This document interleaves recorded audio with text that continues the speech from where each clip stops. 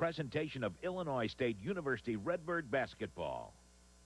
Just when the ISU Redbirds appear to be on a roll, the Big Ten comes a-calling. The Wisconsin Badgers are headed to Redbird Arena tonight, looking to end ISU's 6-game win streak. But the Redbirds have other plans. Therese Bryson is making the most of his first year in the ISU lineup. He's the current Valley Player of the Week and hopes to be a real headache for the Badgers tonight. Last year, Wisconsin knocked out the Redbirds in Madison. Tonight, the Redbirds hope to be doing the knocking. The game is next on CBS 31. Welcome to Illinois State Redbird basketball.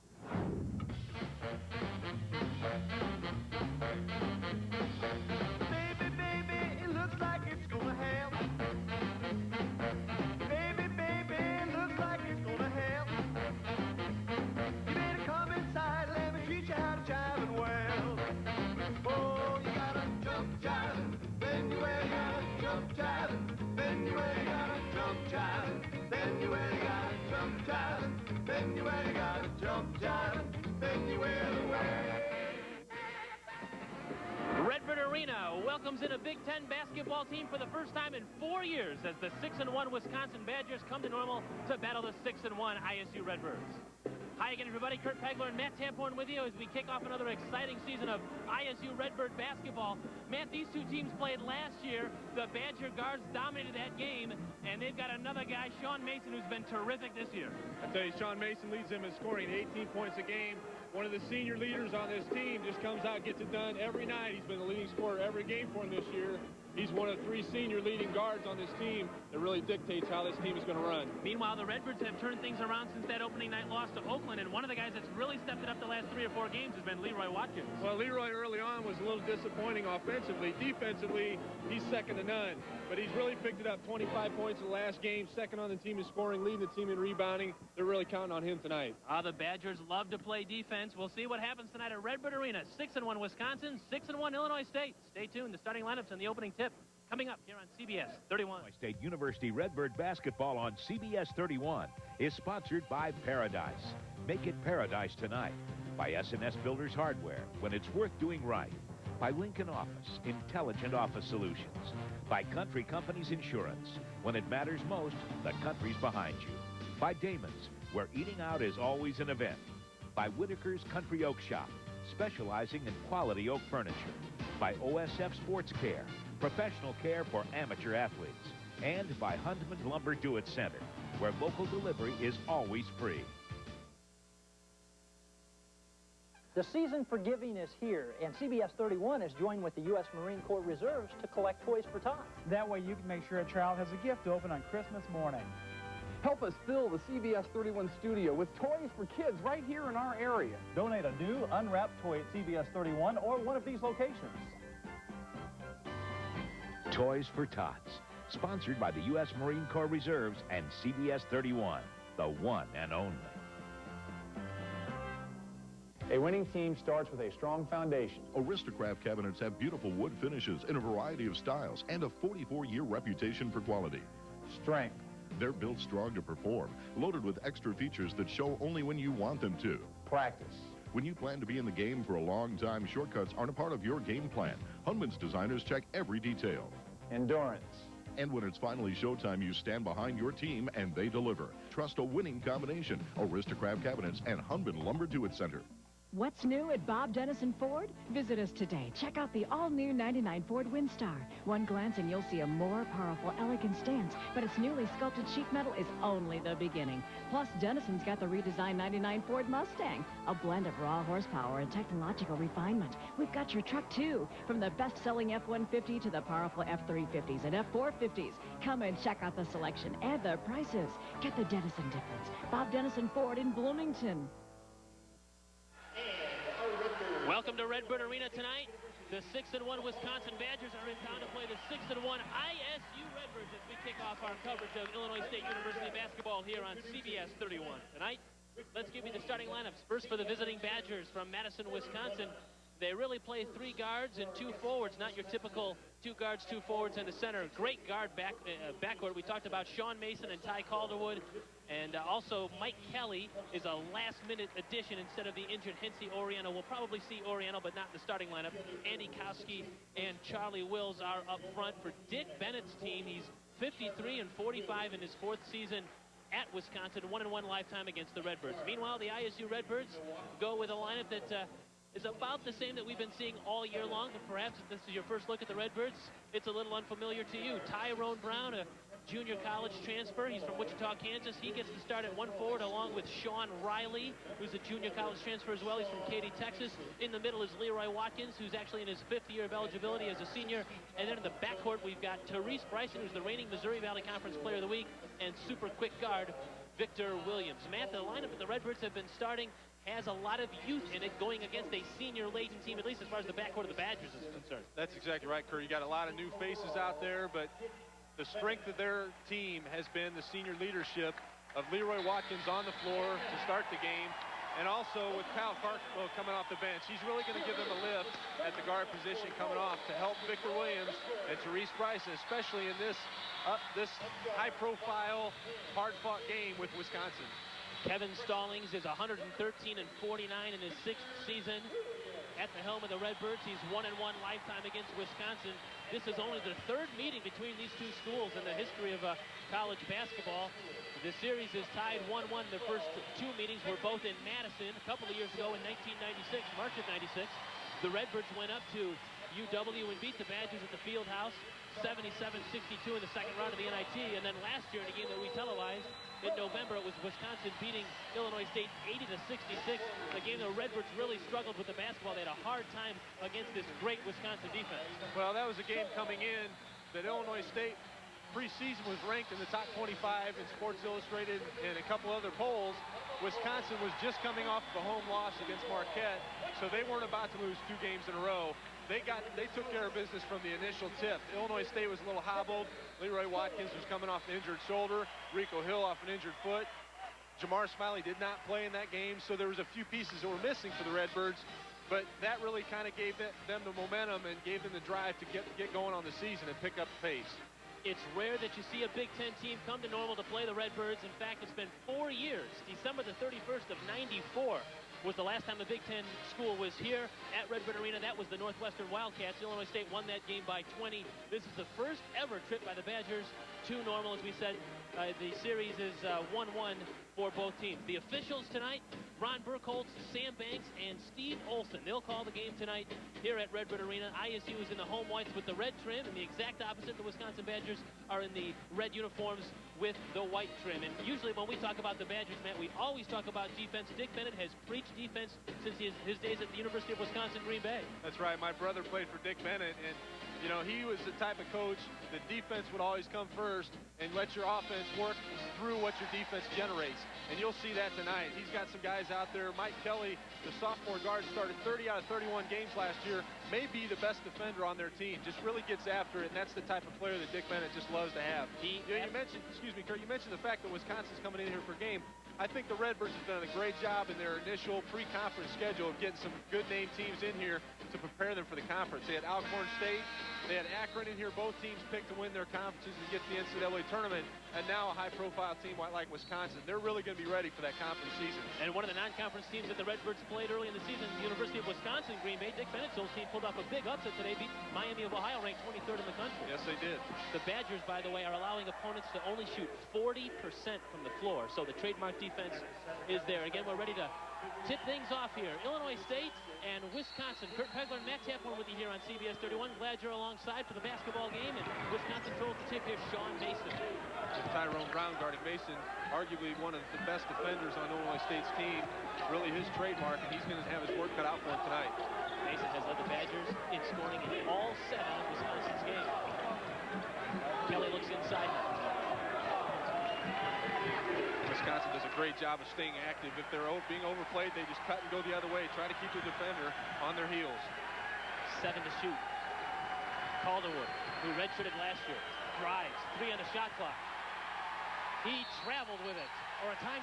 They're going to call actually a 40-second violation. I tell you, what a great defensive stance for Illinois State to take right off the tip. Wisconsin gets the initial tip, thought they might have had a drive opportunity, but Illinois State just did a good job of staying after it. They need to sustain that type of effort throughout the game tonight.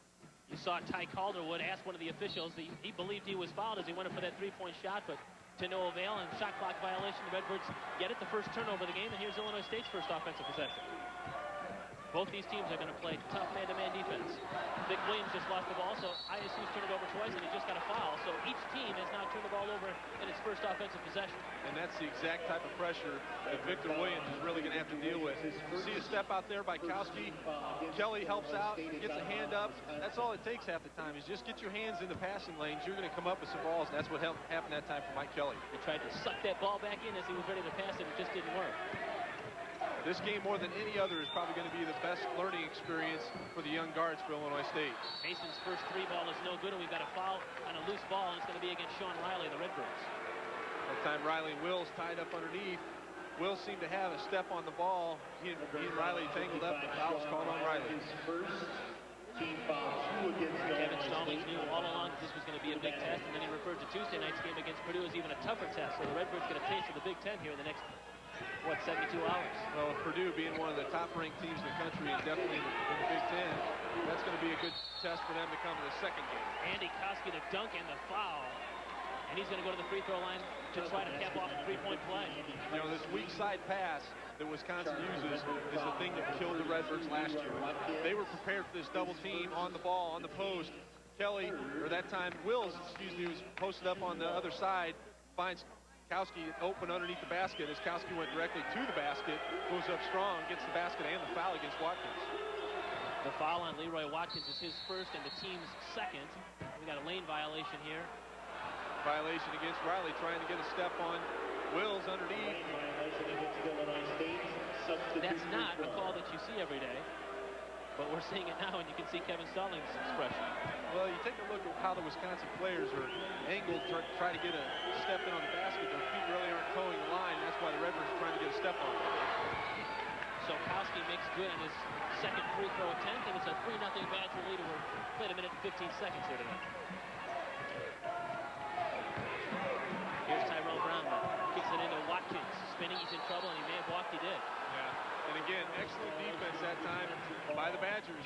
They come over, double team the Redbirds. As you saw the last time down, the Badgers were able to handle that double team on the post. This time as Watkins gets the ball down low, he's been used to just being able to turn and take the ball up. That time Kowski's waiting for it. Badgers with the basketball and a 3-0 lead. We're just underway here at Redbird Arena. Glad you're with us here on CBS 31. Entry pass to Wills, nothing in the corner.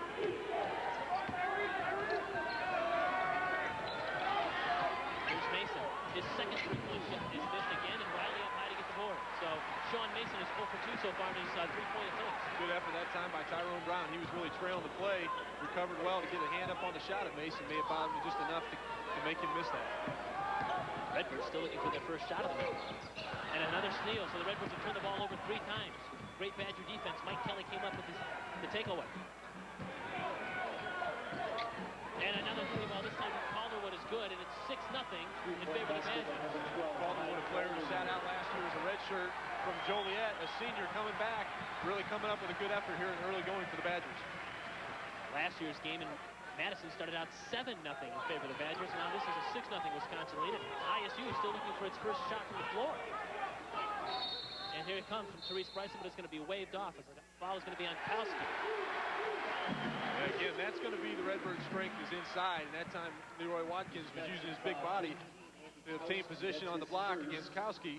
Bryson and Williams are really going to have to get things going from the guard position to help get the offense inside moving. As we said, Bennett is in his 4th season with the Badgers. Done a terrific job with Wisconsin.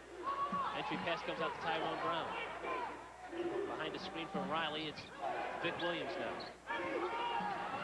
Now a floater from Leroy Watkins is an air ball.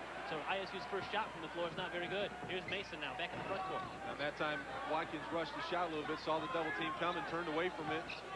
Was long on the shot, but again, the pressure by the Badgers forced that miss. Calderwood, nice drop down pass to Wills, and the shot blocked by Riley. Back from the Birds now. Played 3 minutes and still haven't scratched the scorebook. And another steal by Kelly, his second of the night. Now back in transition, just Leroy Watkins to beat, takes it to the hole. It's a blocking foul on Watkins, his second. I tell you, that's actually Kelly's third steal of the night. And last year, as a freshman for Wisconsin, set a record for steals in the season. So you can see his activity on the defensive end. On the offense, he comes down, does a good job of sliding and avoiding the defensive contact. Watkins picked up the foul, his second. That's a big foul in the early going for the Redbirds. Yeah, last year Mike Kelly had 58 steals on the season, which set a record, a freshman record, for the Badgers. And his last steal there produced this free throw attempt, which he makes. And now we've got some substitutions. 3 new bodies. Ryan Crowley, Kyle Cartmill, and L.D. Murdoch all come in. Vic Williams, Leroy Watkins, and Tyrone Brown go to the bench. And oddly enough, with 58 steals, he was not the team leader. NC Oriental, who's on the bench, who would normally be starting, was the team leader in steals last year. That shows you how deep of a defensive team this club really is. He makes one, he misses the second. It's 7-0. This is exactly the way the game in Madison started last year. 7-0 in favor of Wisconsin. Here's L.D. Murdoch. L.D. Murdoch, another newcomer this year on Illinois State's team, a transfer from Missouri, a junior this year, has a big body and is able to bang it with the bigger bodies that Wisconsin has. You know, a Big Ten school, they have to have those size of players to compete. 7-2 in favor of the Badgers. The Redbirds scratched the scorebook for the first time tonight. We've played 3.5 minutes. Here's Calderwood now with Cartmill on him. Mason. 10 now seconds Ryan Crowley draws the assignment on Sean Mason. Mason is going to draw the foul. No, he traveled. He tried to draw the foul on the pump fake, but he moved his pivot foot. He did. Boy, that was a great effort that time down the floor by Ryan Crowley. He's got his work cut out for him to guard Sean Mason because he's very active down there. Did a good job of avoiding the contact initially. See him pull back. Mason just shuffled his feet momentarily before he jumps into Crowley to pick up the traveling call. Redbirds with 4 turnovers. The Badgers with 2 so far in the early going.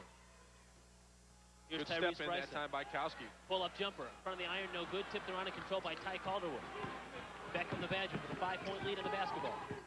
Again, the defensive pressure by Wisconsin forced that missed shot. Therese Bryson has been known to hit that shot coming off of that screen on the ball in the early games for the Redbirds. That time, a good step in by Kowski to good fake by Wills. He drives to the hole and he draws a foul. Charlie Wills with a pump fake and drove to the basket. That'll be the second one on Sean Riley. Good look by Wills that time. Had Riley off of him a little bit. Takes a look at the basket. A couple steps real quick to the bucket. Does a good job of getting the body contact, goal line for 2. Wills is a freshman from Angola, Indiana. He's averaging about 5 points and 4 rebounds a game. He misses the first free throw, and we see Mark Vershaw, the East Peoria product, for the first time tonight as he comes in to replace Andy Kowski.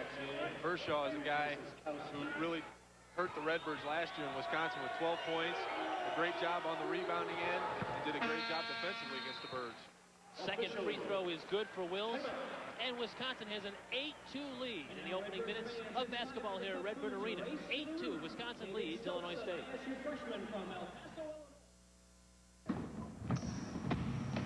You work hard and play hard, but sometimes your body gives in. Trust OSF Sports Care, the first sports care facility in Bloomington Normal. OSF Sports Care offers diagnostics, splinting, surgery, rehabilitation, and physical therapy. Work hard, play hard, and let OSF take care of you 100%. OSF Sports Care, professional care for amateur athletes. Leadership, teamwork, talent are the keys to success no matter what game you're in. Hi, I'm Kevin Stallings, head coach for the Illinois State University Redbirds. If you're looking for a financial institution who will put it all together, look to First Federal Savings.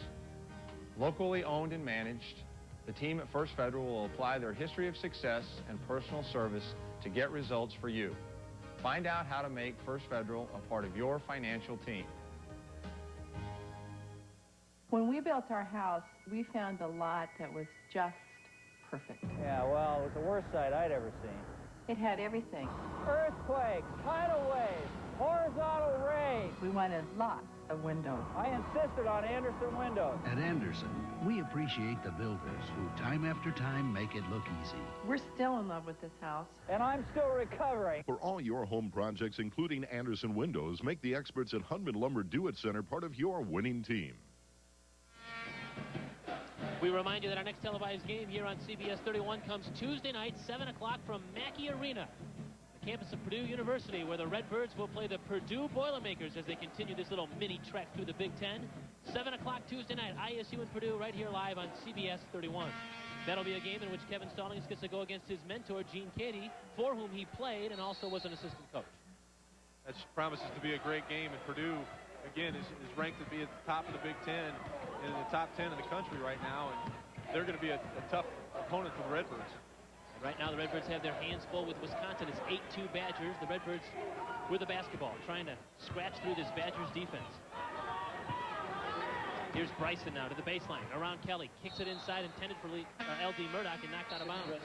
Bryson had a step momentarily. Kelly did a good job recovering. He also got help from Wills on the baseline. Was able to knock that ball out of bounds. But just great team defense here in the early going by Wisconsin. Just a trademark of Dick Bennett. Leroy Watkins checks in for the Redbirds, replacing Sean Riley. And the entry pass is stolen away by Kelly again.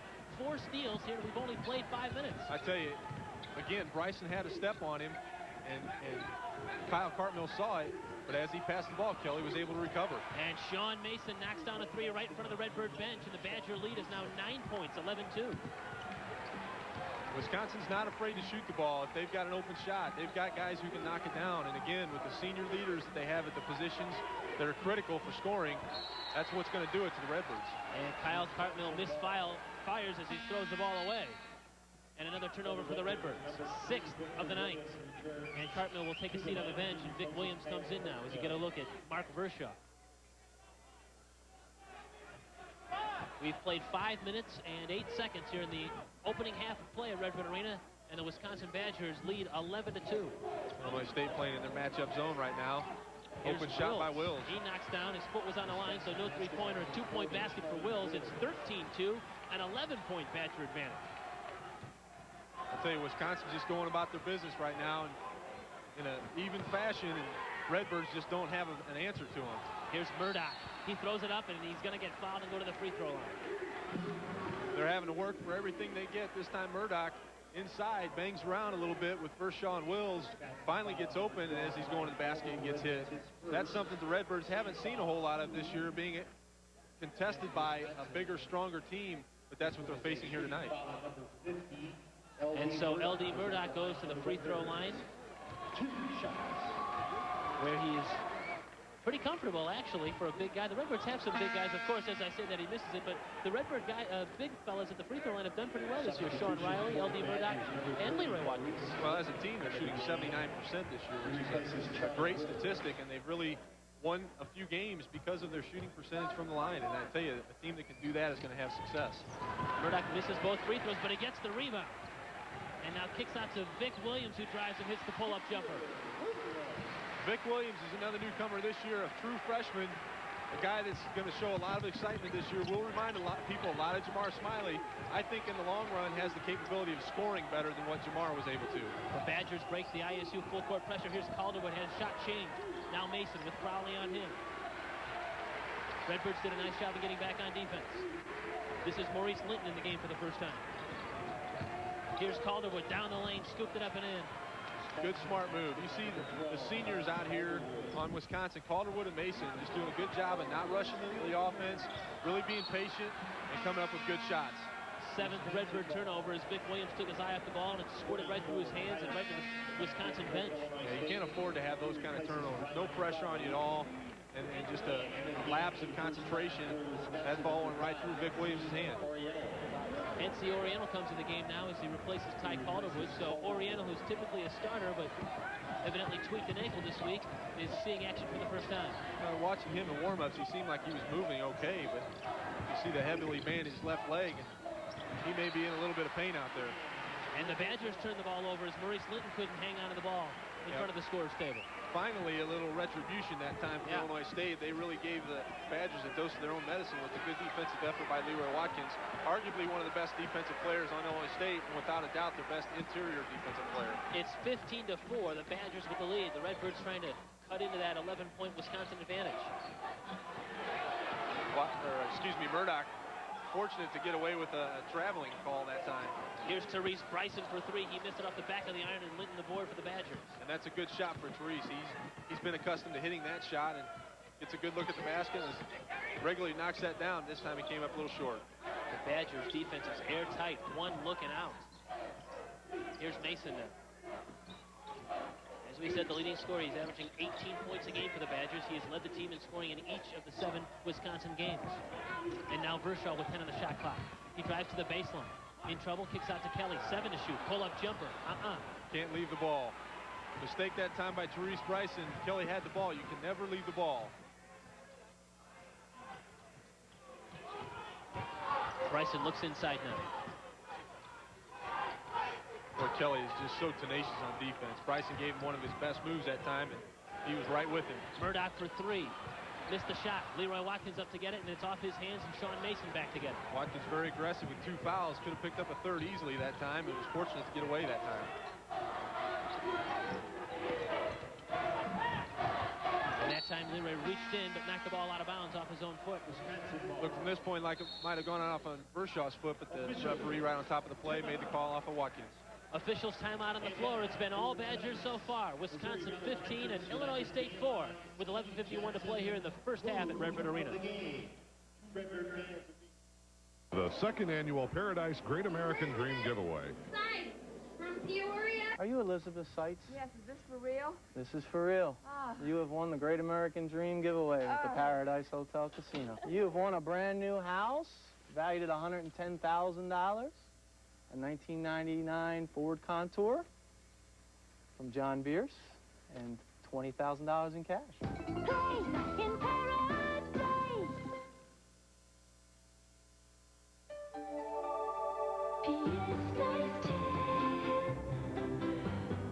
Dearest friend of mine, I see you must have traveled recently.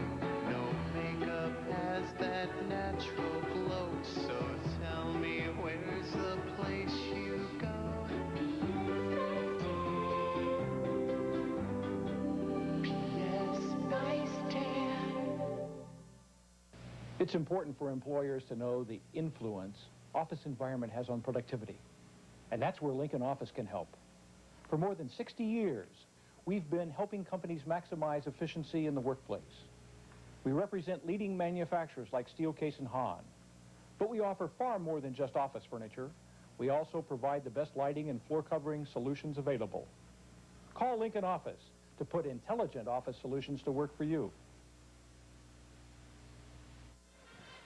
This copywritten telecast is presented by the authority of Illinois State University and Midwest Television Incorporated.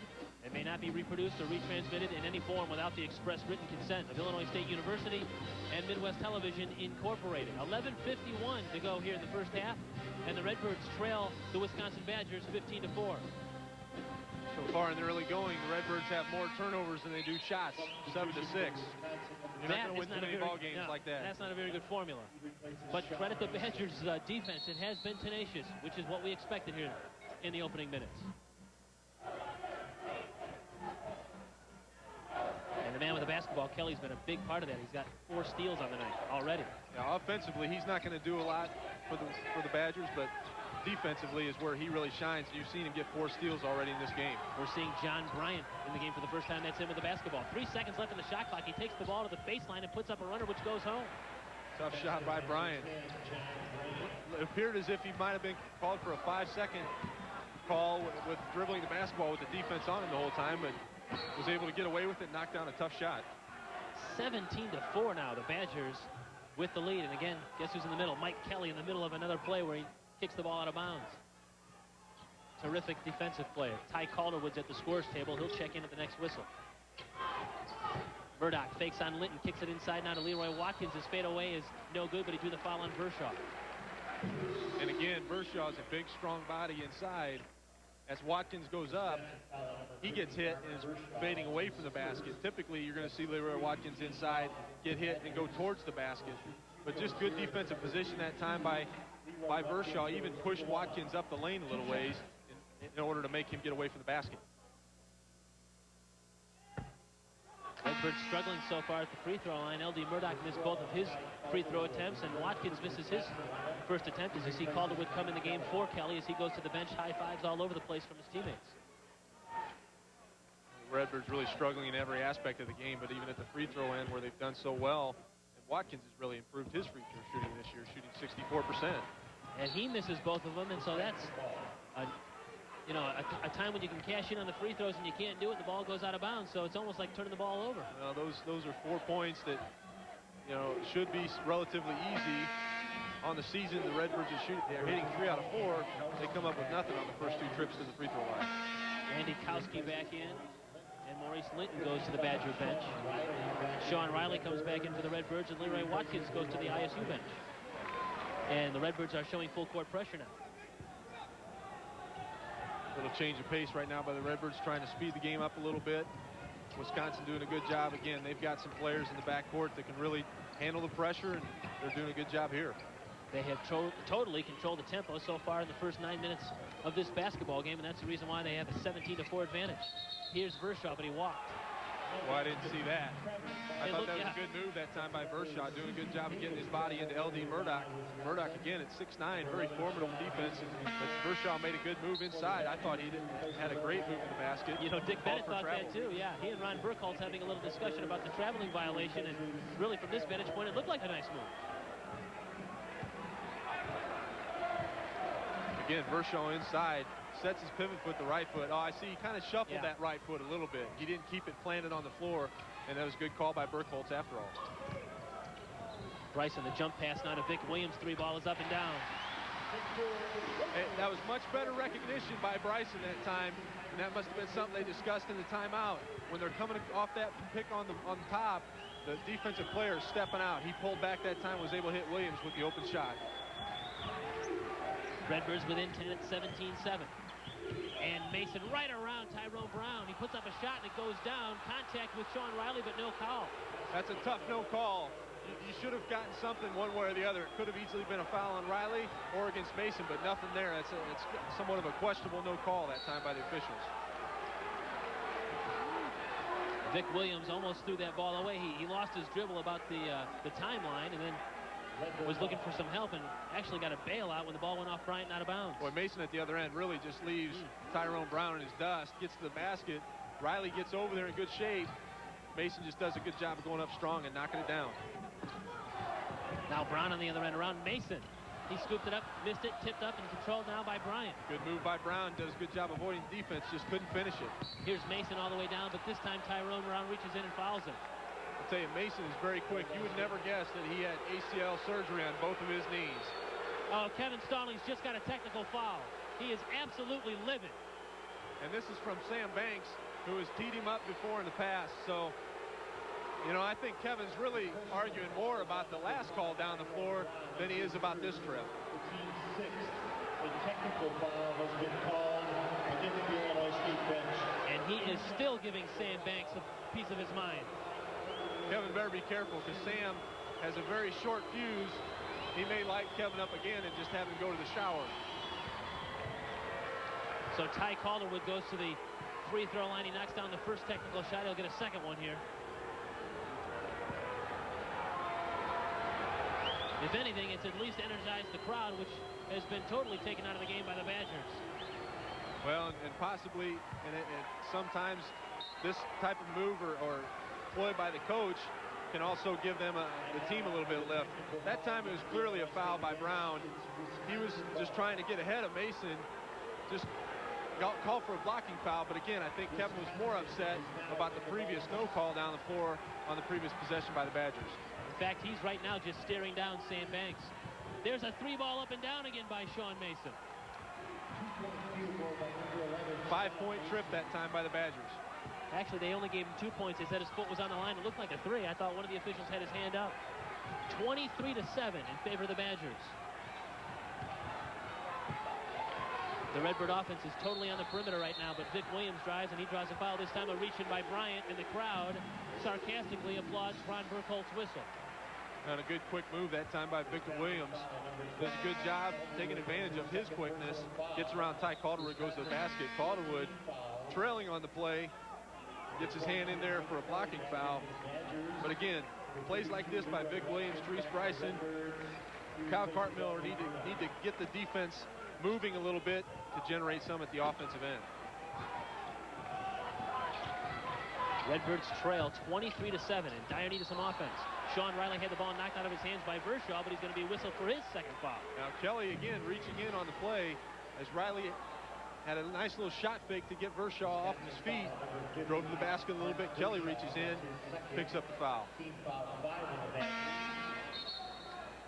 There's that look. And now Vershaw with his 2 fouls goes to the bench in favor of Charlie Wills. As he comes back in. Yeah, they actually called the foul on Vershaw, but it could have been called on Kelly. Lob into Leroy Watkins, had a shot partially blocked that time. Andy Kowski went high to get it. Fans wanted goaltending. It was a tough call that time by Kowski. Did a good job of timing the shot that time by Watkins. Watkins usually gets a lot of arch on his shot inside. Could have gone either way that time.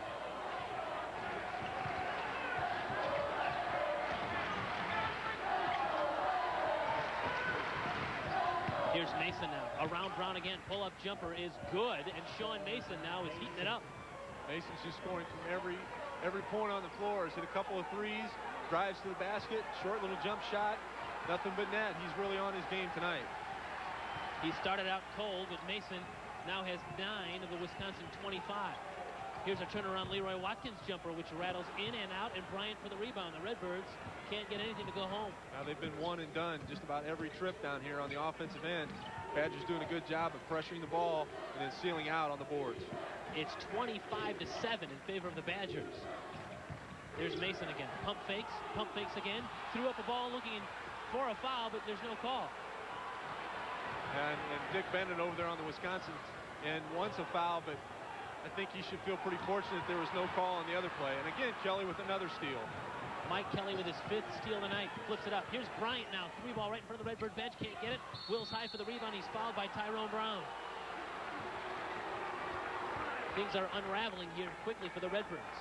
Well, and again, you look out there and you look at the Redbird team. Usually on free throws, they're gathering as a unit to discuss the plan of action. They're not doing that. They don't have a guy that's really leading them out there right now and sparking them. Here comes Kyle Cartmill off the bench. He's usually pretty vocal for them, and maybe he's the guy that'll get them going. Cartmill for Tyrone Brown. Kevin Stallings is still chewing at Sam Banks. I tell you, it won't take much for Kevin to get going again if Banks makes a questionable call here or there. So the Redbirds are already over the limit, and Wills makes good on his first free throw. He'll get the bonus shot. It's 26-7 now in favor of Wisconsin.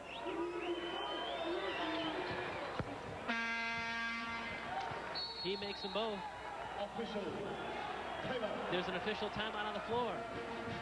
7:41 to play here. And here's Leroy Watkins being rejected by Wills, who just made those free throws on the other end. Actually, it was Andy Kowski who got that one. 27-7 in favor of the... Some people choose Damon's Clubhouse for our award-winning barbecued ribs.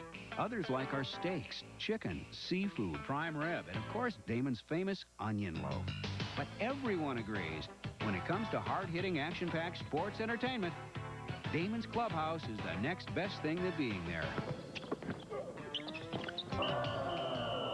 Damon's, the place for ribs and a whole lot more. Things that you hold close, we do too.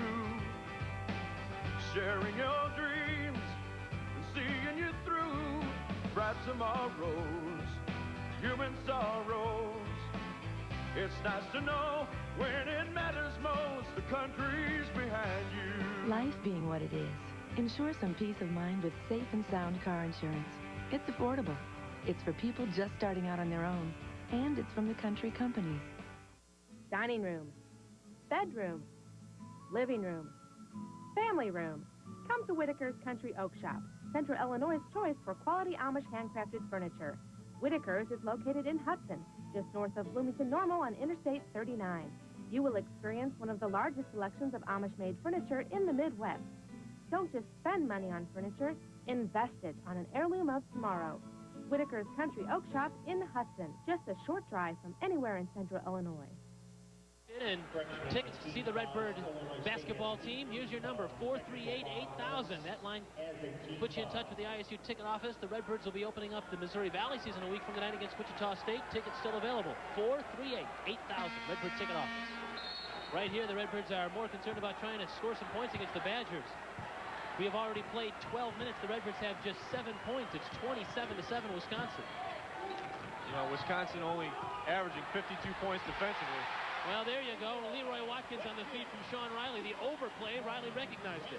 That's exactly what they need to do to attack the double team on the post, just as Wisconsin does at the other end. That time, a good job by the Redbirds. Here's Wills. Pull-up jumper is good. The freshman with a nice touch. I tell you, good-looking shot that time by Wills. He's hit a couple from that range. Great confidence in the redshirt freshman. Watkins traveled as he tries to pump fake and go around Andy Kowski. Yeah, you really need to get set on a play like that before you can make a move. And that time, Watkins trying to take advantage of the lane he had to the basket, just a little quick and getting going. Right now, the Redbirds have 9 turnovers and 9 points. It's 29-9 in favor of Wisconsin. We've got 7 minutes to play in the half. Here's Sean Mason for 3. His shot rolls in. He doesn't need much room. He came off that screen, did a nice job of curling and getting his feet set, knocks down the shot. Good shot by the fifth-year senior. First player in double figures tonight. He has 12. It's now 32-9, and we've got a foul away from the basketball on the baseline. Well, I tell you, Therese Bryson has to be shaking his head because he's given Mike Kelly some of his best moves. You know, a juke one way or the other, and Kelly is right with him. And if he's not, if he's a step off, he's getting back to him in time. That time he's called for the foul. But just watch this. Bryson gives him a little shake and bake, a little hesitation. Kelly's staying right with him. Now off the entry. It's Bryson. Hanging, firing, scoring. Tough shot. Good change of pace that time by Bryson. Was able to freeze Kelly for a moment with the shot fake and able to get a good look at the basket. Great job by the sophomore, Therese Bryson. And Bryson, who's averaging 18 points a game and is the Missouri Valley Player of the Week, scores for the first time tonight. It's his first deuce. Here's Bryan on the other end. His shot is no good, and Bryson high for the board. Redbirds back now, trailing 32-11. Bryson fakes the 3. Kelly right on it. And a reach-in foul. Got him with the elbow. And you can tell, if we get a replay of this, run it through until he hands the ball back to Kelly. That just shows you how frustrated Therese Bryson is getting with the defense that Mike Kelly is playing. He's been on him like a glove, and Bryson, when he does get the foul that time, hands the ball to Kelly in frustration. That's typically what you see from a player who's getting really hounded on defense. David Burkemper, we're seeing him for the first time tonight. He checks in. Burkemper, another guy who really gives it 110% when he's out there. Just a hard-nosed player for Wisconsin. So Bryson to the free throw line, knocks down his first toss. In fact, that's the first free throw that the Redbirds have made tonight. 1 out of 5 from the free throw line as a team. ISU's down by 20, make it 19 as Bryson now has 4 points, and the Redbirds try again, full court pressure. And the Badgers snap it easily. Good look ahead that time by Mason.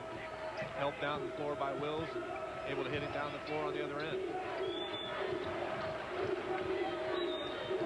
Under 6 minutes to play in the half. It's 32-13. Wisconsin with a 19-point advantage. Mason for 3. Missed it. Went and got his own rebound. But he lost it out of bounds. Well, you know what? You wanted to call timeout. Are they going to give him timeout on that? I don't think so. Yeah, they did give it to him. Can you believe that? I tell you, I hate that call. They called a timeout. Sean Mason somehow was able to grab the ball and in midair call timeout before he hit the out-of-bounds line. I really hope they do something about that call to change that. I think Dennis Rodman is the one who made this an attractive play, but you know, the guy has no chance of keeping control of the ball in play. He's jumping out of bounds. Again, Mason does a good job of fouling his shot and getting the ball back. And you can see he's heading out of bounds. He's not even coming close to being in bounds. But all he does is calls a timeout, and the official gives it to him. Again, Sam Banks on the call. The crowd is really not on his side right now, but you know, it's within the rules right now, but I hope they really change something about that rule. Give Sean Mason credit. He knows what he can get away with. and it's really not getting away with anything because it's within the rules. No, and it's a good, smart play by the Absolutely. senior for Wisconsin. Absolutely. So the Badgers maintain possession as we're under 5.5 to play now. Here's Mark Vershaw. He hangs and fires, and he missed a shot, but there's a foul. Again, pressure defense that time by L.D. Murdoch. As he goes down, Vershaw tries to take advantage of it. Kyle Cartmill comes over, reaches in, and picks up the foul. The crowd wanted a foul on Vershaw as L.D. Murdoch goes down, but again, Wisconsin goes to the line. So Mark Vershaw from East Peoria High School with some friends and family in the stands tonight goes to the free throw line for the first time.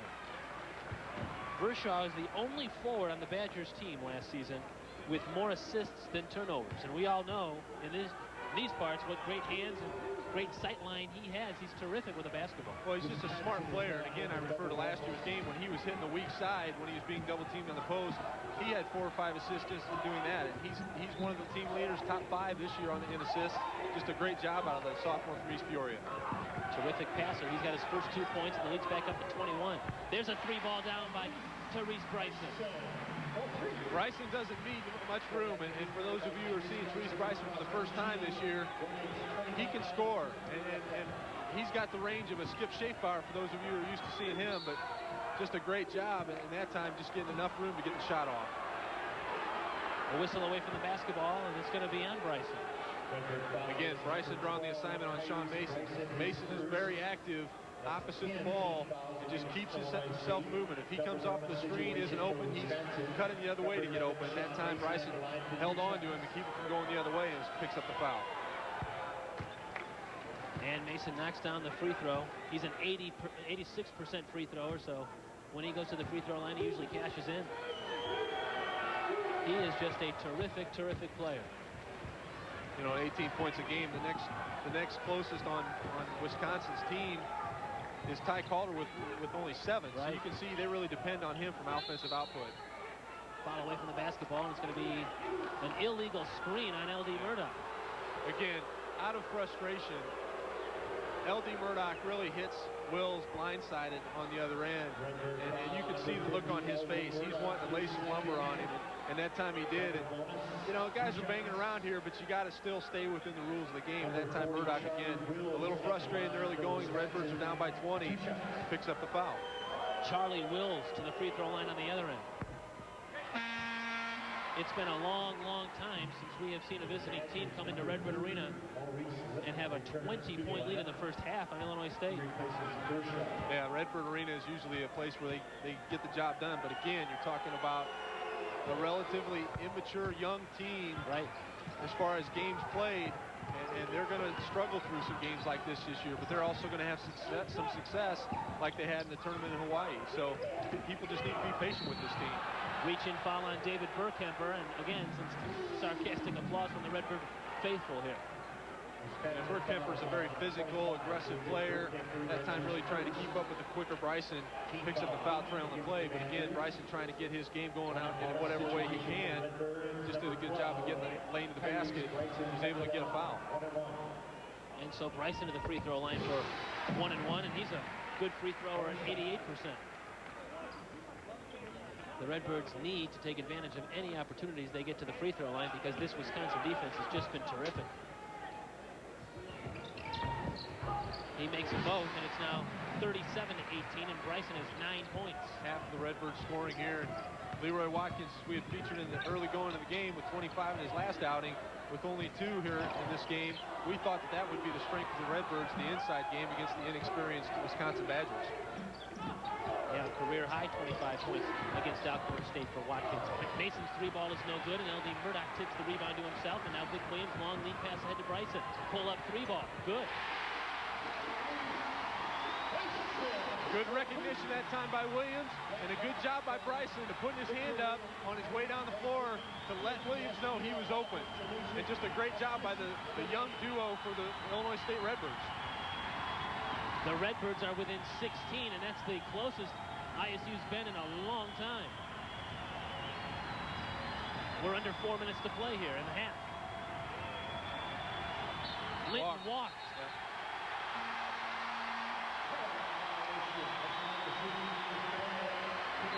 Timeout on the floor. 3:37 left in the first half. It's Wisconsin 37 and Illinois State 21. Novartis Crop Protection is proud to announce big news for corn growers. Come in and talk with your dealer about the Novartis solutions, and you could win next year's corn crop. Free seed.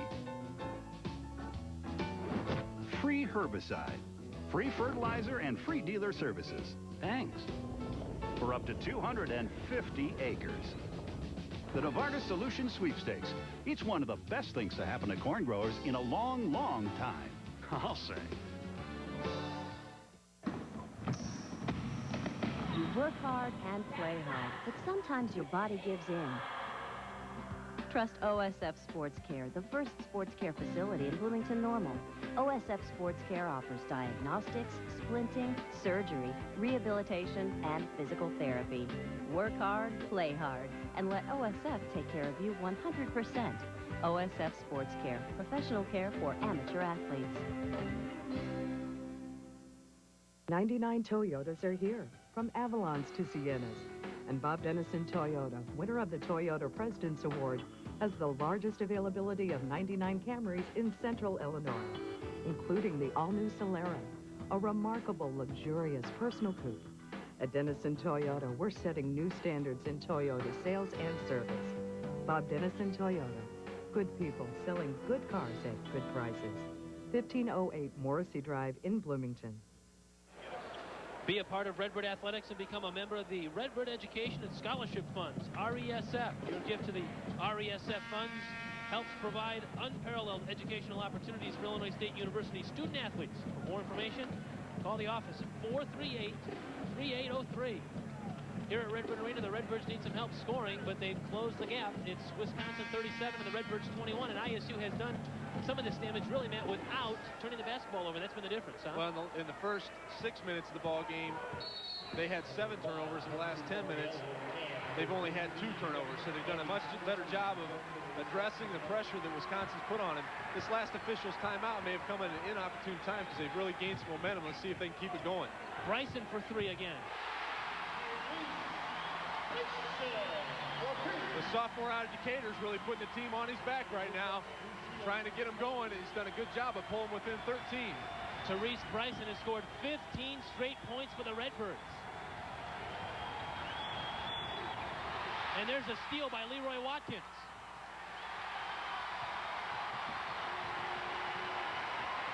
Cartmill, dribble drive, lost the ball. And Mason stripped it from him. He's just got Leroy Watkins to beat all the way down, and he scooped it up with the opposite hand and laid it in. Boy, great recovery that time by Mason at the other end. He was beaten by Cartmill on the play, did not give up, recovered, was able to get the ball, goes to the other end. Watkins again with 2 fouls, not wanting to pick up the third, and Mason knew that. He just kept his composure and was able to knock in the shot on the opposite side of the rim. There's that weak side pass again from Riley down to Watkins, and it's snuffed out of there by Kowski. I tell you, Dick Bennett is just incensed over there on the sideline because Oriental didn't come up with the steal. Yeah. You know, the plan is to double team the post and to protect the weak side. Again, Kowski does a good job of recovering on the play and blocking the ball out of bounds. But Watkins really not accustomed to somebody coming up and blocking his shot. But Leroy gets the inbounds and lays it in. He went right back at him that time and finger rolled that ball in. 39-26 in favor of Wisconsin as we approach the 2-minute mark left in the first half. The Redbirds could really do themselves a lot of good going into halftime if they can pull within 10 here at the first half. Oriental looks inside for Verschow. 10 to shoot. Backs in on Watkins. Pull-up jumper is no good. Tipped back out. Vic Williams comes up with it for the Redbirds. He's 1 on 4. Kicks out. Long 3-ball by Bryson. In and out. And Sean Riley gets the ball and a foul on Mark Verschow. That's his third. Boy, Bryson really wanted that 3, too. Again, it was just a few steps behind the line, but that's a shot he can hit. Riley doing a good job getting position on the offensive end. Verschow had good position. Just keeps his hands up, straight up in the air. But again, a lot of contact that time with Riley, and the opposite side official makes the call.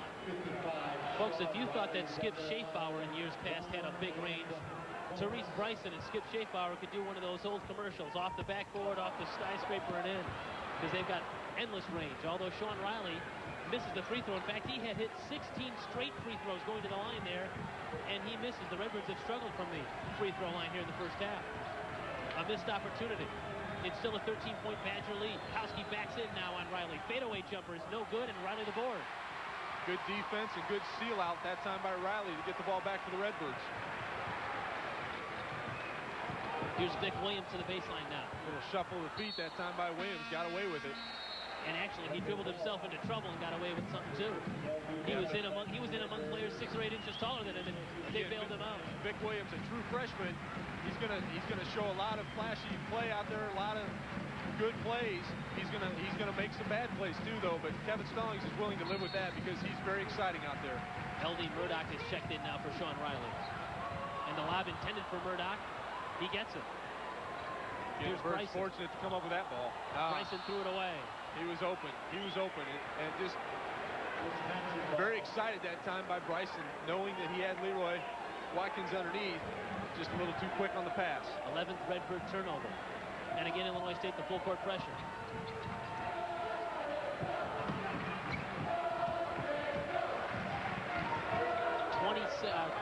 39-26 as we have 1 minute to go now. 39-26 in favor of the Badgers. Under a minute to play here in the half. Oriental dishes down to Kowski, who laid it in and was fouled. I tell you, that's a great look by the senior, Hensi Oriental. You know, struggling out there a little bit banged up. But he did a good job of drawing Leroy Watkins in on the help off of Vic Williams, spotting Kowski going to the basket. Bumped a little bit by Leroy from behind. Does a good job of taking it up strong, laying it in. Again, Watkins with his 3rd foul. He'll have to go to the bench. It's a tough foul in the last minute. But Kowski does a good job going to the basket. Now he'll go to the shot to the free throw line for a 3-point opportunity. And he missed it. 41-26. It is a 15-point Badger lead. At one point, it was a 22-point Badger lead. Sean Riley's pass is tipped out and controlled by Cartman, who finds L.D. Murdoch, who drives to the hole and missed the shot. Got to take it up strong. That was not a strong move that time by Murdoch. Oriental on the other end scores. And they took advantage. Now it's a 17-point game again. So Illinois State, now they're going to take a 20-second timeout. They really wanted to get this within 10 by half. And again, the senior play by Wisconsin is really taking its toll. We'll tell you that at halftime, we'll have a live interview with Illinois State University football quarterback Kevin Glenn, one of the men responsible for bringing ISU into the Division I AA playoffs for the first time in school history. He'll be our guest at halftime. Here's that long lead pass ahead from Sean Mason and Hensi Oriental. And again, Oriental doing a good job of gathering himself, not picking up the charge. Just goes up straight with it and gets the ball in for 2 for a 17-point lead for Wisconsin. 28.9 seconds to play here in the first half. And Wisconsin has done it at least on 2 different occasions in the first half. When the Redbird crowd has gotten into the game and the Redbirds seemingly are making a push, the Badgers have answered. I tell you, that last timeout, the last TV timeout really took some momentum out of the Birds. They were starting to get back into this game. They cut it to 13. Wisconsin was able to regroup in the timeout. There's another long 3 ball by Therese Bryson. Therese Bryson now has 18 of the Redbirds' 29. He's averaging 18 a game. He's already there. Here's Mason. Between the legs, the dribble, the hang, the fire, the bucket. That's a tough shot. That's a tough shot. He did it right before the halftime buzzer. Bryson was all over him. Bryson with 18, Mason with 18, but the big number is this. Wisconsin 45, Illinois State 29. We are at halftime here at Redbird Arena. The season for giving is here, and CBS 31 has joined with the U.S. Marine Corps Reserves to collect toys for tots. That way you can make sure a child has a gift to open on Christmas morning. Help us fill the CBS 31 studio with toys for kids right here in our area. Donate a new unwrapped toy at CBS 31 or one of these locations. Toys for Tots, sponsored by the U.S. Marine Corps Reserves and CBS 31, the one and only. And now we go to Phil live at the big game. Well, I don't know what it's like outdoors, but I've got 72 degrees and a really great seat. Yeah, who cares if it snows when you're under the dome, huh? Dome schmome, pal. I'm at home. Go, go! Touchdown, yes! Well, here's who to call for custom-made indoor weather in your dome. Schmome, home. Celebrate a winning team, the Redbirds, and Mayo Plumbing and Heating in Bloomington. For quality Carrier products, Call them today at 828-7906. Mayo Plumbing and Heating in Bloomington. When it's worth doing right, see S&S Builders Hardware. Introducing Pease Shield Glass, the first break-resistant decorative glass. Pease Shield Glass is built to protect your home and your family. Its radiant designs also bring beauty to your home. Talk to the professionals at S&S Builders Hardware, now building exterior steel door units. See the only authorized Pease door prehanger in Central Illinois. S&S Builders Hardware. When it's worth doing right, it's worth going to S&S Builders Hardware. The second annual Paradise Great American Dream Giveaway. Sites from Peoria. Are you Elizabeth Seitz? Yes, is this for real? This is for real. Ah. You have won the Great American Dream Giveaway with the Paradise Hotel Casino. You have won a brand new house valued at $110,000, a 1999 Ford Contour from John Bierce, and $20,000 in cash. Play in Paradise. It's important for employers to know the influence office environment has on productivity. And that's where Lincoln Office can help. For more than 60 years, we've been helping companies maximize efficiency in the workplace. We represent leading manufacturers like Steelcase and Hahn. But we offer far more than just office furniture. We also provide the best lighting and floor covering solutions available. Call Lincoln Office to put intelligent office solutions to work for you.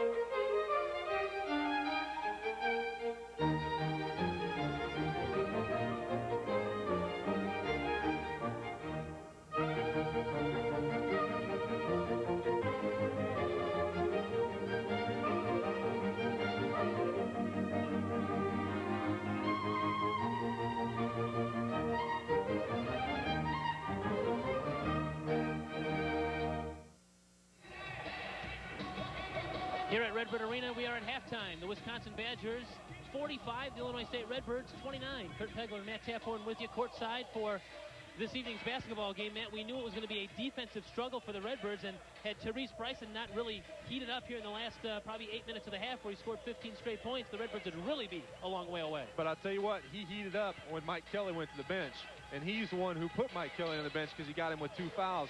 But I tell you, the Wisconsin guards just put so much pressure on Illinois State's young guards that it's tough for them to get the ball inside, where they really have the Wisconsin front line somewhat overmatched. They're not able to take advantage of it because of that good guard play.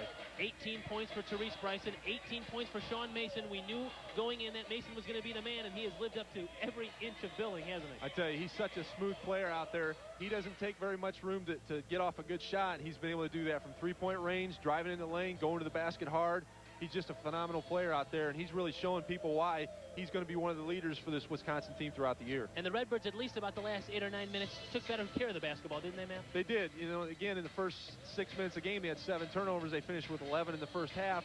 But again, that type of play is going to have to continue the second half for them to get back in. 45-29 our halftime score. News headlines coming up, and then an interview with ISU quarterback Kevin Glenn. We are halftime here at Redbird Arena.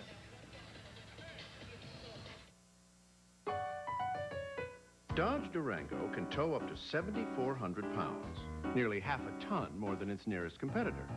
That's 2 extra dirt bikes, 1 more great big water toy, or 1 more baby grand. Hey, my Durango tows more toys. Gonna lose those wimpy towing blues. Oh, yeah. At Blaine's Farm and Fleet, you'll find great values on shop equipment and tools, like a DeVilbiss 5-horsepower, 20-gallon horizontal air compressor value pack. It's Blaine's best buy priced at just $279.99. Farm and Fleet is the place you'll find the Delta 10-inch motorized benchtop saw or the 16-inch variable speed scroll saw. Your choice, just $149.99. And pick up the patented gear wrench. Choose from 4-piece SAE or metric sets. Your choice, $24.99. And remember, Farm and Fleet's Toyland is open.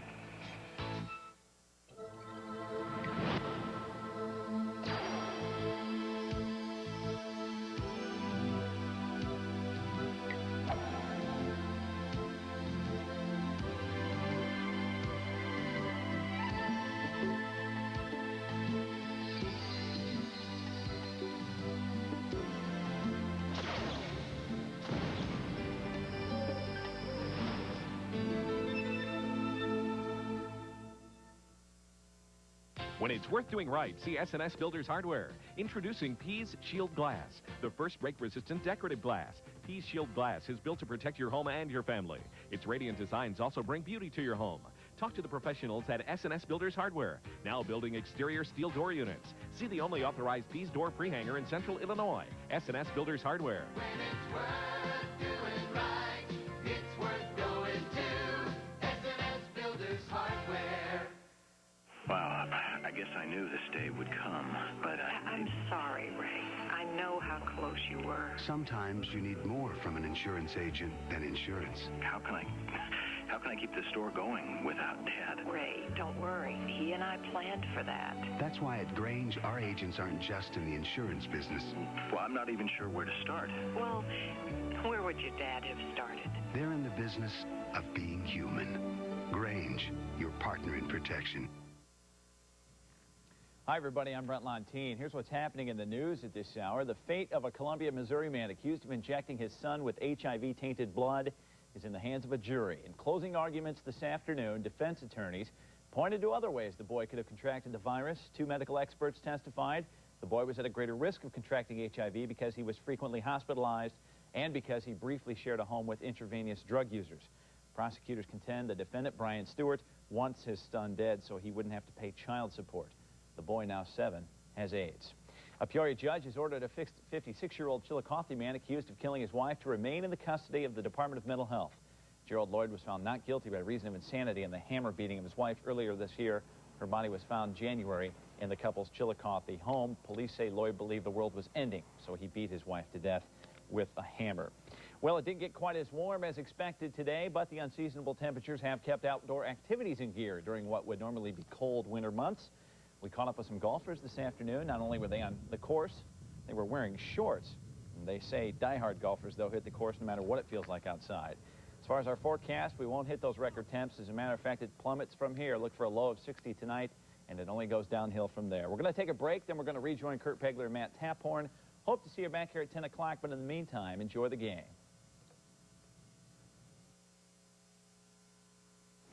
At Blaine's Farm and Fleet, you'll find great tool values, like a Milwaukee Power Plus 14.4-volt 1/2-inch driver drill. Blaine's Best Buy priced at $179.99. Farm and Fleet has a Hanson 13-piece drill minder, $9.99. An Irwin 10-inch Marathon circular saw blade, $19.99. And choose from a Vaughan solid steel framing hammer or a solid steel rip hammer. Your choice, $19.99. And remember, Farm and Fleet's Toyland is open. And now we go to Phil live at the big game. Well, I don't know what it's like outdoors, but I've got 72 degrees and a really great seat. Yeah, who cares if it snows when you're Under the dome, huh? Dome schmome, pal. I'm at home. Go, go! Touchdown, yes! Well, here's who to call for custom-made indoor weather in your dome. Schmome, home. Celebrate a winning team, the Redbirds and Mayo Plumbing and Heating in Bloomington. For quality Carrier products, call them today at 828-7906. Mayo Plumbing and Heating in Bloomington. When it's worth doing right, see S&S Builders Hardware. Introducing Pease Shield Glass, the first break-resistant decorative glass. Pease Shield Glass is built to protect your home and your family. Its radiant designs also bring beauty to your home. Talk to the professionals at S&S Builders Hardware, now building exterior steel door units. See the only authorized Pease door prehanger in Central Illinois. S&S Builders Hardware. When it's worth doing right, it's worth going to S&S Builders Hardware. The second annual Paradise Great American Dream Giveaway. Sites from Peoria. Are you Elizabeth Seitz? Yes, is this for real? This is for real. Ah. You have won the Great American Dream giveaway at the Paradise Hotel Casino. You have won a brand new house valued at $110,000, a 1999 Ford Contour from John Bierce, and $20,000 in cash. Play in Paradise. It's important for employers to know the influence office environment has on productivity. And that's where Lincoln Office can help. For more than 60 years, we've been helping companies maximize efficiency in the workplace. We represent leading manufacturers like Steelcase and Hahn. But we offer far more than just office furniture. We also provide the best lighting and floor covering solutions available. Call Lincoln Office to put intelligent office solutions to work for you. Halftime here at Redbird Arena, 45-29.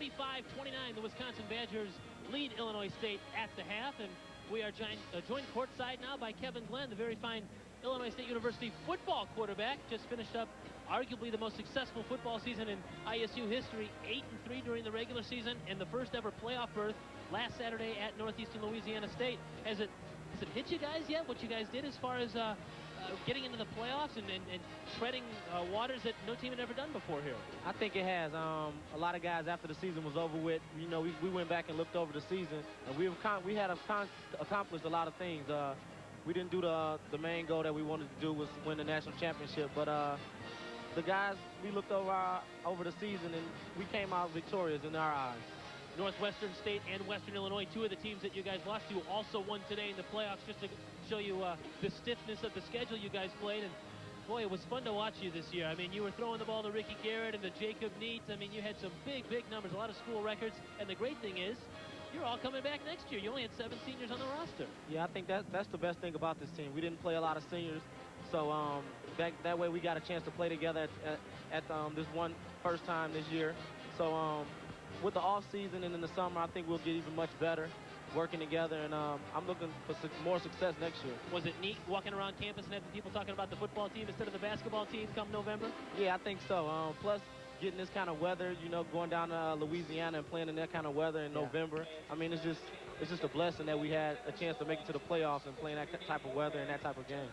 Well, Kevin, good luck. Thanks for coming over, and maybe we can get some of your offense to help out the Redbird basketball team. It's 45-29 at the half. Halftime stats when we come back. Thanks, partner. You work hard and play hard, but sometimes your body gives in. Trust OSF Sports Care, the first sports care facility in Bloomington Normal. OSF Sports Care offers diagnostics, splinting, surgery, rehabilitation, and physical therapy. Work hard, play hard, and let OSF take care of you 100%. OSF Sports Care, professional care for amateur athletes. Buying a car should be as easy as child's play. Betty Jane, these are the nice of used cars. And there's so many to choose from. And they're all clearly priced, too. And such low miles. Well, I just can't decide. Oh, let's just buy 2. For the nicest selection of new and used cars, Denison Auto Center, north on Veterans Parkway, across from the new Super Walmart. Some people choose Damon's Clubhouse for our award-winning barbecued ribs. Others like our steaks, chicken, seafood, prime rib, and of course, Damon's famous onion loaf. But everyone agrees, when it comes to hard-hitting, action-packed sports entertainment, Damon's Clubhouse is the next best thing to being there. Damon's, the place for ribs and a whole lot more. The things that you hold close, we do too. Sharing your dreams and seeing you through the bright tomorrows, human sorrows. It's nice to know when it matters most, the country's behind you. Company.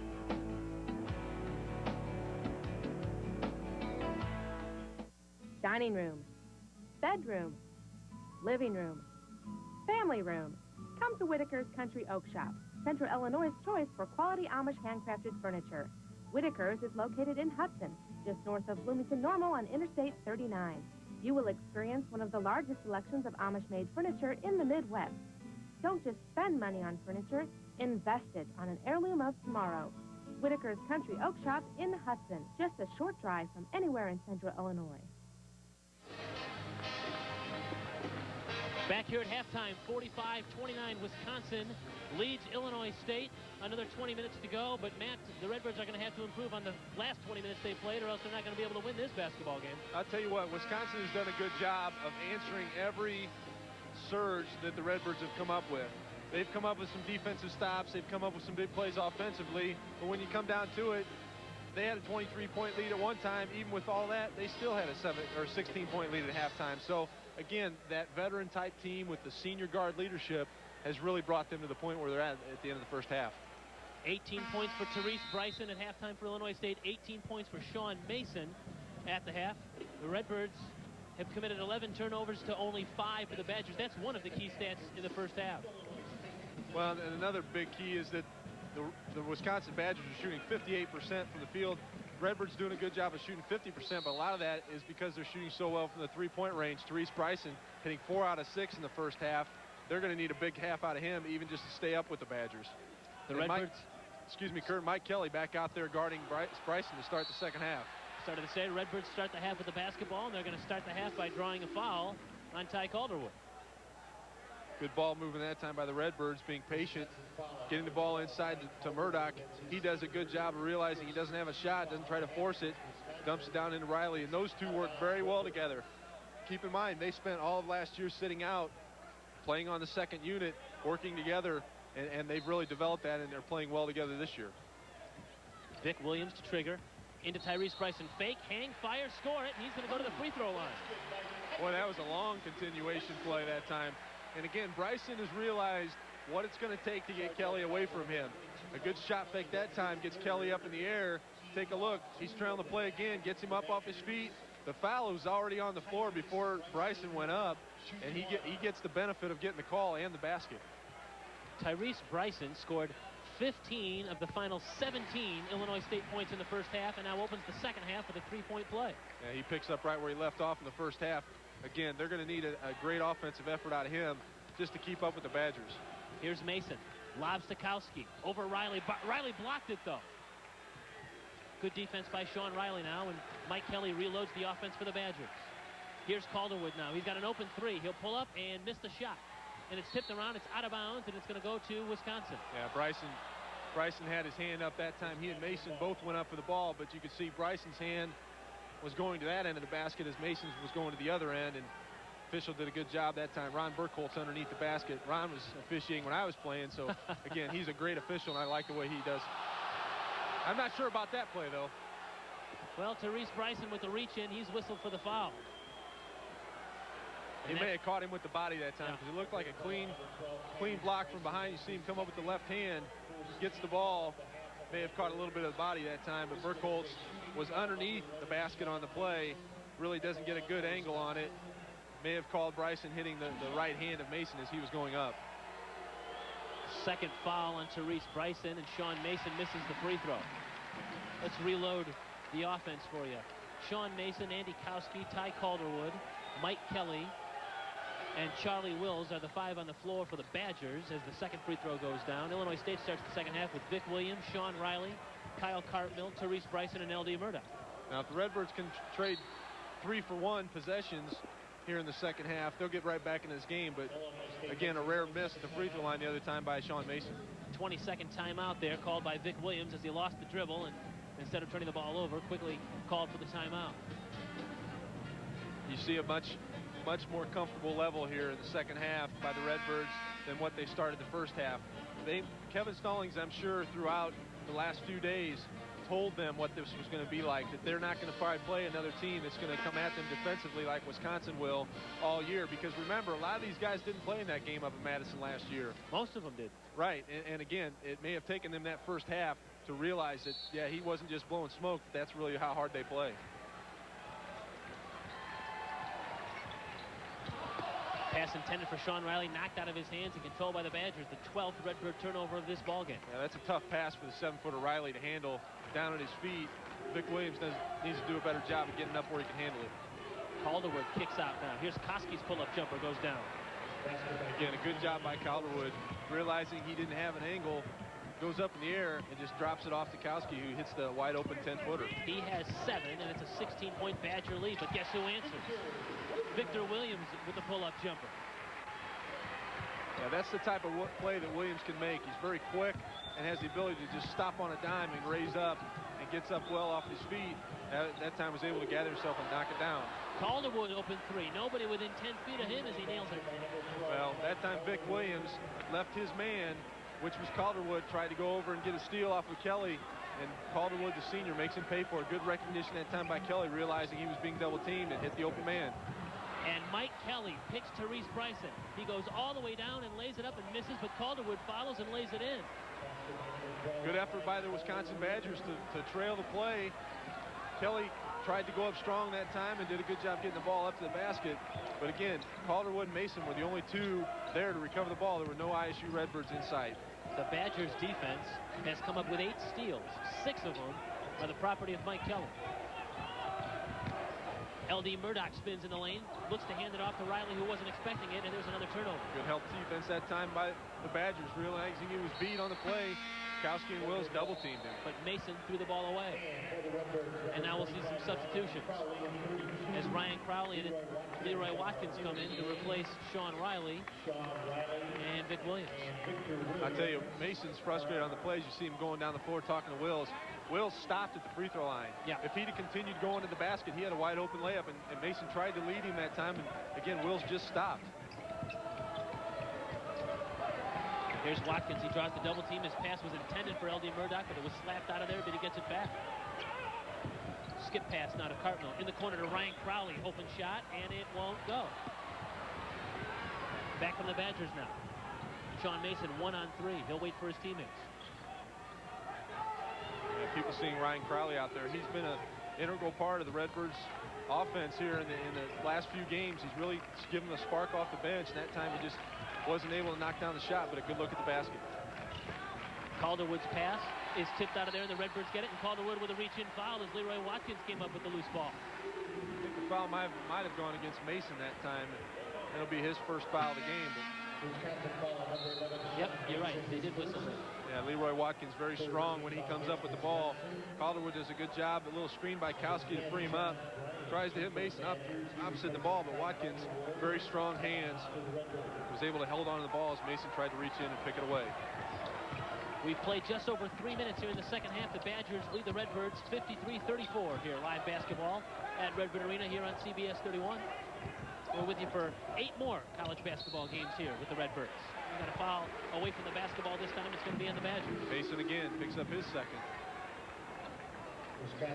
L.D. Murdoch very active with the ball. Does a good job of handling the ball for a guy who's 6'9", trying to create a little bit of offense from out on the floor. That time he drew the foul. And Cartmill the trigger. He's running into some trouble, and he flips it high out to Therese Bryson, who's being guarded by Kelly. And now Therese pulls up and that should misses have been a foul. Should have been a foul. Kelly jumped at him when he shot the ball, got a piece of him. Should have been 3 shots.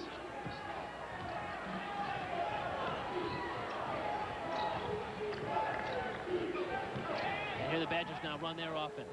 Wills. And now Mason works his way to the baseline. Hangs, fires, changed his shot, and made it. Bryson's shaking his head on the way down because that's been about the 3rd time that he's been in his face that Mason was able to knock down a tough shot. Just a great offensive play that time by Sean Mason. 21 points for Mason. He ties Therese Bryson for game-high honors. There's L.D. Murdoch on a nice feed from Watkins. Again, Mike Kelly that time late getting down because he was guarding Therese Bryson out on the floor. And knowing that Bryson's been hot, he has to stay with him. Leroy Watkins able to hit L.D. Murdoch weak side for the easy lay-in. Mason now working on Bryson. Gives it up to Bryant. Skips over to Wills. Here's Kowski. Drives right around L.D. Murdoch. Scooped it up and in. Great move that time by Kowski. Did a good job of using the rim as to his advantage. Yeah. Was able to lay it up on the opposite side, not allowing L.D. Murdoch or Leroy Watkins the ball. Cartmill's 3 is way off, and Kelly just took the ball right out of Leroy Watkins' hands. That's 6 steals for Mike Kelly, and just a good job of keeping his hands active. Watkins put it down there right where he could take it. The Badgers with the basketball and a 21-point lead. From the corner, a 3-ball is up and down by John Bryant. It's now 60-36. This is the largest lead of the game for Wisconsin now at 24 points. And again, the Redbirds just don't look like they're ready to come after it. Bryson, stutter step, drives the lane, hangs, and he gets fouled. He'll go to the free throw line. Bryson's really trying to do something offensively, trying to create plays, whether it be an open shot from out of the 3-point range or driving the ball to the basket. And nobody else really right now is taking that aggressive approach on the offensive end. And you can look at Therese Bryson. He's winded. Take a look at the expression on his face and the fact that he's just grabbing his shorts at the free throw line because he is carrying the load right now. Well, and I'll tell you, one of the reasons he's winning is because defensively at the other end, he's guarding Sean Mason, who is very active. If he's being guarded one way, he'll just change directions to go the other way. He's always moving, and that's a sign of a player who can really create a lot of things offensively. Mason goes to the bench, and Mark Vershaw comes in for the Badgers, but we'll step aside with his timeout on the floor. It's all Badgers right now, folks. Wisconsin 60 and Illinois State 38 with 14:31 to go here at Redbird Arena. The Morning Mix teams up with Subway and Silco to spread some holiday cheer and give away some great prizes. Getting ready to trim the tree for the holidays? Send us a picture of your holiday razzle-dazzle, and you could win energy gift certificates from Silco and a 6-foot party sub from Subway. But that's not the only way to win. Watch the Morning Mix every morning for Darwin's Daily Trivia Question. Answer it right, and you could win 2 6-inch subs and drinks from Subway. The Morning Mix, spreading holiday cheer with winners every day. A lot of industry experts tell us the passenger side is the best place for a third door. Others insist that the driver's side is the only logical choice. But as you can see, it all goes right in one ear and out the other. Dodge Ram Quad Cab. The rules have changed.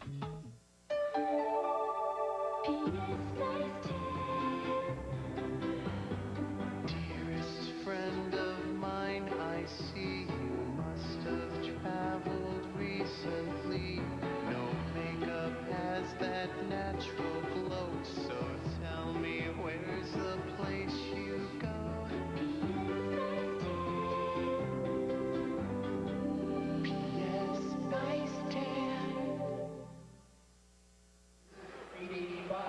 The Redbirds hit the road on Tuesday night. They'll play in Mackey Arena against the Purdue Boilermakers. We'll bring the game for you live, 7 o'clock in West Lafayette. Purdue and Illinois State, our next televised game right here on CBS 31. The Redbirds will play the second of their 2 Big Ten teams, and right now they've got their hands full with the Wisconsin Badgers, trailing 60-38 with 14:31 to go.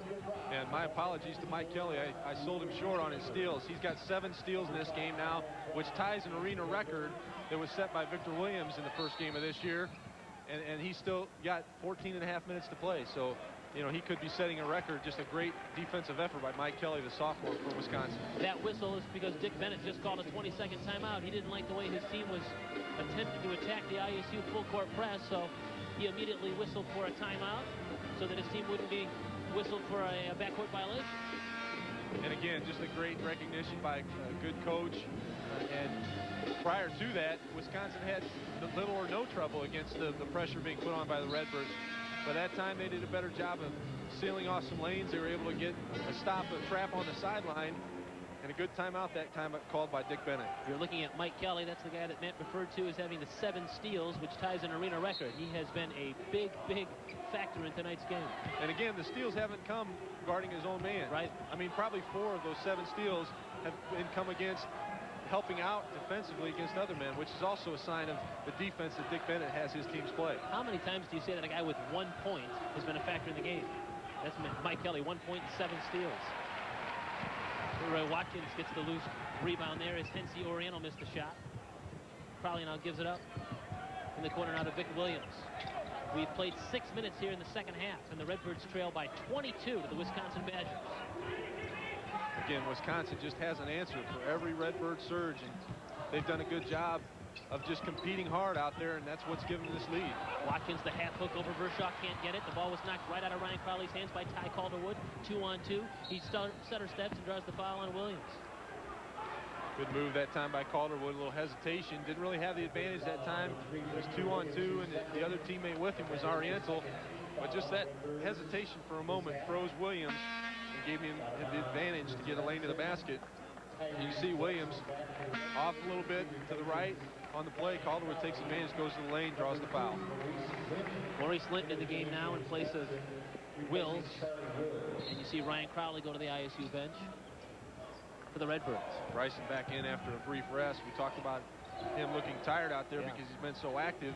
Now with Sean Mason on the bench, he draws NC Oriental, so maybe he'll get a little bit of a rest on the defensive end. Tyrone Brown for the Redbirds is back in. He started the game, but has seen very little time on the floor tonight. Here's Linton as he works his way around LD Murdoch, hands it off to Vershaw. Fadeaway jumper off the glass is no good, and Murdoch the board. Vershaw wanted a foul that time. Looked like Williams got a piece of his arm as he was going up, but didn't get the benefit of the call. Vershaw and Leroy Watkins are having a big tussle down low, and now Watkins gets it. He draws the foul on Vershaw. Those are two big bodies going at it in paint. I tell you, Vershaw does a good job of positioning himself well. He doesn't really get his feet out of position. He's always moving, as you can see even underneath. He's keeping his feet moving, just gets his hands up. Watkins just gets his big body going to the basket. Vershaw just comes away with the foul by being in the wrong place at the wrong time, but just a good job actively keeping his feet moving on defense. Fourth foul on Mark Vershaw. Leroy Watkins to the free throw line. We've said that he has stepped up his game.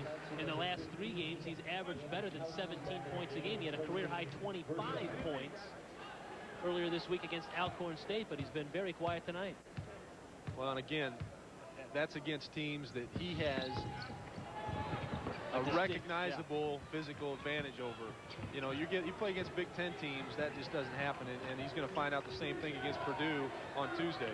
Leroy's 2 out of 7 from the floor and 1 out of 4 from the free throw line. He's got 5 points, and that's a backcourt violation on Ty Calderwood, over and back. Yeah, Calderwood wanted the officials to recognize that Victor Williams got a hand on the ball. I'm not so sure that he did. I think Calderwood just lost control of it, trying to get a little fancy with it. You can see him out front. Goes between the legs that time, and Williams had nowhere even close to get his hand on that ball. Back to live action now. It's 60-39 in favor of the Badgers. Here's Williams now trying to create some action, and he's going to draw a foul this time on Hency Oriental. The Redbirds much more aggressive offensively in the second half. That's the 7th team foul against Wisconsin here at the 12.5-minute mark. To only 2 for Illinois State. It was vice versa in the first half. Again, Victor Williams taking the ball, trying to force the action, draws the foul against Oriental. Again, hampered by that sprained ankle he suffered in practice the other day. Just a step slow. He really caused the Redbirds fits last year, playing arguably one of his best games of the season last year for Wisconsin with 18 points and quite a few steals against the Redbirds. Oriental goes back to the bench. Sean Mason, after his quick breather, comes back in. And Williams gets his second free throw. That one good as well. So Vic Williams now has 9 points. The Redbirds show full court press. They're down by 19, 60-41. Linton in the corner. Gives it up to Mason. And he flips it ahead. Good patience that time by the Badgers. They didn't try to force the issue. They maintained their composure. Were able to get the ball up the floor in good position. Here's Calderwood. He's got an open 3. He missed the shot, but Linton goes against it, dribbling it off his knee and out of bounds. Redbirds got a break there. I'd say it was a good seal out that time by the Redbirds. Most of the guys kept the body on their man, kept them out of the lane, but nobody went after the ball. And Linton really went after it hard, but just wasn't able to gain his balance. Dick Bennett always looks like he's pained a little bit. His team has a 19-point lead, and he's still not too happy with what's going on. He's never comfortable over there. Here's Vic Williams, 3-ball no good. Andy Koski tipped it out to Sean Mason. And now he brings the ball up the floor. The senior leadership of the Badgers has been very evident tonight with Calderwood and Mason, and even Oriental in the limited playing time he's had. Again, Mason always moving. To the baseline, scooped it up, missed the shot. Leroy Watkins the board for Illinois State. He was very active that time on the other end, just unable to come up with the call. Down low to LD Murdoch, and a shot blocked, no call. Hangs and fires for what Bryson. a shot. He just flipped that ball in high off the glass. He's got 25 of the Redbirds' 43 points. Could have been a call that time on the other end, but the ball wasn't going at the basket.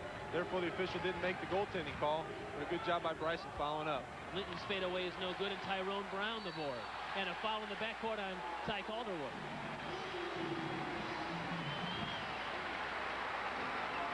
And again, Calderwood and the rest of the Wisconsin Badgers are always keeping their hands active, trying to come up with a steal even off of the offensive rebound. That time a good job by Tyrone Brown coming down with it, keeping his hands on the ball, being strong with it, picking up the foul against Calderwood. The team's 8 here in the second half. Ty Calderwood and Maurice Linton go to the bench in favor of Charlie Wills and Mike Kelly for the Badgers. The Badgers right now getting a little bit of foul trouble. It's still 17 points prior to these free throws, but you've got Vershaw with 4, Kelly with 3, Calderwood with 4, and even Mason out there with 2. So they need to be a little bit careful right now on what they're doing defensively, and as far as reaching in and trying to get balls that they can't get a hold of. That's going to get the Redbirds back in this game. Free throws can go a long way. It's also going to extend the length of the game. Sean Riley now replaces Leroy Watkins on the bench, and Tyrone Brown goes 1 out of 2 from the free throw line. So it's a 16-point game. It's 60 to 54, or 44, I should say, at the 11-minute mark left in this ball game. It took them 9 minutes to make the score even that it was on halftime.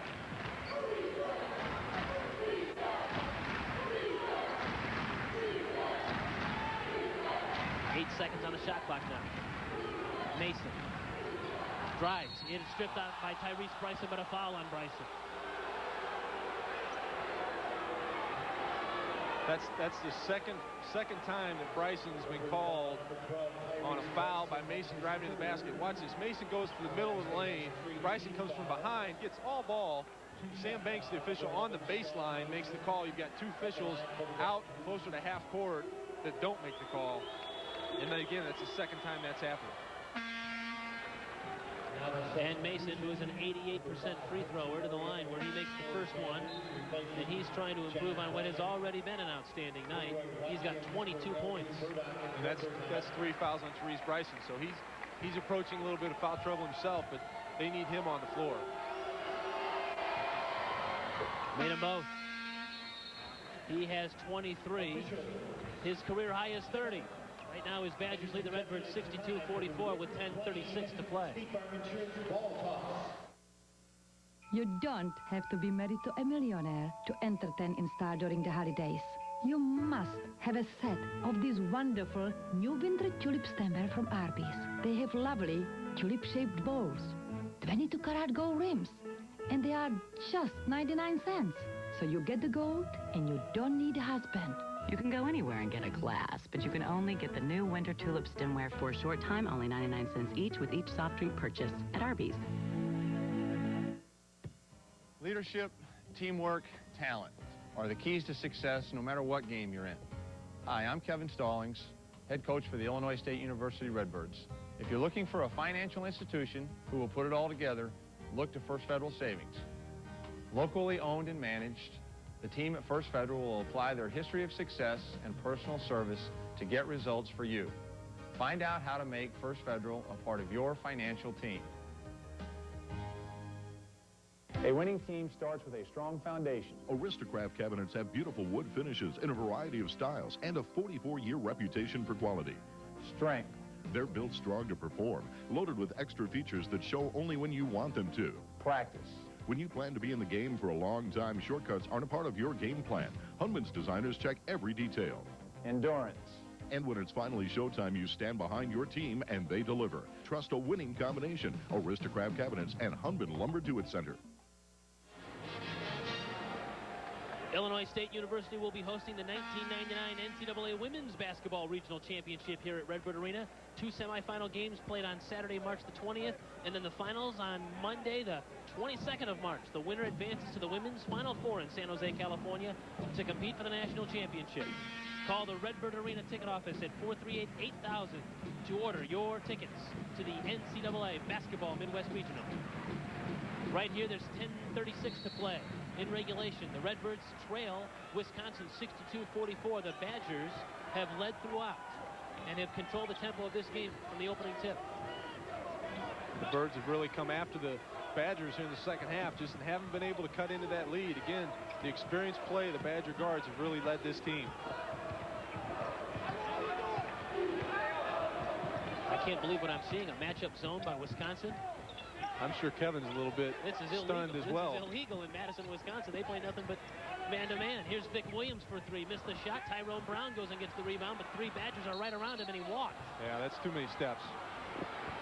Unfortunate that the Redbirds come up with an offensive rebound, and I'm sure you won't see that very long out there for the Badgers. Well, that zone, I mean, you don't even prepare for it. You never see a zone from Dick Bennett's team. Yeah, a few too many steps that time by Tyrone Brown underneath. Did a good job of getting the ball was trying to be strong with it underneath, just took too many steps. Mike Kelly is just a sophomore, but he plays like a senior. He's a very heady player, and somebody lost a shoe out there. It's going to be Sean Mason. It's the only thing that he's lost tonight. Yeah, he's so quick that he just jumped right out of his shoes. But, you know, he's just a great player, keeps his composure out there, and, you know, even without his shoe on, he's looking to make a play. See if we can get it. Oh, it looks like his shoe was stepped on. That's what it was. Tyrone Brown got him on the back of his heel there and stepped on it. Yeah, that's a grade school trick. You step on the back of their shoe. It just doesn't work in organized basketball. Usually they're going to blow a whistle on there. Redbirds are trying everything as they trail 62-44. Under 10 minutes to go here in this one.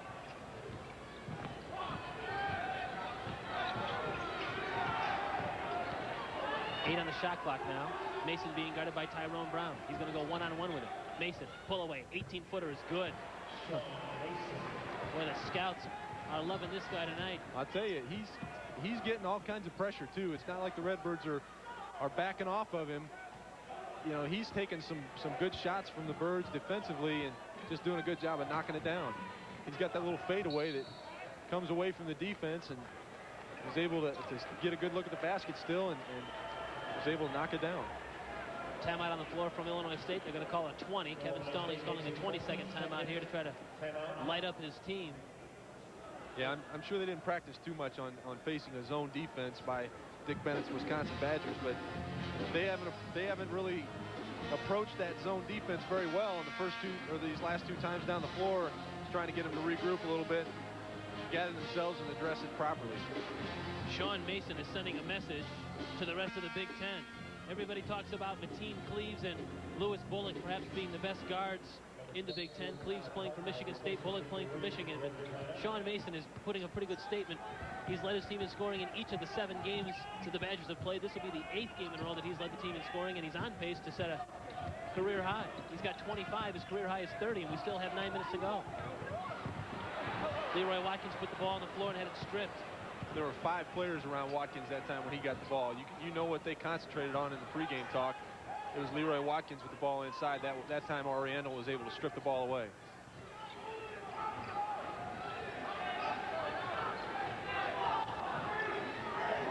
One of the few times here in this ball game that Mason had a good look at the basket and just didn't pull the trigger. Yep.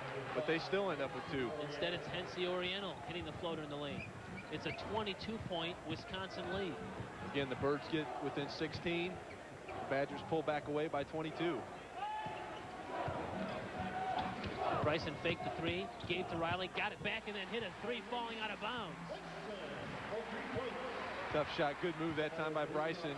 And good inside-outside action by Sean Riley, knocking the ball back out. But I tell you, they're just not going to be able to trade baskets with Wisconsin. Oriental gives it up to Mason on the baseline. He tries to answer, and he can't. Riley with the board for the Redbirds. Almost traveled, but flipped it away to Kyle Cartman. Good recovery that time by Tyrone Brown to get back to Mason in the corner, who had an open 3. Ball out of bounds, and the Badgers retain possession, or I should say the Redbirds retain possession. We'll have a timeout on the floor. 7 minutes and 42 seconds left to go. The Badgers continue to control the tempo of this game, and they lead it 66-47.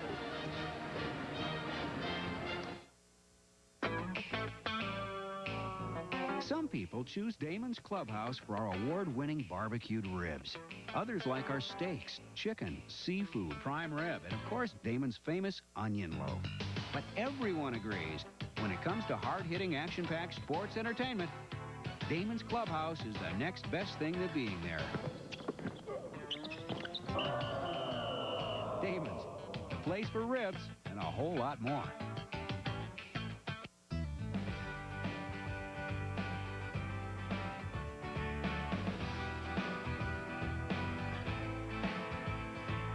The Country Companies knows that starting a family is no small feat. So the least we could do is start giving you a break with mini rates on most minivans. When it matters most, the country's behind you. Dining room, bedroom, living room, family room. Come to Whitaker's Country Oak Shop, Central Illinois' choice for quality Amish handcrafted furniture. Whitaker's is located in Hudson, just north of Bloomington Normal on Interstate 39. You will experience one of the largest selections of Amish-made furniture in the Midwest. Don't just spend money on furniture, invest it on an heirloom of tomorrow. Whitaker's Country Oak Shop in Hudson, just a short drive from anywhere in central Illinois. Kurt Pegler, Matt Taphorn back with you at Redbird Arena here in Normal. Illinois State trailing the Wisconsin Badgers 66-47. The Badgers defense certainly has been the story. ISU has committed 18 turnovers on the night, and Wisconsin has scored 22 points off those 18 turnovers, and right now they lead 66-47. Well, and that's something we touched on in the pregame, was the inexperience of the Redbirds facing an experienced backcourt of Wisconsin. They've come up with the big steals. Illinois State come up with the turnovers. We're seeing Sean Jepson in the game for the first time for the Redbirds. He's a three-point shooter, and he's going to try a three-point shot and knock it down. The freshman from Spring Valley Hall High School nails the three. I tell you, Jepson's a guy who didn't play in some of the early games, but has really come on in the last few. And he's the kind of guy who's got a lot of confidence, just a good basketball, skilled, knowledge player. He's not afraid to go out there and compete, and you can see the freshman knocked in a big three there. He's got an awfully good stroke. He's drawn a tough assignment against Sean Mason, too. Mason tries to free himself from him, and we've got a whistle. It's going to be on Jepson. That may have been precipitated because of Sean Mason jawing at Sam Banks wanting a foul. But I'll tell you, Mason should have gotten a foul. He threw an elbow up around Jepson's chin. Watch this. As he's bringing the ball back out, watch this right elbow. Gets it up to get Mason off, or to get Jepson off of him. And as he throws the ball back out, he tries to get back inside, and that's when Jepson grabbed a hold of him. So Jepson whistled for his first foul. A fresh 35 seconds on the shot clock for the Badgers, who lead by 16, 66-50, with under 7 minutes to go here. Calderwood had the pass knocked away by Therese Bryson. Looking for help, flips ahead to Ryan Crowley. All the way down, draws the foul as Andy Kowski got him with the body. I tell you, that's a good move that time by Ryan Crowley. He realized that he was outmatched that time as Andy Kowski was defending him at the basket. He goes up with the shot, draws the contact with the body, and watch this. Gets the ball away from him with his left hand to try to get an opportunity to get it in. Kowski still able to get up high enough to block it away, not allow him to get the three-point opportunity. Ryan Crowley is perhaps the most improved Redbird player. We say that as he just airballs a free throw. But Ryan Crowley is a former walk-on who has now earned a scholarship and is contributing pretty much nightly for the Redbirds, at least in the last couple of weeks has been. And 2 missed free throws by Crowley is indicative of the type of game that the Redbirds are playing tonight. Before that, he was shooting 86% from the line, 18 out of 21. So, again, kind of uncharacteristic for the team and uncharacteristic for Ryan Crowley. Redbirds really have not taken advantage of the number of free throws that they've had tonight. Just 11 out of 20 from the free throw line. And another whistle. Boy, Mason just continued to dribble and dribble and dribble until he could pick up the foul from Crowley. Crowley was on him the whole time. Good job pressuring him, but he has hands on him, was bumping him. Mason continued to work him until he picked up the foul. Sean Riley goes to the Redbird bench. L.D. Murdoch comes in. The foul was on Ryan Crowley. A 16-point lead right now by Wisconsin. 2 free throws missed at the other end. Could have brought this back into a 14-point range, even though there's only 6 minutes to play. That could have been a boost for ISU. That would have been the closest they got in the second half. Especially with the three-point shooters the Redbirds have on the floor right now. With now Jepson Mason's pulling Watkins out. Let's see about this matchup. Down low, they go to Kowski, who missed the shot. Kelly gets the rebound. Or I should say that's Wills, and there's another foul on the Redbirds. Yeah, the mismatch out top between Mason and Watkins caused that whole thing. Showed itself underneath as Crowley was guarding Kowski. And as he went up, the help side came over to help out against Kowski. You see L.D. Murdoch, he left his man, who was Wills, who was able to come up with the rebound. The crowd wanted a charge there, but as you can see on the replay, Wills does a good job gathering himself, goes up strong into Watkins, but draws the contact for the foul. I've been very impressed with this Charlie Wills, just a freshman, but has displayed a nice touch and has been a solid contributor tonight. Well, I tell you what, he doesn't play out of his game. He knows what his role is on this team. It's to score when he's got the ball in the areas he can score. But other than that, he knows it's a guard-oriented team, and that's where the strength of this team is going to be, and so he just fits in where he can. Makes one, misses one. He has 9. The lead for the Badgers is 17 at 66-50 with 5.5 to play here at Redbird Arena. Vic Williams is at the scorer's table. He'll check in on the next dead ball. And the ball is out of bounds. The Redbirds still have it. Good hands again by the Badgers, and their hands have been on more passes than anything else tonight. Again, momentarily it looked like the Illinois State Redbirds had the advantage, but Wisconsin was so quick to recover on the play, they were able to get a hand on the ball and almost come up with another steal. Here's Therese Bryson's pull-up jumper off the back of the iron, no good. Kelly in the corner goes and gets. It's off of his hands and out of bounds. The Redbirds will retain possession. Good hustle that time by Leroy Watkins to try to track that ball out in the corner. Mike Kelly unable to come up with it as he was being pressured from behind by Watkins.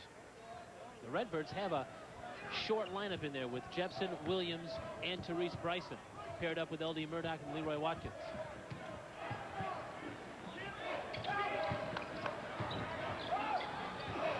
L.D. Murdoch for 3.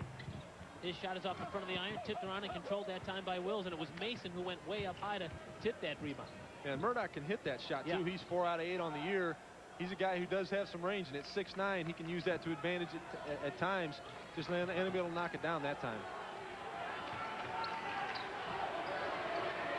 Under 5 minutes to play now. 17-point Badger lead. Wisconsin with the ball. Sean Mason's 3 ball is no good. Tipped around. Kowski goes and gets for the Badgers, and a whistle this time, a reach in on Jepson. That's a silly foul, and again, a frustration foul that time by Jepson. Kowski and Wills were both going after it hard, stayed after it. Kowski's able to come up with the ball. Again, the open shot by Mason. Kowski and Wills both going after it. Kowski comes up with it. Jepson, watch, just goes out in frustration, tries to get the ball away. Good call by the official. And Ty Calderwood enters the basketball game. He replaces Hensi Orano, who was just in briefly. And Andy Kowski, who's got 9 points, is at the free throw line. He's only averaging 6 a game, so he's already over his average and a chance to increase on that scoring average, but he misses it. Redbird's got to take advantage of some of these missed Badger free throws.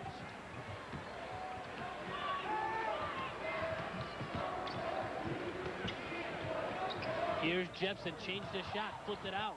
Williams goes and gets. He lost control of it. He's looking for help. He finds Bryson. Wide open shot. He missed it. Jepson again fighting for the loose ball with Kowski, and it's off of Jepson. That shouldn't have been. Kowski touched that ball last. He and Jepson both went up on it, but the ball went off on Kowski's hand. Sam Banks underneath the basket that time just made the call for the Wisconsin Badgers. Four minutes now left in this one. It's still a 17-point Badger lead. Here's Calderwood around a screen from Wills. Pull-up jumper is good. I tell you, that play on the other end of the floor, Wisconsin stops. You know, they jump out, help out defensively. Right.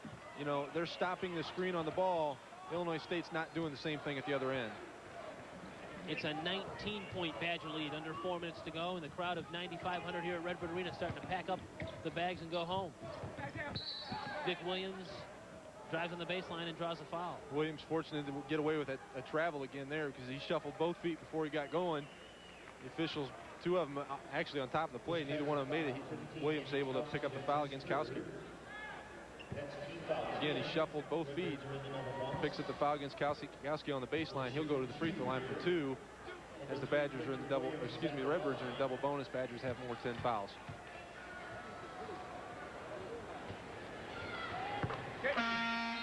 And Williams is now in double figures. He has 10. He joins Therese Bryson, who is 28, as the 2 Redbirds who are on double figures. In fact, Bryson goes to the Redbird bench to a nice round of applause. The Badgers only have 2 players in double figures as well. Calderwood with 14 and Sean Mason with 25. Missed free throw is tipped up and out of bounds to Illinois State, nope, to Wisconsin, and nobody can believe it. And grimacing in pain is Charlie Wills. Kevin could get another one here, and he would earn it because that was ridiculous. We'll sort things out when we come back. 3:28 to play. The Badgers lead the Redbirds 69-51. Steak and Shake Genuine Chili is served in a variety of ways. This one has chili, spaghetti, extra chili beef, special sauce, chopped onions, cheddar, and Monterey Jack cheese, which is why we call it a five-way.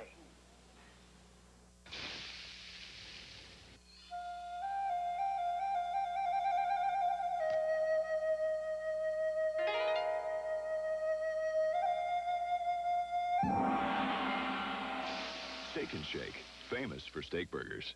This holiday, more people are choosing Lowe's, and here's why. Lowe's is a perfect place for practical presents. Like power tools from all the top brand names, DeWalt, Porter Cable, Milwaukee, and more. That's pretty practical. And now Lowe's carries world-class Cobalt tools, made in the USA and guaranteed forever. They're the finest mechanics tools you'll find at any store. Lowe's has something for everyone on your list. At guaranteed everyday low prices, too. When it comes to perfectly practical presents, Lowe's knows. And now we go to Phil live at the big game. Well, I don't know what it's like outdoors, but I've got 72 degrees and a really great seat. Yeah, who cares if it snows when you're... Under the dome, huh? Dome schmome, pal. I'm at home. Go, go! Touchdown, yes! Well, here's who to call for custom-made indoor weather in your dome. Schmome, home. Celebrate a winning team, the Redbirds, and Mayo Plumbing and Heating in Bloomington. For quality Carrier products, call them today at 828-7906. Mayo Plumbing and Heating in Bloomington. Don't forget, we'll be with you Tuesday night when the Redbirds travel to West Lafayette, Indiana to play the Purdue Boilermakers. 7 o'clock, our start time from Mackey Arena. The Redbirds and the Boilermakers right here on CBS 31 Sports, our next televised game. Right now, the Redbirds trail the Wisconsin Badgers of the Big Ten, 69-51 with 3.5 to go, and Illinois State showing full court pressure. Again, good composure by Wisconsin to address the opportunities they have, and again, the senior guards on this team able to bring the ball up the floor. Calderwood thought about the three, went right around the defense and laid it in. He's got 16, and that's just a big-time dagger to the Redbirds, who are now down by 20 points, and it was just done with so much ease. And the Badgers, again, showing a zone defense. Well, and again, Illinois State with an opportunity to draw within 14 on the free throws, instead go down by 20. Jebsen.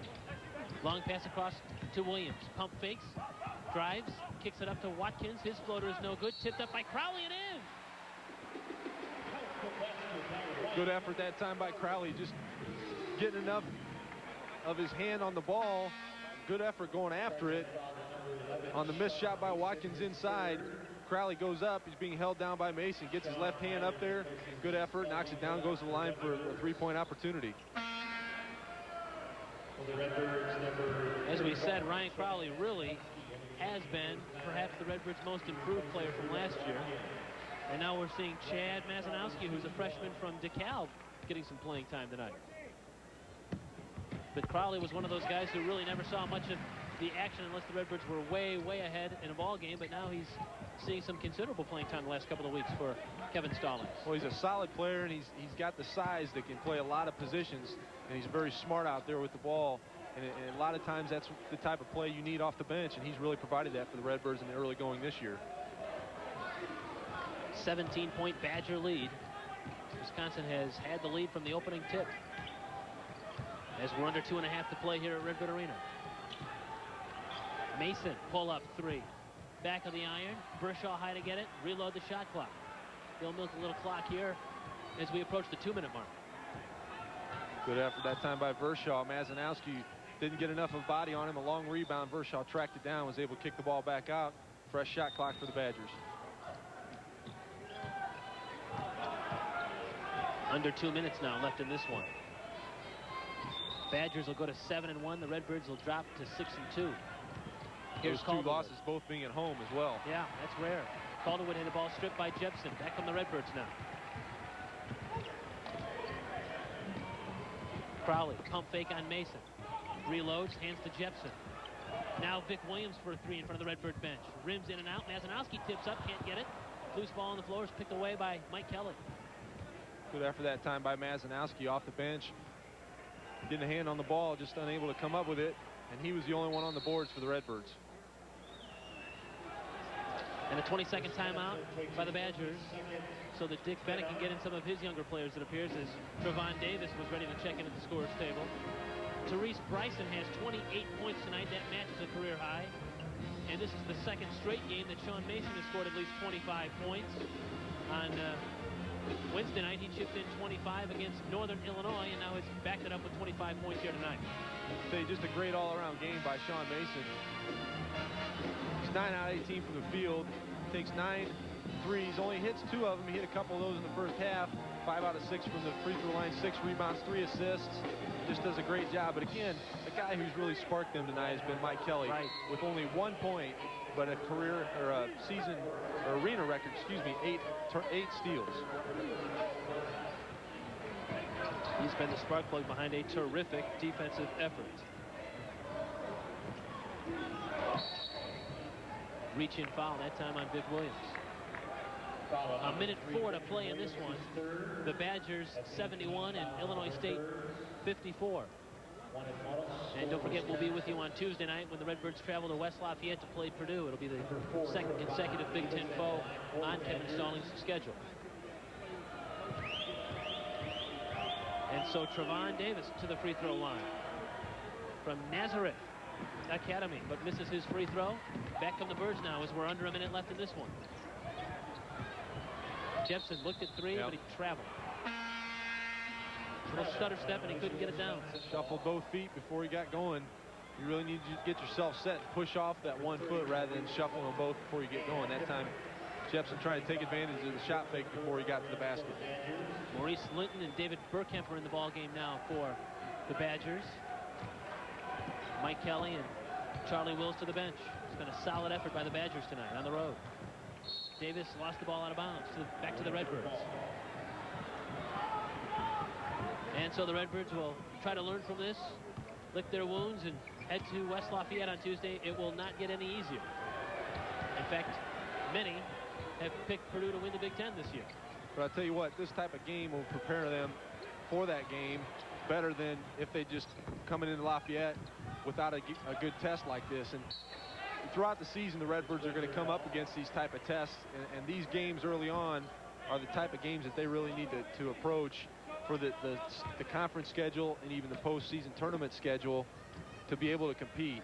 And this is a young team. They're going to learn some lessons along the way, and this is just a good game to learn some of those lessons.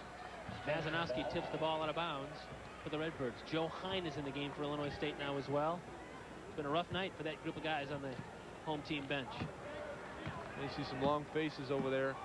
Kenneth Pearson frustrated he's not able to help out with the knee injuries he's had, but you know, again, this is a very good Wisconsin team. They're going to compete well in the Big Ten, and Illinois State just needs to take this as a lesson and move on. Mazanowski with the half hook misses, and that's the final horn.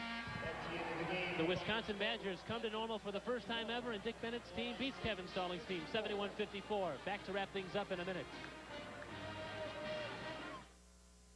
You don't need a month to book our best fare to Atlanta, but you might want to call now for the best pickings. Affordable travel closer than you think.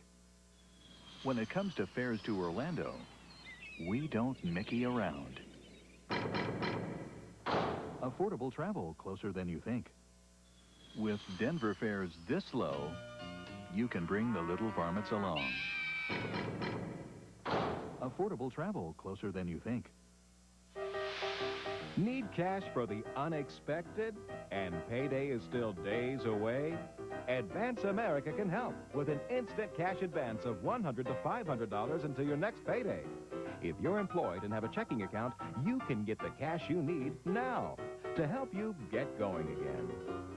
Every day is payday at Advance America. Call your neighborhood location at 1-888-68-CASH-NOW. You don't have to be married to a millionaire to entertain in style during the holidays. You must have a set of these wonderful new winter tulip stemware from Arby's. They have lovely tulip-shaped bowls, 22-karat gold rims, and they are just 99 cents. So you get the gold, and you don't need a husband. You can go anywhere and get a glass, but you can only get the new winter tulip stemware for a short time, only 99 cents each with each soft drink purchase at Arby's. it started somewhere in the attic. Is everyone okay? Yeah, everyone's all right, but the house, it's gone. Sometimes you need more from an insurance agent than insurance. Geez, your family's had that place forever. And all of those memories. I know. Listen, we'll take care of everything we can. That's why at Grange, our agents aren't just in the insurance business. Tom, I'm sorry. Yeah. They're in the business of being human. Grange, your partner in protection. Back here at Redbird Arena, the Wisconsin Badgers beat the ISU Redbirds 71-54. Sean Mason with 25 for the Badgers. Therese Bryson with 28 for the Redbirds. We'll be with you on Tuesday night from West Lafayette, Indiana, when Illinois State travels to Purdue. For our producers, Steve Harris, and for Matt Taphorn, this is Kurt Pegler. 71-54. Wisconsin beats Illinois State. Good night from Redbird Arena. Illinois State University Redbird basketball on CBS 31 is sponsored by Paradise. Make it Paradise tonight.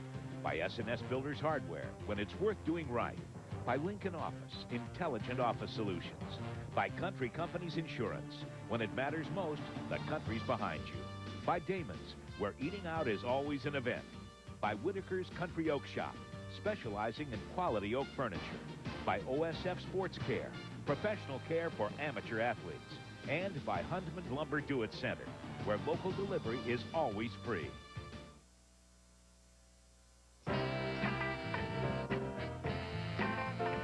Now Peoria has a new oldie station, Big Oldies 93.3. Here she comes now, say morning.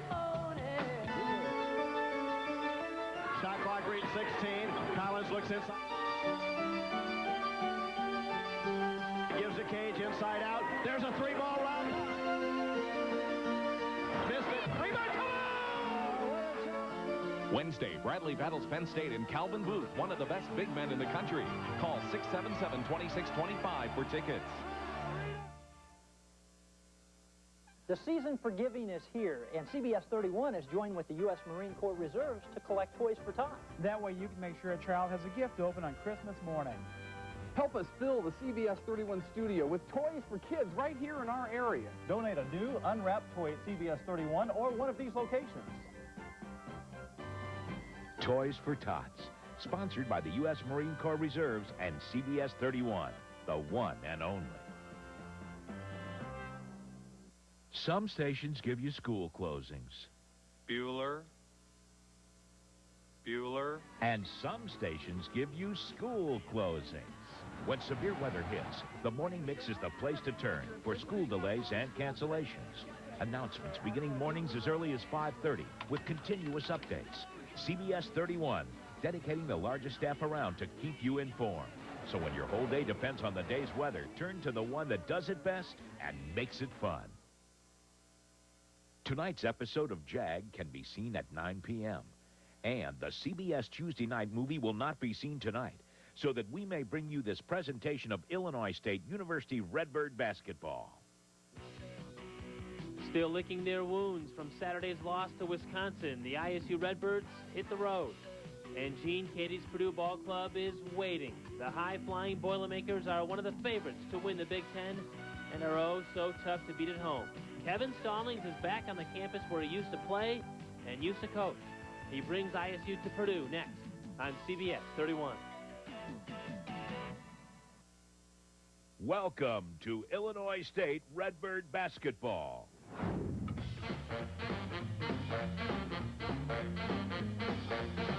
Baby, it looks like it's gonna hail. Baby, it looks like it's gonna hail. You better come inside, let me teach you how to jive and well. Oh, you gotta jump jiving, then you really gotta jump jiving, then you really gotta jump jiving, then you really gotta jump jiving, then you really gotta jump jiving. It's homecoming night for Kevin Stallings as he brings his ISU Redbirds back to his alma mater to take on the 9th-ranked Purdue Boilermakers. Hi again, everybody. Kurt Pegler and Matt Taphorn with you here. Glad you're alongside for Illinois State and Purdue, live from Mackey Arena in West Lafayette, where the Purdue Boilermakers always play great and lately have been getting good, solid contributions from a Peoria boy, Mike Robinson. Yeah, Mike Robinson, very familiar to Peoria area people. The leading scorer all time in Peoria coming off a big performance at Xavier with 14 points and a career-high 12 rebounds. He's been big for him this year. They're counting on him tonight. Yeah, the Boilermakers are cruising right now. ISU struggling a little bit, trying to bounce back from Saturday's loss to the Wisconsin Badgers, when the best player on the floor for Kevin Stallings was Therese Bryson. Yeah, Therese Bryson leading him in scoring this year with 19 points a game, matched a career high with 28. He was the only thing going for him the other night. They need to get more people involved against the Boilermakers. It's been an emotional day for Kevin Stallings as he's seeing a lot of familiar faces, and tonight he goes against his mentor, Gene Cady. And you'll see the game next, Purdue and Illinois State, live here from Mackey Arena on CBS 31. Illinois State University Redbird basketball on CBS 31 is sponsored by Paradise. Make it Paradise tonight. By S&S Builders Hardware, when it's worth doing right. By Lincoln Office, intelligent office solutions. By Country Companies Insurance. When it matters most, the country's behind you. By Damon's, where eating out is always an event. By Whitaker's Country Oak Shop, specializing in quality oak furniture. By OSF Sports Care, professional care for amateur athletes. And by Hundman Lumber Do-It Center, where local delivery is always free.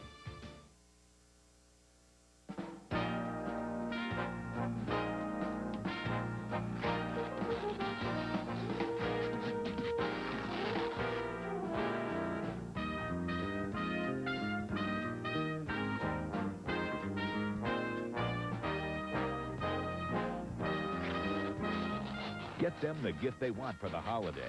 Just stop by the WMBD studios to buy great morning mix stuff. CBS 31, the one and only. A winning team starts with a strong foundation. Aristocrat cabinets have beautiful wood finishes in a variety of styles and a 44-year reputation for quality. Strength. They're built strong to perform, loaded with extra features that show only when you want them to. Practice. When you plan to be in the game for a long time, shortcuts aren't a part of your game plan. Hundman's designers check every detail. Endurance. And when it's finally showtime, you stand behind your team and they deliver. Trust a winning combination. Aristocrat Cabinets and Hundman Lumber Do-It Center.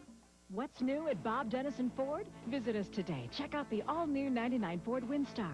One glance and you'll see a more powerful, elegant stance, but its newly sculpted sheet metal is only the beginning. Plus, Dennison's got the redesigned 99 Ford Mustang, a blend of raw horsepower and technological refinement. We've got your truck, too, from the best-selling F-150 to the powerful F-350s and F-450s. Come and check out the selection and the prices. Get the Dennison difference. Bob Dennison Ford in Bloomington. Welcome back to Mackey Arena in West Lafayette, one of the toughest gymnasiums that you'll ever see in order to play college basketball. Kurt Pegler and Matt Tappan with you as we get ready for Illinois State and Purdue. Let's take a look at the ISU Redbirds starting lineup tonight. The Redbirds in the backcourt will start the guys who've been starting all season long, except for one game, the season opener. Vic Williams and Therese Bryson will start in the backcourt. And in the front court, the Redbirds do have a change. L.D. Murdoch, Leroy Watkins is in the middle, in the center, but they do have a change. L.D. Murdoch will start in place of Sean Riley. L.D. getting his first start this year with the Redbirds. And then also Tyrone Brown. So Brown and L.D. Murdoch the front court, Leroy Watkins in the middle, and the guards are Therese Bryson and Vic Williams. And the Redbirds, of course, coached by Kevin Stallings in his 6th year at Illinois State, 113 wins and 50 losses.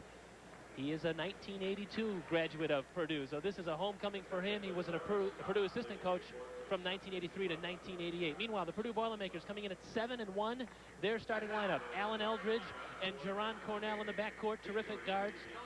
Greg McQuay, whose brother Gary also plays on this team. We'll see both of them, but Greg starts at center, and then it'll be Mike Robinson and Brian Cardinal in the front court. And of course, if you're familiar with prep basketball in the area, you know about Mike Robinson's exploits at Richwoods High School in Peoria. And Gene Cady, in his 19th season at Purdue, has won 401 ball games and lost just 169. He's won 6 Big Ten titles and is this university's all-time winningest college basketball coach. Rough situation, Matt, not only for Kevin Stallings to bring his team in to play a terrific ball club in Purdue, but the fact that they're so sentimental, the ties between Coach Cady and Coach Stallings, it's got to be a rough night for him. Well, initially, Coach Cady didn't even want to play this game, but he understood the importance of this type of a game for Kevin Stallings and the ISU Redbird program, and so he agreed to do it, and there's going to be a return trip to normal next year for Gene Cady's Purdue Boilermakers.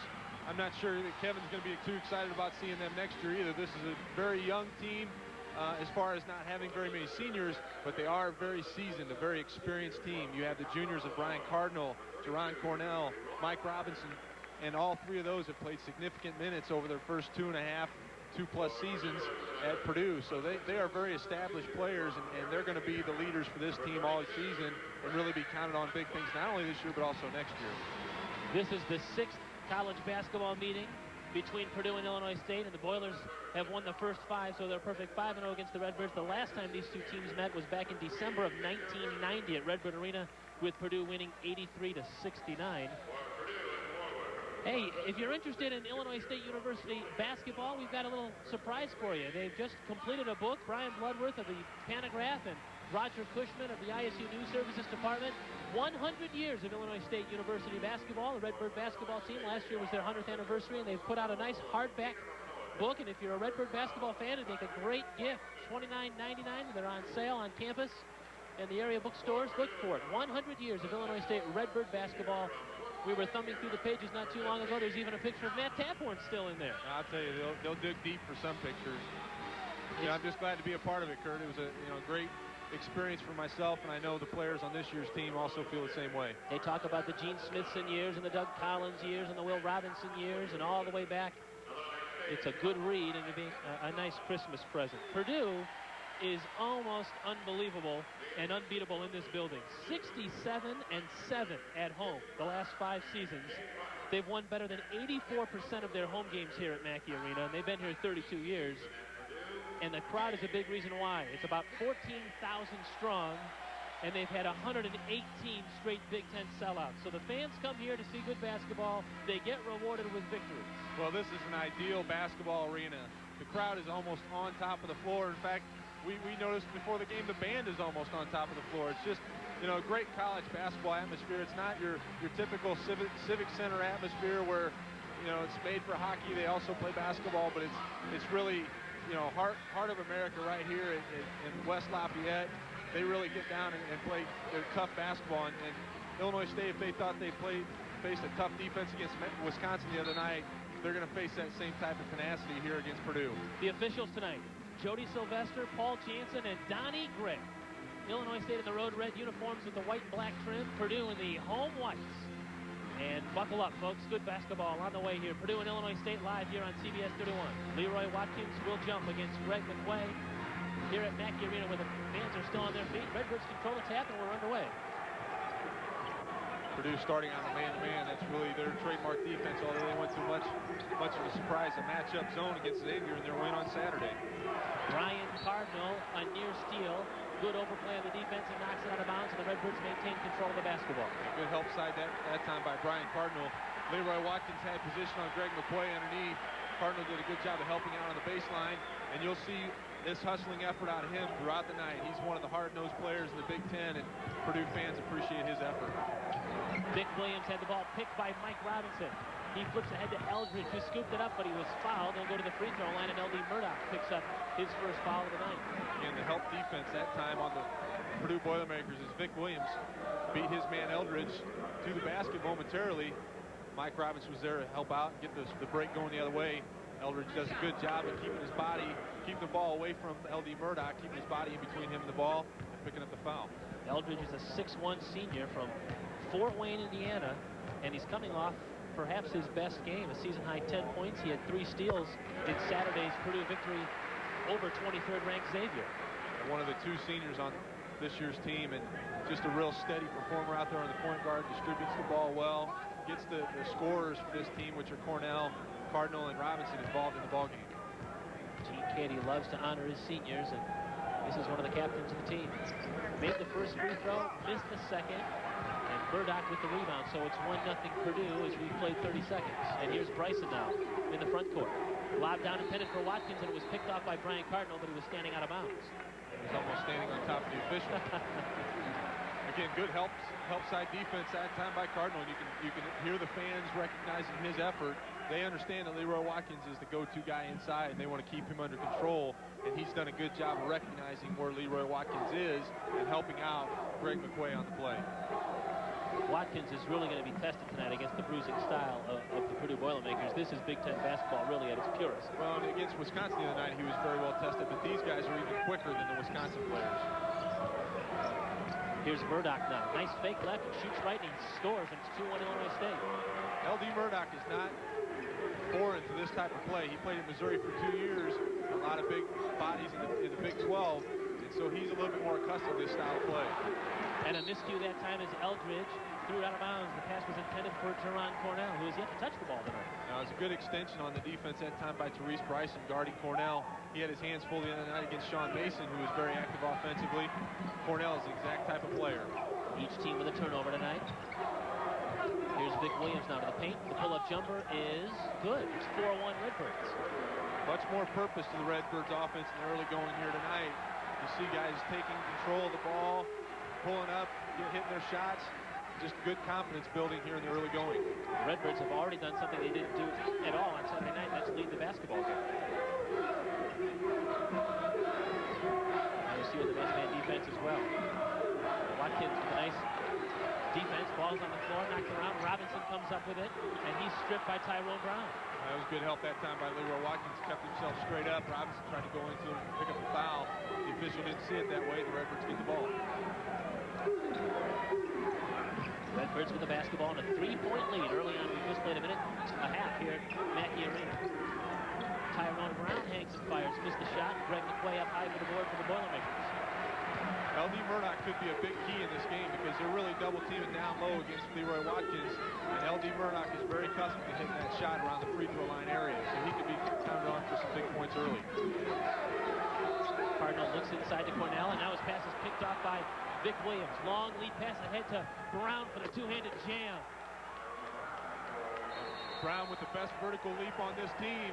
A good recognition that time by Bryson. He got the ball and looked up the floor and found him down the floor open for the easy two. Gene Caney burns a 20-second timeout as he sees his Boilermakers fall behind 6-1 to the visiting Redbirds. So far, the Redbirds have not been too intimidated by the surroundings nor the opposition. I tell you, this is big for them to get the crowd out of the ball game early and get themselves going on offense, get some confidence built up, but they're really doing it on the defensive end. They're overplaying passes. They're fighting their man defensively, which is something they didn't do as much the other night. But right now, Purdue just doesn't seem to be moving with very much purpose on the offensive end. They're going through the motions out there, and that's creating some defensive opportunities for the Redbirds. The Boilermakers have won 14 consecutive games against Missouri Valley Conference opponents. The last time Purdue was beat by a Valley team was Evansville, at Evansville in 1984, and Evansville wasn't even a member of the Valley at that point. So it's been a long, long time since a Valley team has beaten the Boilermakers. Change of defense here for the Redbirds coming out of the 20-second timeout just to throw something different at the Boilermakers. They come out in their matchup zone. Here's Brian Cardinal's first shot of the night. It's up and down. Good ball moving that time by the Boilermakers. They got the ball turned around. Cardinal hits a nice open 15-foot shot for the baseline. 6-3 now, the Redbird advantage. L.D. Murdoch, the fake around Cardinal, slips it underneath the Watkins, who lays it up and missed the shot, knocked out of bounds to Purdue. A lot of action that time underneath. It appeared as if Leroy Watkins was anticipating the contact that time by Greg McQuay and didn't really go up with the intention of making the basket, but more of drawing the foul, and it just wasn't there.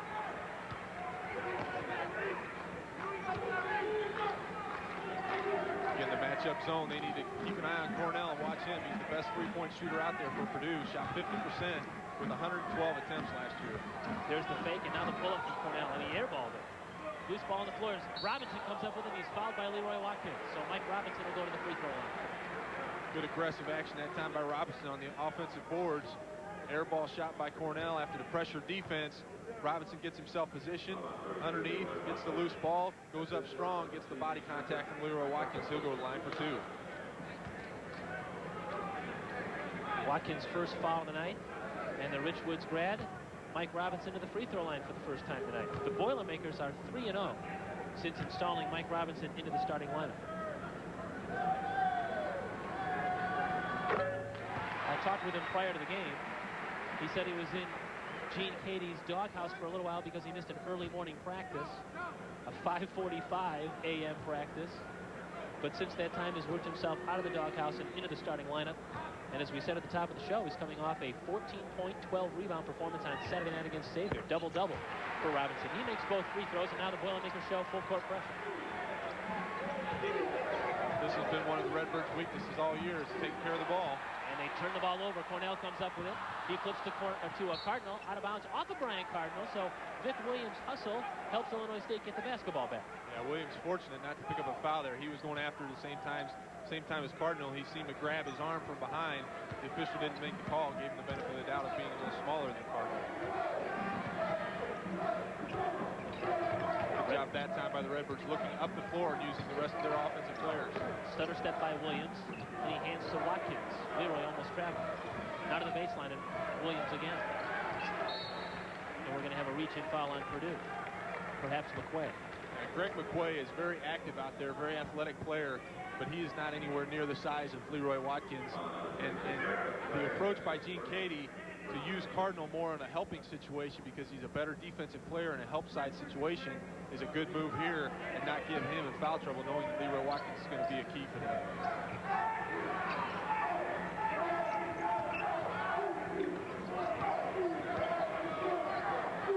Redbirds lead this basketball game 6-5. We're 4 minutes into action here at Mackey Arena. Here's Leroy Watkins, spins, shoots, misses, tapped out. Tyrone Brown goes against for the Redbirds. Another close opportunity that time for Watkins, really getting the ball where he wants it. And now Leroy's going to be called for an offensive foul. And tough call that time against Leroy, his second foul.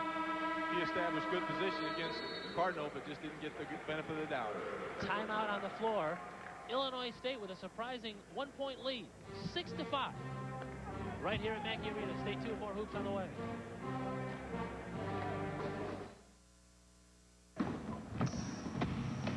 You work hard and play hard, but sometimes your body gives in.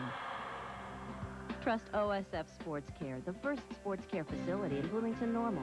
OSF Sports Care offers diagnostics, splinting, surgery, rehabilitation, and physical therapy.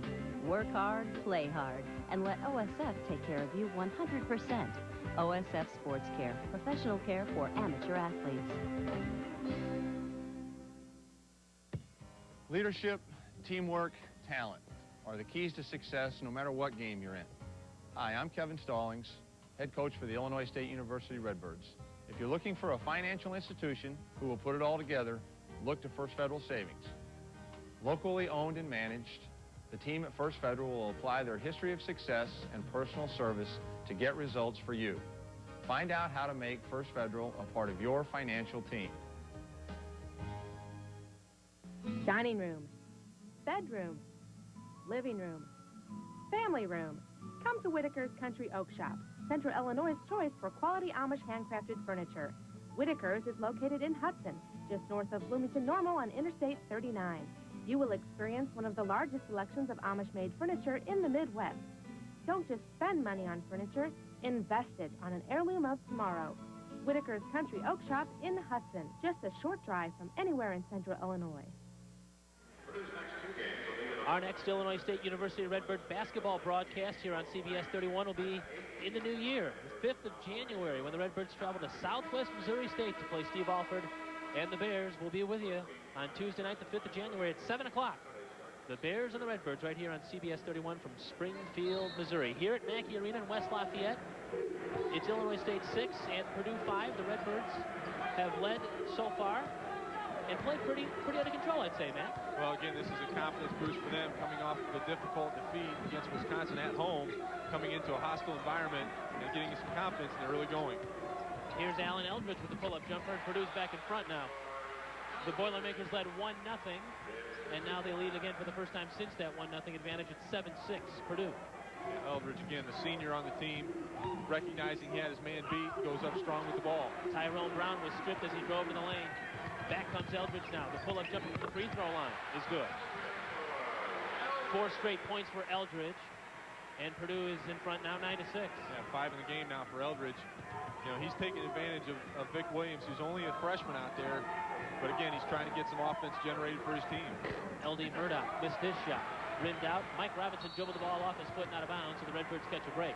Sean Riley has entered the game for Illinois State, replacing Leroy Watkins, who has 2 fouls. Yeah, Tyrone Brown, the last time down the floor, had a lot of contact going in, got the ball stripped from behind. Eldridge comes down the floor under control, stops about the free throw line, which is what an ideal situation on the break, and knocks it down.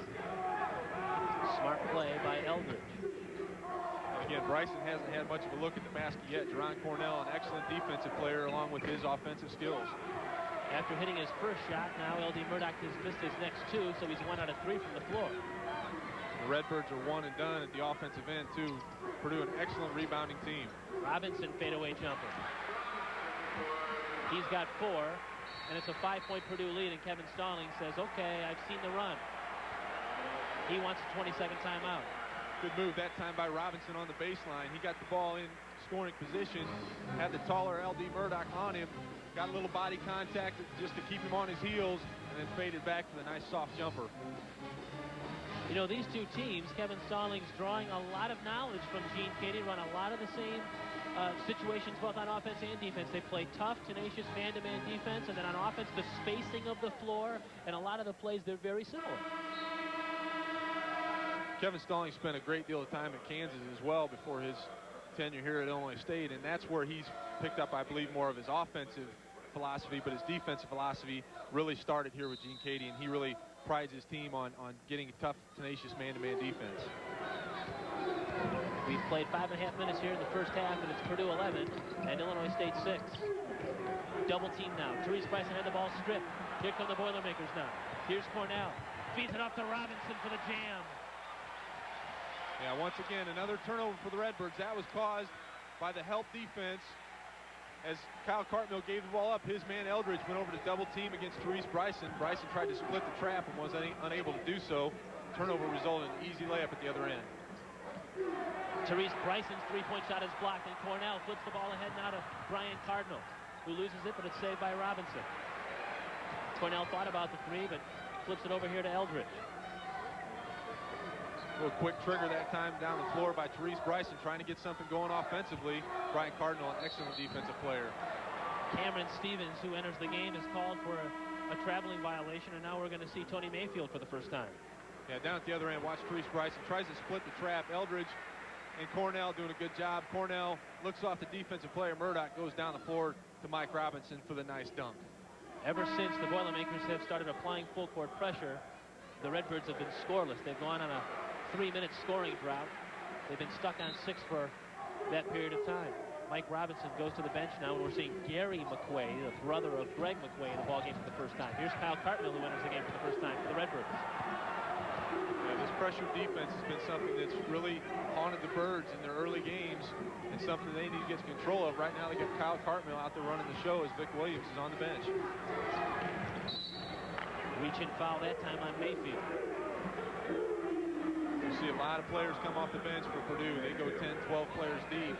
Right now, you've got 2 starters of the original 5 out there, and Jerron Cornell and Brian Cardinal. Cornell has been very quiet offensively for the team's leading scorer. A player who is averaging 19 points a game. He hasn't had many looks at the basket. Therese Bryson has done a great job of defending him out on the floor. He's averaging 16 points a game.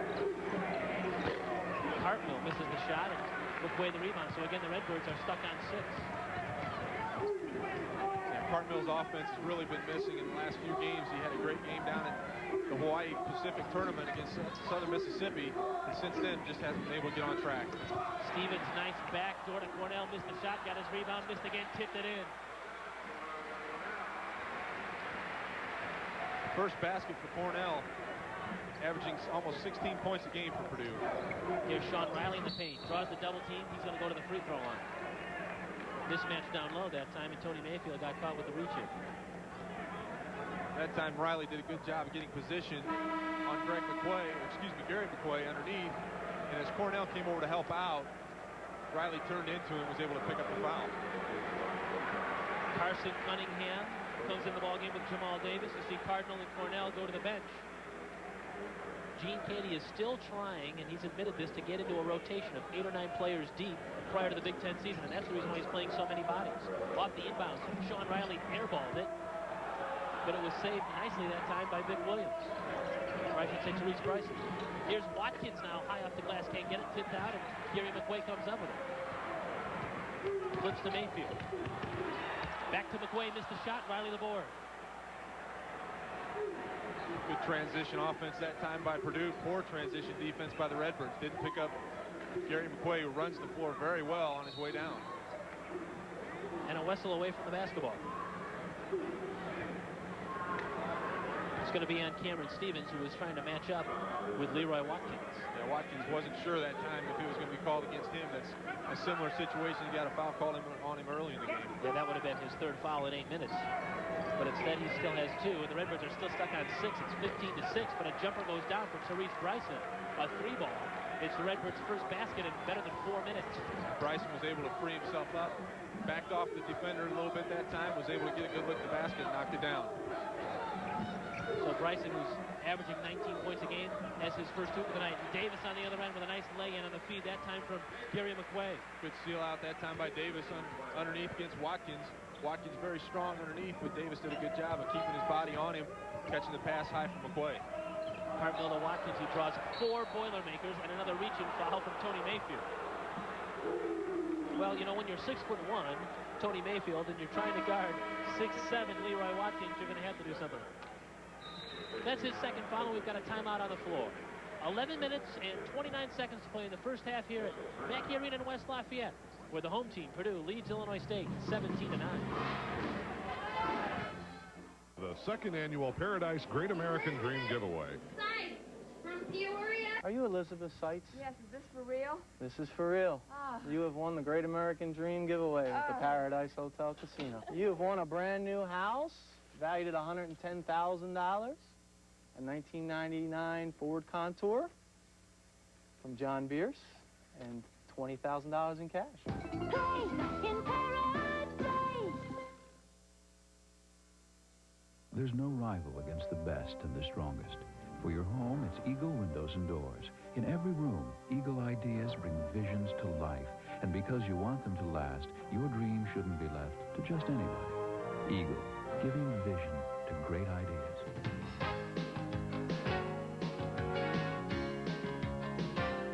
When it's worth doing right, it's worth going to S&S Builders Hardware.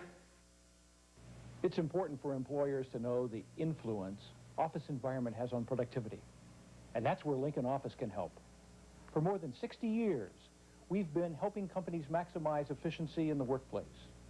We represent leading manufacturers like Steelcase and Hahn. But we offer far more than just office furniture. We also provide the best lighting and floor covering solutions available. Call Lincoln Office to put intelligent office solutions to work for you.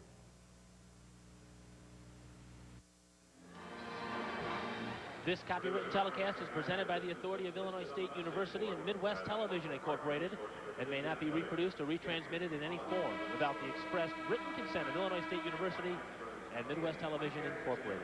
17-9, the 9th-ranked Purdue Boilermakers with the early lead over the Redbirds. Leroy Watkins with 2 fouls is having to play a little bit perhaps more tentative from here on out, Matt, you would say, huh? Well, they can't afford for him to be on the bench. He's their leader. He's the go-to guy inside. And if they're going to be successful, they're going to have an inside game to free up the likes of Therese Bryson and even L.D. Murdoch around the free throw line. So he needs to keep himself out of foul trouble and give them a boost inside. Under 11 and a half minutes to play here in the half. Riley backdoor to Ryan Crowley, who just checked in and scores a basket for the Redbirds. Good set play that time out of the timeout by the Redbirds. Get an easy basket. Ryan Crowley just in the game has been a big lift for the Redbirds this year off the bench. 2-3 zone by the Birds. Perhaps a matchup now. And traditionally, when you see the Birds in the zone, they're going to be in a matchup principle, and that's what they've come up with here in the early going. Eldridge back in the game for Purdue. Now Cunningham out top with Vic Williams on him. Eldridge penetrates, kicks to Cunningham, who was stripped by Kyle Cartmill. Back from the Birds now, 3-on-2 if they hurry. Williams leaves for Ryan Crowley, but we're going to have a foul. Great defensive effort that time by Cartmill on the other end. Did a good job as Cunningham was driving to the basket, helping out Vic Williams as he's beating on the play. Got a hand in, was able to go the other way for the Redbirds. Mike Robinson and Jerron Cornell come back in for Purdue. Cunningham and Gary McQuay go out. Now Greg McQuay and Brian Cardinal come back in, so we're seeing the entire starting lineup back in the ballgame for Purdue. Again, that's not uncharacteristic of this team. They substitute freely as they've got an exceptional bench. They average 24 points a game out of their bench and just have had a great output this season. The only two Redbird starters on the floor right now at this point are Leroy Watkins and Vic Williams. We're seeing Kyle Cartmill, Sean Riley, and Ryan Crowley all off the bench with this 5 on the floor. Defensively, this is a very strong team for the Redbirds out there. They've got the quickness on the perimeter. They've also got the size inside to compete with Purdue. Offensively, they need to get some things going. And Leroy Watkins just picked up his 3rd foul while fighting for position. Yeah, again, that time he had his arms up as he's supposed to, as opposed to the previous foul he picked up trying to get position inside where he had his arm underneath. Take a look at Leroy Watkins getting himself open inside. You know, that's a tough call down at the other end. Greg McQuay on the play was trying to get around him, and the big body of Leroy Watkins made it appear as if it was a difficult task, and therefore the foul was called. So 9.5 minutes into this basketball game, Leroy Watkins is on the Redbird bench with 3 fouls and will likely not see him the rest of the half. And that's a big loss for the Redbirds. He's the go-to guy inside scoring, and they're just unable to generate things when he's on the bench. Redbirds stay in their zone defense. 8 on the shot clock.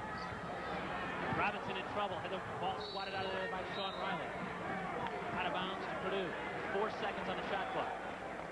Good job by Riley that time, just waiting until Robinson gathered himself, tried to draw the contact from Crowley. Riley comes over to help out and swats the ball away. Here's Cornell for 3. You got to know where that guy's at, especially with 4 seconds to go and the ball's in the perimeter. He's the one guy you have to find on this Purdue team. 5 points for Jerron Cornell. He and his backcourt mate Alan Eldridge each with 5. It's a 20-11 Purdue lead.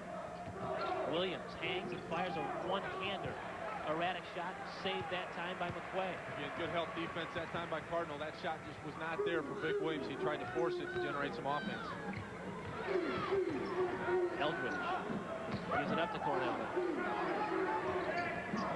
Pull up from Brian Cardinal. He misses the free ball. McQuay had the ball off his hands and out of bounds. He had position, but he couldn't hang on to the basketball.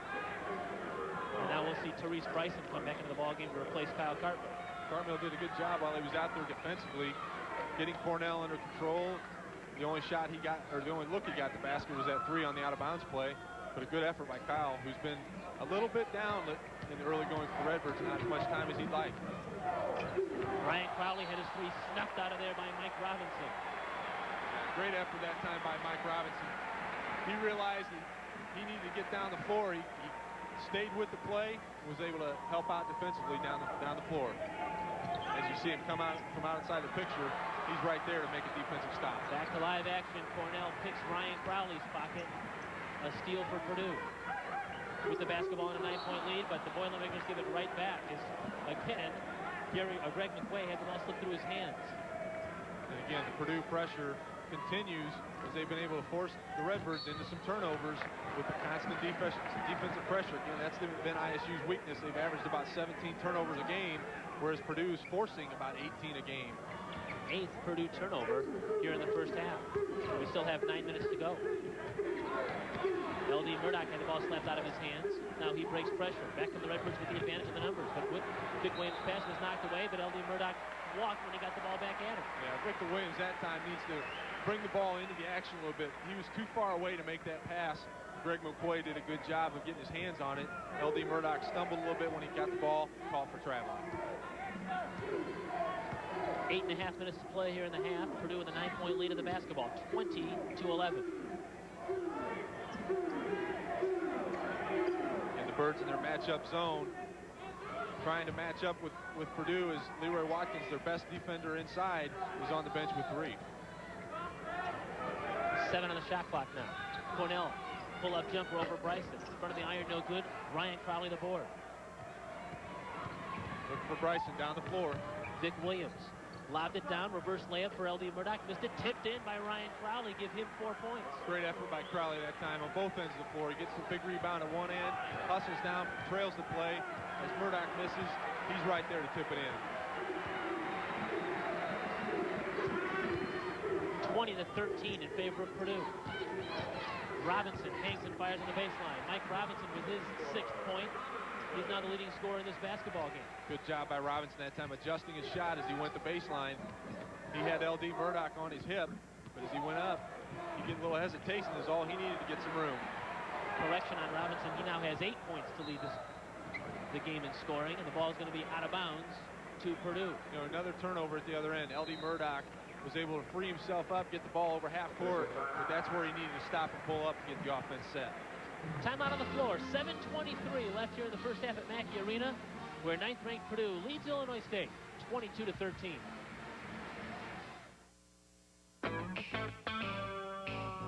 Some people choose Damon's Clubhouse for our award-winning barbecued ribs. Others like our steaks, chicken, seafood, prime rib, and of course, Damon's famous onion loaf. But everyone agrees, when it comes to hard-hitting, action-packed sports entertainment, Damon's Clubhouse is the next best thing to being there. Damon's, the place for ribs and a whole lot more.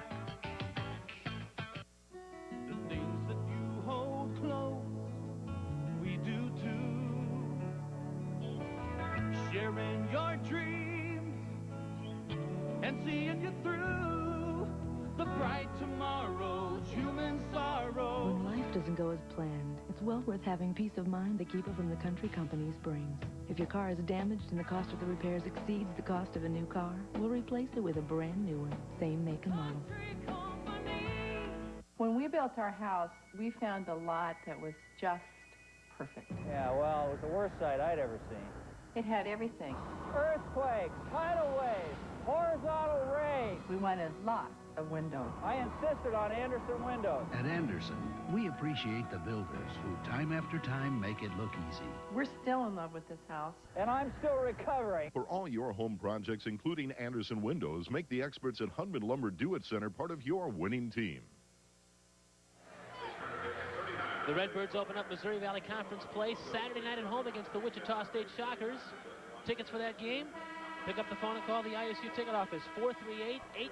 They'll line you up for tickets against Randy Smithson's Shockers or any of the upcoming Redbird home basketball games, 438-8000. Tonight, we're at West Lafayette, Indiana. Big Ten basketball, Purdue and Illinois State right now, 22-13 in favor of the Boilermakers with 7:23 to go in the first half. So the Redbirds have done a better job tonight of really getting after it defensively, creating some turnovers out of Purdue just by being there and showing some pressure. Foul that time by Vic Williams, but again, they're creating some opportunities out of their defense to generate some offense. Williams whistled for his first foul. That's the Redbirds' 4th team foul. Offensively, it appears as if Purdue is standing around a little bit, not really approaching this zone matchup principle being used by the Redbirds very well. Nice ball fake that time by Cardinal and then one by Robinson. Alan Eldridge from outside missed a long shot. Kyle Cardinal gets the long rebound. Now back in the front court. Redbirds with the basketball, trailing 22-13. L.D. Murdoch missed the lefty hook. Ball knocked around and out of, no, not out of bounds. Mike Robinson goes back and gets it. It was a great dump down pass that time by Cartmill. L.D. Murdoch was wide open, just unable to knock it down. Mismatch underneath. Robinson backing in on Kyle Cartmill. They swing the ball around to Greg McQuay. He's fouled. He had a dunk, but Sean Riley stepped in. Great ball movement that time by Purdue. Robinson originally had the mismatch underneath. Looked weak side to Cardinal. Cardinal does a good job of looking the defender off. As you can see, Greg McQuay is not being guarded on the baseline. Cardinal just dumps it down to him quickly. Riley comes over. Good hard foul that time, not allowing him to get the basket and the free throw. First foul on Sean Riley and Greg McQuay to the free throw line. 6'7", 215 pounds. Gary, Indiana. Transferred in from Southern Idaho. Now Brian Cardinal will go to the Purdue bench in favor of Cameron Stevens. They love his style here. Blue-collar player, Brian Cardinal. McQuay up and in. Makes them both. He's got two, 24-13 in favor of Purdue, and that ball was kicked on the pressure that time by Eldridge. Redbirds making some dangerous passes out there. Purdue's very quick defensively, getting a hand on quite a number of these passes. Illinois State needs to really concentrate on what they're doing. It's very safe to say that the Redbirds have not played against this type of athleticism yet this year. No, the pressure against Wisconsin was very good, but as you said, the quickness that Purdue has is second to none. Riley got the offensive board, but he walked as he tried to pump fake a couple of the Boilermakers. Tough call that time. Good job by Riley battling on the defense or on the offensive boards. Just unable to keep his feet about him and go up strong. All Kevin Stallings can do is smile about that one because he thought he had 2 points, but it was whistled away. As we approach the 6-minute mark left now in the first half, it's 24-13 Purdue with a basketball.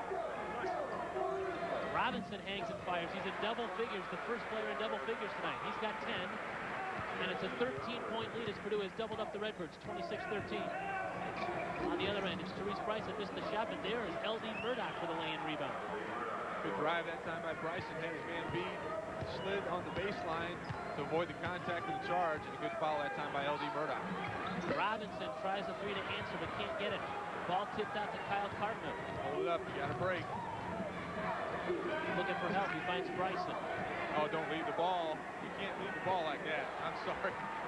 Purdue left the ball, and Therese Bryson made him pay as he knocked down the three. He's got 6, and the Redbirds are back now within 8 at 26-18. That's one of the no-nos in basketball. You do not leave the ball. Gene Cady is incensed over on the sideline. He can't believe what he just saw. I'm sure they were focusing on Therese Bryson going to this game and leave him a wide-open three. It's not what they talked about. Eldridge missed the shot, but it was tipped in by McQuay. Greg McQuay high up above the rim that time to tip that one in. A good effort. 10-point Purdue lead now as we're under 5 minutes to play here in the half. Bryson doesn't need much room out there. If you give him a good look at the basket, he's going to pull up. And Purdue, I'm sure, well aware of that after he's knocked down 2 here in the first half. Reach and foul that time as Kyle Cardinal dribbled around the Boilermaker defense. Cornell has not really given Therese Bryson many looks. We should credit him with playing good defense tonight. No, he hasn't. A couple of times he scored. Once when Cornell was on the bench, and Bryson was able to step back and get a good look at the basket. And that time on the secondary break, the last time down the floor, Cornell was guarding someone else. And again, Greg McQuay left the ball, left Bryson wide open for the three. Nice hand for Mike Robinson as he takes his 10 points to the Purdue bench. Kyle Cardinal to the free throw line for the Redbirds. Up and down, so he'll get the bonus shot as Purdue is over the limit with 17 fouls. Redbirds have 6 as a team.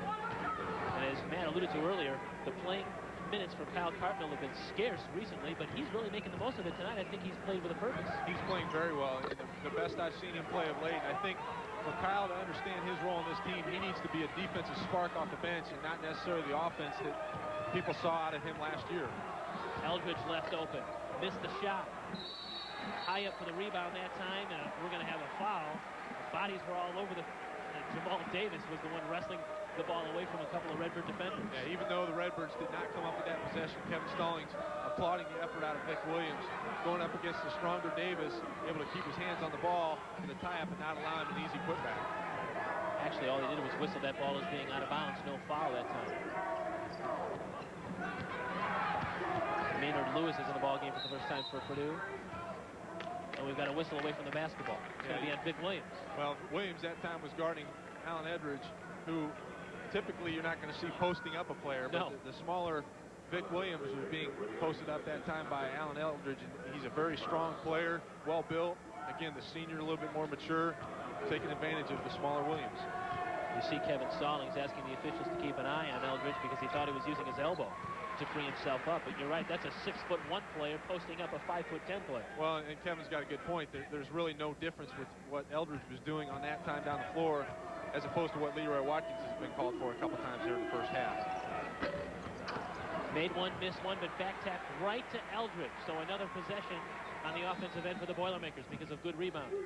Davis, a good job of getting his hand on that ball. A play that you'll typically see the Redbirds do as well, tipping the ball out on the free throw. Again, Cartmill with his hands on the ball. And a steal for the Redbirds. Here's Vic Williams all the way down. He gives it up to Murdoch with a shot snuffed out of there by Davis. And a tackle here at midfield, so to speak, by Vic Williams, who now has 3 fouls. Yeah, that's a tough play by Williams. You know, he's trying to generate something defensively. But again, Murdoch gets the ball underneath. He needs to realize where he's at and the type of players that are around him. He's going to have to get a little shot fake to get them either on their heels or to get them off the floor and get around him. And Vic Williams, again, somewhat out of frustration and not getting anything going offensively, picks up the foul, his third. Todd Berry, the ISU football coach, jokingly once asked Rick Greenspan if the speedy Vic Williams could play cornerback. We know he can tackle. That was an awfully good tackle out there. The only problem is he can't do that in basketball. Vic Williams is an exciting player, an aggressive, true freshman out there for the Redbirds. You know, doing a great job at the point guard, a tough position for a freshman to come in and play. But, you know, from time to time, he's going to have those lapses where he may not make the smartest play, and that situation was one of those. So the freshman guard is on the bench now with 3 fouls, and Cal Cartmill will have to run the point. Meanwhile, Maynard Lewis is at the free throw line where he's made his first, and his second one's on the way. He missed that one. Cartmill the board for the Redbirds. 30-20, a 10-point Purdue lead as we're under 4 minutes to go in the half. Again, we've seen 12 players in the game for Purdue. Not necessarily a rarity for them. Crowley with a backdoor pass to Murdoch, who did a nice job of corralling the ball and laying it in. Great hands in traffic that time by Murdoch. Good defensive effort by Stevens. Murdoch was able to come up with the ball and lay it in. Very effective play. He's got 6. The Redbirds within 8. Here's Mayfield now. Lost the dribble. Cartmill on him. Maynard Lewis to the paint. Davis around Riley. Whistle. Traveling. Oh. I'm not so sure they couldn't have called a reach-in foul that time out top, but Redbirds got away with it. They get possession. Gene Katie's taking his jacket off, so he didn't like the call either. 3:21 to go in the half. Purdue leads it 30-22. It's important for employers to know the influence office environment has on productivity. And that's where Lincoln Office can help. For more than 60 years, we've been helping companies maximize efficiency in the workplace. We represent leading manufacturers like Steelcase and Hahn. But we offer far more than just office furniture. We also provide the best lighting and floor covering solutions available. Call Lincoln Office to put intelligent office solutions to work for you. You work hard and play hard, but sometimes your body gives in. Trust OSF Sports Care, the first sports care facility in Bloomington Normal. OSF Sports Care offers diagnostics, splinting, surgery, rehabilitation, and physical therapy. Work hard, play hard, and let OSF take care of you 100%. OSF Sports Care, professional care for amateur athletes. 99 Toyotas are here, from Avalons to Siennas. And Bob Dennison Toyota, winner of the Toyota President's Award, has the largest availability of 99 Camrys in Central Illinois, including the all-new Solera, a remarkable, luxurious personal coupe. At Dennison Toyota, we're setting new standards in Toyota sales and service. Bob Dennison Toyota, good people selling good cars at good prices. 1508 Morrissey Drive in Bloomington. Redbird basketball fans, here's a great Christmas present idea. 100 years of Illinois State Redbird basketball in hardback. It's now out. A couple of years in the making. Brian Bloodworth and Roger Cushman have put together an account of the first 100 years of Illinois State Redbird basketball. The forward is written by Doug Collins. $29.99. Pick it up on campus in some of the local bookstores. I'll tell you what, if there's anybody out there that has my name or hasn't picked out a present yet for me, there's an idea. It's not bad. We sifted through it. Despite the fact that there is a picture of Matt Tampone in it, we still like the finished product. Again, Purdue showing the full court pressure. The Boilermakers lead Illinois State 30-22 as we have 3 minutes and 10 seconds to go here in this opening half of play at Mackey Arena, West Lafayette. Terrific, terrific arena in which to watch a college basketball game. Here's Cartmill through the defense, all the way down, laid it in, but an offensive foul, it looks like. Basket should have counted. He released the ball before he made contact. Yep, they will count it. It'll be a one-on-one opportunity at the other end, though, for Purdue. A little too much dribbling here by Kyle Cartmill, but definitely a better attack against that double-teaming trapping that Purdue has put on the Redbirds here in the first half than what they've been doing previously. So, again, they've done one thing right, but then, on the other hand, a little too much dribbling that time, but we'll take the 2 points. And Jamal Davis, who's a 6'7" sophomore from Merrillville, Indiana, goes to the free throw line for the first time tonight. We missed that one badly. I could tell when that left his hand that wasn't coming close. Merrillville, Indiana. I'm sure a lot of Redbird fans remember another native of Merrillville, and that was Lou Stefanovic. Yeah. Here's Therese Bryson in the baseline all the way down. He saw a seam in the defense, took it right to the hole, laid it in. That time by Therese Bryson, got the ball, did not hesitate, went right at Brian Cardinal, got around him quickly. 8 points for Bryson. Quiet 8 points. 30-26 now. The Redbirds have clawed back to within 4 points. Again, only 2 starters in the game right now for Purdue. Gene Cady trying to get a good mix of players in and off the bench for his team. Illinois State taking advantage of that right now. In the shot clock now. Davis spins on Riley. Looked like he banged him with the elbow, but it's going to be Riley with the reaching foul. If we can get a replay of that one, let's take a look. And Davis does a good job getting himself underneath, strong position against Riley, but then when he gets the ball, he hooks him by taking an elbow to Riley's head. He's able to free himself up to the basket. He gets the foul instead of Sean Riley. On the other end, we see Therese Bryson going strong to the basket. A good seal at that time. An easy lane. Again, Davis misses that free throw. He's got a very high arching free throw attempt. And Gene Cady, Sans sports coach, is pacing the sidelines in front of his bench. See the crowd showing some appreciation for Lewis. I think they're also getting excited about John Allison coming in the ball game. Another freshman for the Purdue Boilermakers. He is 0 for 3 from the free throw line. Davis, in fact, on the year now, he's 4 out of 13, so Redbirds in a position to cut this game even closer. Bryson dribbled the ball off his knee and out of bounds. Good pressure that time by the Boilermakers. Unforced error for the Birds. Yeah, a little contact that time. Kevin Stallings wanting the foul. Bryson needs to get that ball kicked out quicker and avoid the trap as it's coming closer to him. There's John Allison, the freshman from Palestine, New Palestine, Indiana, 6'10", 215, long and lanky. And the fans in these parts really like him and think that he's going to be a terrific player. Birds staying in that zone defense, and caused a Purdue turnover as the ball was thrown out of bounds by Alan Eldridge. It's 11 turnovers here in the first half for Purdue. A veteran team, again, as we had talked about throughout. You know, a lot of uncharacteristic mistakes for the Boilermakers. 1:42 left to play in the half, and the Redbirds have a chance to close within 2. It's 30-26 Purdue. Kyle Cardinal for 3. Missed the shot. Ryan Crowley, the offensive board. Faked on Cardinal, laid it in. And hit the deck hard.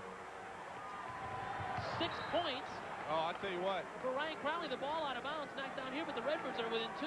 No, it was off of L.D. Murdoch's foot, but Eldridge is fortunate that didn't go off of him because he lost control of the ball, and it just happened to go off L.D. Murdoch's foot. But a great effort down on the other end by Ryan Crowley.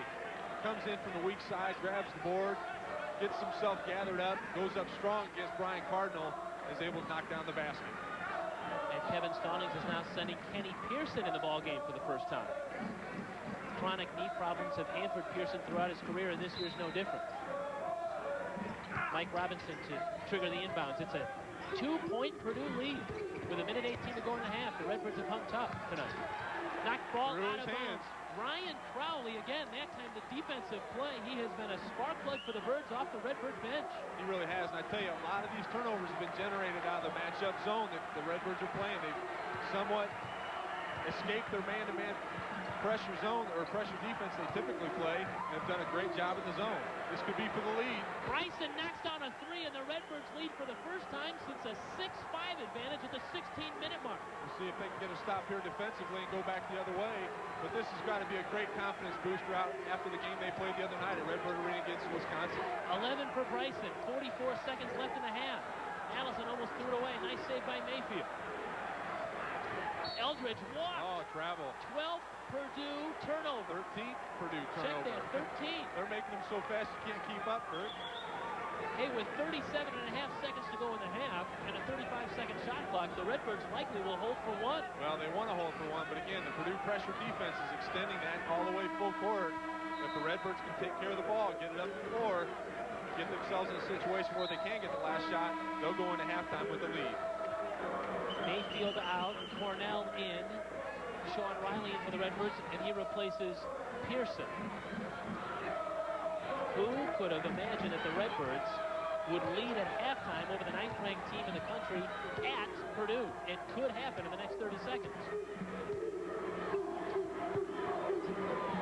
Again, you have to be careful careful, the 5-second call. You can't just dribble the ball out there endlessly as you were able to in the past. The rule is now if the player's within range, the 5-second count is on, and it could be a turnover. You see the time in the corner of the screen, 10 seconds now. That's the shot clock. 5 to shoot. Cartmill. Riley, they're oblivious to the shot clock, so it's going to be a shot clock violation. But there's just 0.5 of a second left now on the game clock. So the Redbirds don't get a chance to get anything in here at the end, but they may have milked too much time off the clock to allow Purdue to answer. Again, pressure defense that time by Eldridge. Got his hand on the ball just enough to throw Cartmill off of what he wanted to try to do. You know, I give Coach Kevin Stallings credit that time of trying to get Kyle Cartmill involved, but in that situation, Therese Bryson is the offensive go-to guy and is going to be able to create offensive plays in a shot clock or a clock winding down situation. But a discussion at the scores table perhaps about the time left on the clock. Well, even with 0.5 seconds to go, the Redbirds setting up defensively all the way down the floor and having no pressure on the ball whatsoever. Purdue can get the ball up to half court unless they extend their defense. Right now, Therese Bryson, L.D. Murdoch, Kenny Pearson, Ryan Crowley, and Kyle Cartmill are the 5 players on the floor for the Redbirds. Mike Robinson, Jerron Cornell, Alan Eldridge, John Allison, and Brian Cardinal comprise the 5 for Purdue. Again, 0.5 of a second left here in the first half. Illinois State leads Purdue 31-30. Purdue will have the ball under its own basket and have to go the length of the floor. Redbirds on a 9-0 run here in the last 3.5 minutes. Again, taking advantage of the miscues by Purdue and doing a good job of converting at the offensive end. They've put another 1.5 seconds on the clock, so now there's 2 seconds left in the half. 2 seconds left. The Redbirds are not guarding the inbounds pass. Now Cartmill's extended himself a little bit in order to force Purdue to take what appears to be a half-court shot. Eldridge running. Shot high off the glass. Not close. Well, folks, the Redbirds have come to Purdue, and they lead the Ninth Range Boilermakers at half. 31-30. Back with halftime festivities in a minute. The season for giving is here, and CBS 31 has joined with the U.S. Marine Corps Reserves to collect toys for tots. That way you can make sure a child has a gift to open on Christmas morning. Help us fill the CBS 31 studio with toys for kids right here in our area. Donate a new unwrapped toy at CBS 31 or one of these locations. Toys for Tots, sponsored by the U.S. Marine Corps Reserves and CBS 31, the one and only. At Blaine's Farm & Fleet, you'll find great gifts for the holidays. Get Dad a Dremel variable speed moto tool. It's got over 175 uses. Pick one up for just $59.99. Farm & Fleet also has a Bosch 5-inch random orbit palm sander or a Skill 3/8-inch cordless drill. Your choice, $79.99. And choose from an Ingersoll Rand 1/2-inch heavy-duty air impact wrench or a 3/8-inch 12-volt heavy-duty air ratchet wrench. Your choice, $69.99. And remember, Farm & Fleet's Toyland is open. And now we go to Phil live at the big game. Well, I don't know what it's like outdoors, but I've got 72 degrees and a really great seat. Yeah, who cares if it snows when you're Under the dome, huh? Dome schmome, pal. I'm at home. Go, go! Touchdown, yes! Well, here's who to call for custom-made indoor weather in your dome. Schmome, home. Celebrate a winning team, the Redbirds, and Mayo Plumbing and Heating in Bloomington. For quality Carrier products, call them today at 828-7906. Mayo Plumbing and Heating in Bloomington.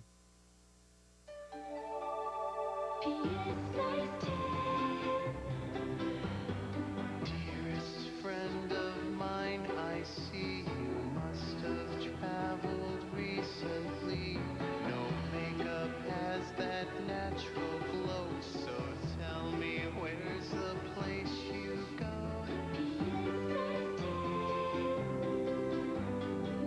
P.S. Nice tan.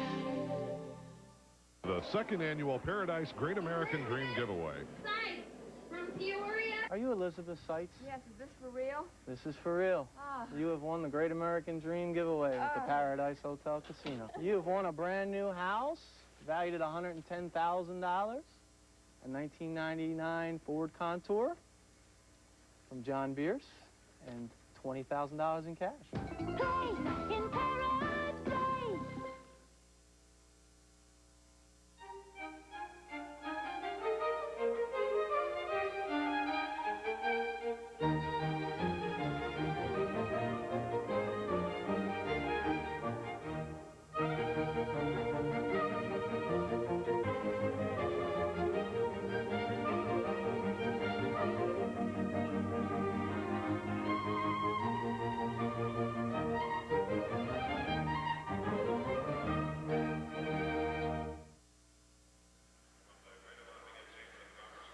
Back here in West Lafayette at Mackey Arena, the score is right. Illinois State 31 and Purdue 30. Kurt Pegler and Matt Taphorn with you. Matt, it's probably not anything that neither you nor I expected the Redbirds to be leading at halftime against the 9th-ranked team in the country, but right now the Redbirds are outplaying the Boilermakers. Well, I'll tell you, after the Saturday night's game against Wisconsin, there's two ways they could have approached this game. They could have really lost a lot of confidence in the momentum that they built up prior to that game with the 6 wins, or they come in here and really fight it out, and that's what they've done in the first half. And again, a road team like them, a young team, if you give them confidence, they're going to hang around, and that's all they need to be able to pull off a big victory here at Purdue. Therese Bryson with 11 points. Ryan Crowley, a spark plug for the Redbirds. He has 6, as does L.D. Murdoch. Right now, Mike Robinson leads Purdue with 10 points, but Jerron Cornell, the leading scorer, averaging about 16 a game, has been held to 5 points. Yeah, and one of those was off of a defensive misplay that time by Illinois State out of an out-of-bounds situation. Was able to free himself up for 3, but they've really keyed on him. Kyle Cartmill came off the bench, did a great job of finding him and staying on him. But really, the matchup zone defense Illinois State has used in the first half has created some uncharacteristic turnovers for Purdue. Certainly has. Again, Illinois State leads Purdue 31-30. We are at halftime here at West Lafayette. We'll break for news headlines and come back with more from Mackey Arena here on CBS 31.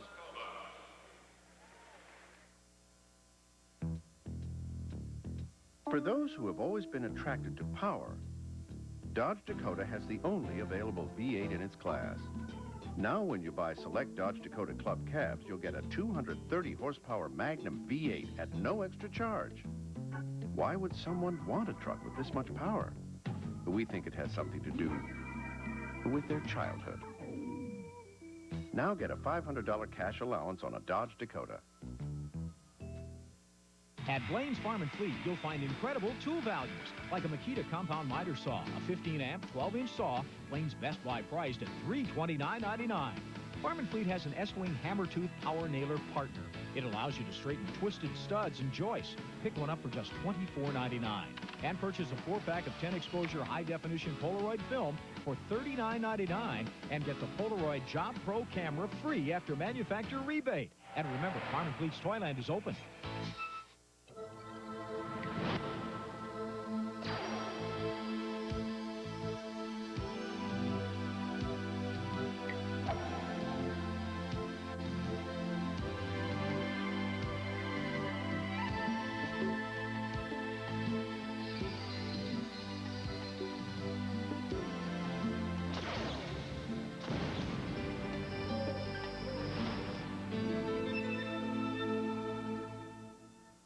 Now we go to Phil live at the big game. Well, I don't know what it's like outdoors, but I've got 72 degrees and a really great seat. Yeah, who cares if it snows when you're under the dome, huh? Dome schmome, pal. I'm at home. Go, go! Touchdown, yes! Well, here's who to call for custom-made indoor weather in your dome. Schmome, home. Celebrate a winning team, the Redbirds, and Mayo Plumbing and Heating in Bloomington. For quality Carrier products, call them today at 828-7906. Mayo Plumbing and Heating in Bloomington. There's no rival against the best and the strongest. For your home, it's Eagle Windows and Doors. In every room, Eagle ideas bring visions to life. And because you want them to last, your dream shouldn't be left to just anybody. Eagle, giving vision to great ideas.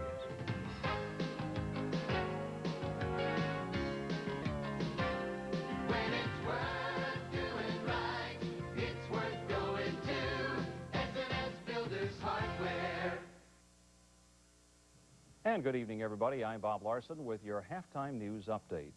Word tonight that Peoria Congressman Ray LaHood could play a key role in next week's scheduled impeachment debate in the House. That should happen next Thursday. LaHood has been asked to sit in the Speaker's chair and preside over the House during the debate. Meanwhile, the House Judiciary Committee continued its hearings today, with President Clinton's legal team beginning a defense with a parade of witnesses. Peoria Congressman LaHood believes the committee will draft articles of impeachment against the president, specifically for perjury and obstruction of justice. Yet another lawsuit is filed today over an October 11th toxic chemical reaction on Peoria's north side. The chemical reaction at the Rogun facility on Rock Island Street released a cloud of toxic gas, forcing the evacuation of nearby neighbors. Today, Rogun sued the company which supplies them with their chemicals. Rogun claims they relied on Ulrich Chemicals' recommendation and was not aware of any problems until the accident. Today's suit comes just days after the state sued Rogun for the accident. An important step forward for a multi-million-dollar project along Peoria's riverfront. Construction on the so-called north patio of the riverfront village is now above ground. This phase will include a Joe's Crab Shack restaurant and a Damon's restaurant, as well as space for several retail shops. And just a reminder, coming up tonight at 10, the latest on the impeachment hearings. Water is the issue in Peoria, and East Peoria looks at a taxing issue. Join us tonight at 10, and we'll have the second half of the game in a minute. You don't need a month to book our best fare to Atlanta, but you might want to call now for the best pickings. Affordable travel closer than you think. When it comes to fares to Orlando, we don't Mickey around. Affordable travel closer than you think. With Denver fares this low, you can bring the little varmints along. Affordable travel closer than you think. And now we go to Phil live at the big game. Well, I don't know what it's like outdoors, but I've got 72 degrees and a really great seat. Yeah, who cares if it snows when you're Under the dome, huh? Dome schmome, pal. I'm at home. Go, go! Touchdown, yes! Well, here's who to call for custom-made indoor weather in your dome. Schmome, home. Celebrate a winning team, the Redbirds and Mayo Plumbing and Heating in Bloomington. For quality Carrier products, call them today at 828-7906. Mayo Plumbing and Heating in Bloomington. There's no rival against the best and the strongest. For your home, it's Eagle Windows and Doors. In every room, Eagle ideas bring visions to life. And because you want them to last, your dream shouldn't be left to just anybody. Eagle, giving vision to great ideas.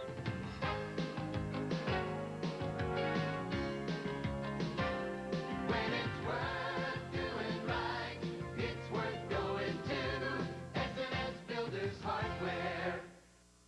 The second annual Paradise Great American Dream Giveaway. Sites from Peoria. Are you Elizabeth Seitz? Yes, is this for real? This is for real. Ah. You have won the Great American Dream giveaway with the Paradise Hotel Casino. You have won a brand new house valued at $110,000, a 1999 Ford Contour from John Bierce, and $20,000 in cash.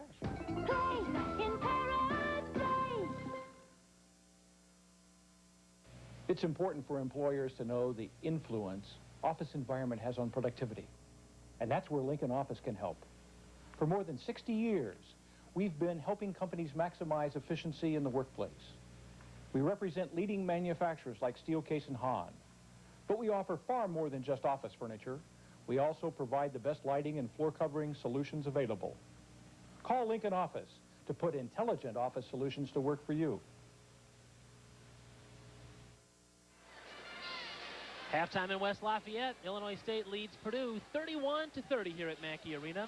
You know, last Wednesday night, Leroy Watkins schooled Alcorn State for a career-high 25 points. The next day, he schooled some area youngsters in the classroom. Mike Bloomberg has our halftime report tonight. Wednesday night, Leroy Watkins poured in 25 points for the Illinois State Redbirds. Less than 24 hours later, he was still scoring points, only not on the college hardwood. Little porcupine looks in the mirror. But in a second-grade classroom at Bloomington's Washington Elementary School. I can't even remember back when I was in second grade. I forgot how small kids are. Who's read the most books?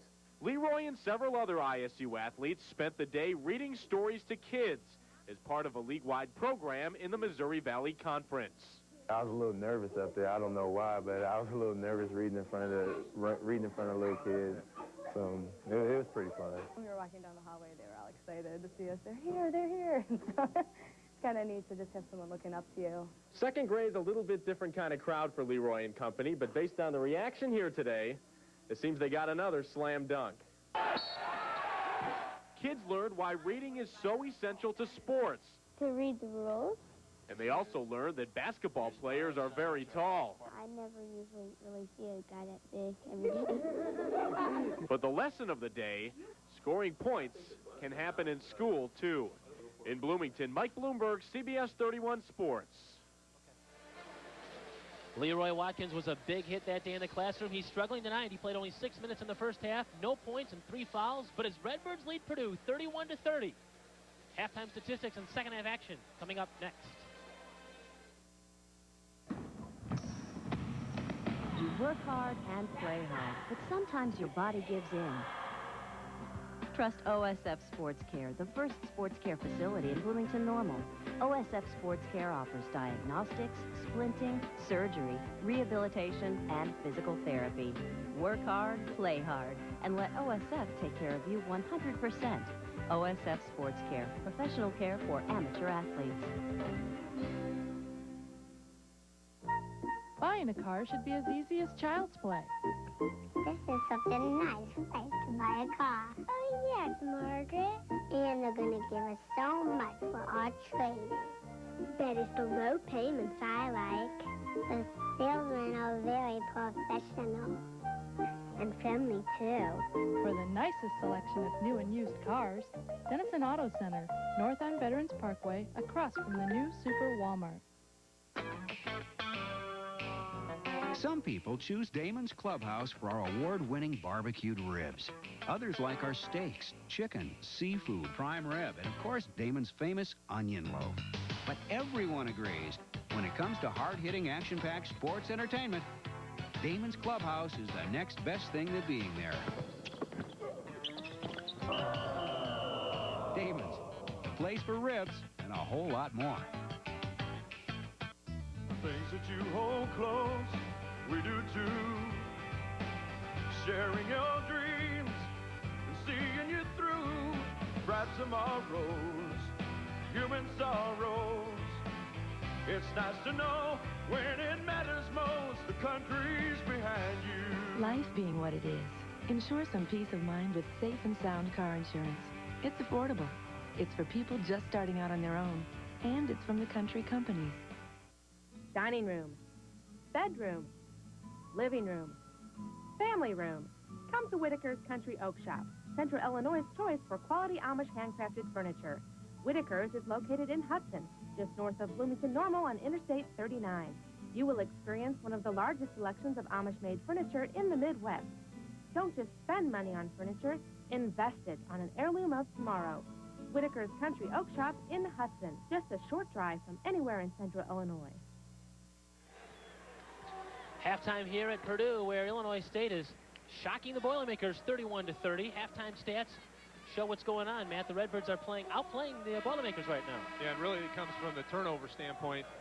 To jump ahead, Purdue's had 13 turnovers compared to Illinois State's 10. They're shooting the ball 48% compared to ISU's 43. 54% from the free throw line, 7 out of 13 for Purdue, 100% for Illinois State, only 2 out of 2. Purdue shooting only 1 out of 6, 17% from three-point range. Illinois State with Therese Bryson shooting 38%, 17 rebounds apiece. Leading scorers for Illinois State, it's Therese Bryson with 11, Ryan Crowley and L.D. Murdoch each with 6. Mike Robinson leads Purdue, he has 10, and Alan Eldridge has 6. We're underway for a second half of action here at West Lafayette. Again, Illinois State with the lead in the basketball. 31-30, the Redbirds have the advantage here as we open up the second half. And you see some changes in the starting lineup for both teams as coaches were upset with the play for some of the players out there. Ball tipped around and controlled by the Redbirds. Tyrone Brown, Therese Bryson, Kyle Cartnell, Sean Riley, and L.D. Murdoch are the 5 on the floor for Illinois State. Jerron Cornell, Mike Robinson, Carson Cunningham, Brian Cardinal, and Gary McQuay start for Purdue, and a turnover by the Redbirds. Bad pass, it's picked off by Cornell. Yeah, both teams kind of picking up where they left off. Quite a few turnovers in the first half. Here's a 3-ball from Cornell, no good. McQuay up high for the board. Cunningham fakes, hangs, fires, misses his shot, and Therese Bryson the defensive board.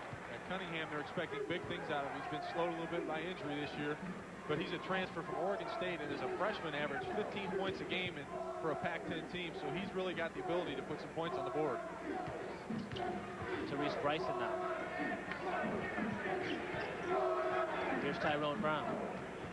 We played a minute and 12 seconds. No scoring here in the second half. Brown down the middle. Missed the shot. And Cornell the rebound. Boy, and Brown, after he missed that shot, just got leveled by Mike Robinson. You know, good effort that time of driving in the lane. They will knock it down. McQuay fakes. Hangs, fires, scores, foul. Good strong move that time by McQuay, and that's the effort they hadn't been getting out of his brother Greg McQuay in the first half. does a good job at getting the ball, facing the basket against L.D. Murdoch. Little shot fake up and under, goes strong to the basket, draws the foul, and was able to knock it down and go to the line for the three-point play. And a 20-second timeout called by Kevin Stallings. Well, the Redbirds, in the Kevin Stallings era, in the 6 years that he's been at Illinois State, are 38-6 in games following a loss. Redbirds lost Saturday night against Wisconsin. Purdue, on the flip side, and I should say ISU is 5-0 so far this season when leading at halftime. Purdue, on the flip side, when leading at halftime, 122-7, so they like to lead at half and coast, but that can't be the story tonight for the Boilermakers. Well, they got some confidence in the first half, but the key is not to come out and be overconfident here in the second half, because Purdue can turn it on and turn it off very quickly. They got the type of athletes and the type of team that can put you down in a hurry, and if the Redbirds don't continue that tenacity in the first half, they could get blown out in the second half. McQuay makes good on the three-point play. It's a 33-31 two-point Purdue lead, and again, the Boilermakers are going to show that full-court pressure. Redbirds need some help. Kyle Cartmill comes back to get it. Now in the front court, flips over to Sean Riley. We're tied at 33. Good job that time by Cartmill, pushing the ball off the floor. He had defenders on both sides of him. He was able to maintain control of the ball, dump it off to Riley for the easy lay-in. First points for Riley, who was bumped out of the starting lineup in favor of L.D. Murdoch tonight, but starts the second half and ties the ball game at 33. Again, a mismatch underneath. Cornell a little bigger than Therese Bryson. He flipped that ball in around a double team. Well, when you're scoring 17 points a game, yeah, you got to be lucky on some of them. That time, Jerron Cornell got the sweet roll inside. He's got 4 points. Back to a two-point Boilermaker advantage, 35-33. Again, Leroy Watkins on the Redbird bench with 3 fouls. He only played 6 minutes in the entire first half. Skip backs across to Cartmill. Now Brown. Redbirds on the perimeter. Bryson fakes the 3, steps inside, missed the jumper, and it's going to be a foul back here on Purdue as Gary McQuay was all over L.D. Murdoch. L.D. Murdoch that time did a good job of positioning himself inside, going for the offensive rebound. The missed shot by Bryson after the nice shot fake. And L.D. Murdoch gets the benefit. The Redbirds get the ball out of bounds after the foul. Actually, they whistle that one on Carson Cunningham, although both he and McQuay were in the neighborhood. Therese Bryson may have had his heel on the out-of-bounds line. Yeah, unfortunately at that time, they had a good set play on the out-of-bounds. Bryson getting a little excited about the open shot opportunity. He stepped out of bounds as he stepped back to catch the ball. Costly turnover for Kevin Stallings' team as it fails to cash in, actually on 2 opportunities to score on that offensive set. And Purdue comes back down the floor with a 2-point lead.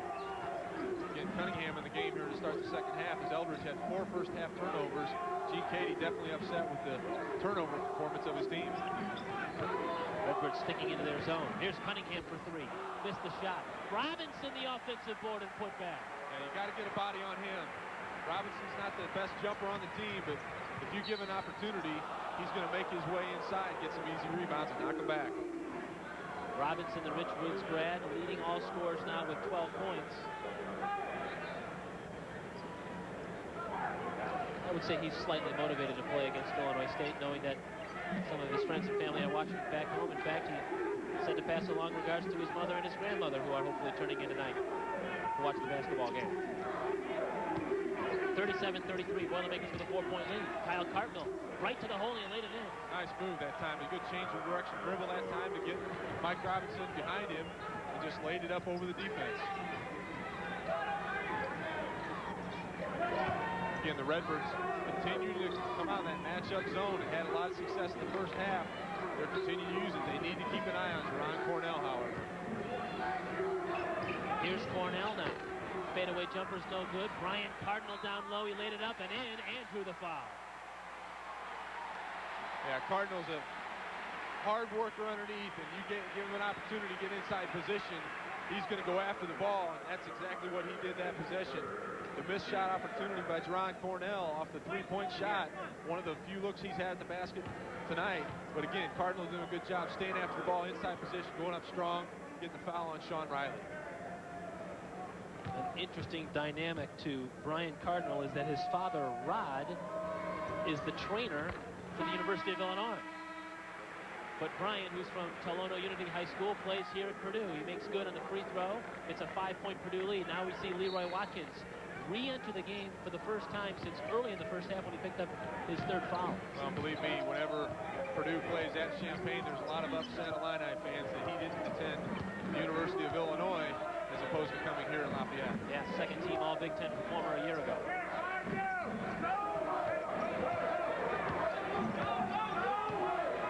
Crowley back in the game for the Redbirds.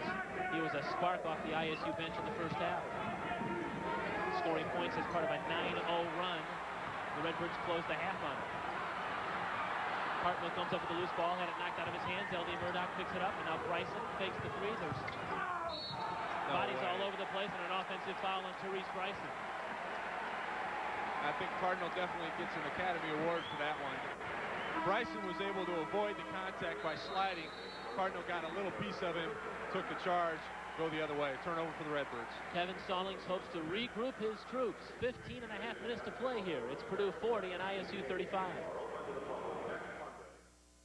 The season for giving is here, and CBS 31 has joined with the U.S. Marine Corps Reserves to collect toys for tots. That way you can make sure a child has a gift to open on Christmas morning. Help us fill the CBS 31 studio with toys for kids right here in our area. Donate a new unwrapped toy at CBS 31 or one of these locations. Toys for Tots, sponsored by the U.S. Marine Corps Reserves and CBS 31, the one and only. At Blaine's Farm and Fleet, you'll find incredible tool values. Right now, pick up a Ryobi 12-volt 3/8-inch cordless drill or a 9.6 center handle 3/8-inch cordless drill. Your choice, just $79.99. Farm and Fleet has a Hempy 2-pack wood clamp set or drill guide with chuck. Your choice, $19.99. And pick up Crescent adjustable wrenches featuring extra wide hex jaw. These quality wrenches are priced from $8.49. And remember, Farm and Fleet's Toyland is open.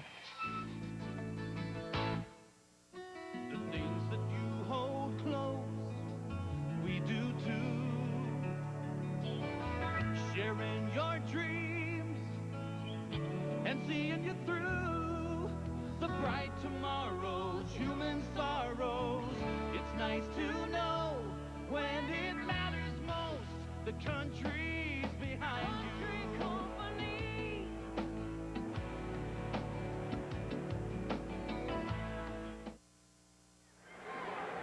We'll let everybody catch their breath for a month with the holidays, and we'll be back with you for our next televised game on January the 5th, live from Southwest Missouri State, the Redbirds and the SMS Bears. That'll be the 5th of January at 7 o'clock here on CBS 31. It's our next TV game. Here at Purdue, the Boilermakers with a 40-35 lead over the ISU Redbirds with 15 and a half to go here in regulation. They started out with a 10-4 run here to start the second half. A lot of it caused by turnovers by the Redbirds. They're switching the roles here in the second half as Illinois State has 4 turnovers to only 1 out of 1 for Purdue. Ray Watkins almost had a steal there, but couldn't control his body, fell out of bounds. Eldridge in the game now after 4 first-half turnovers. Almost had one there in the early going. Back to his entry in the second half.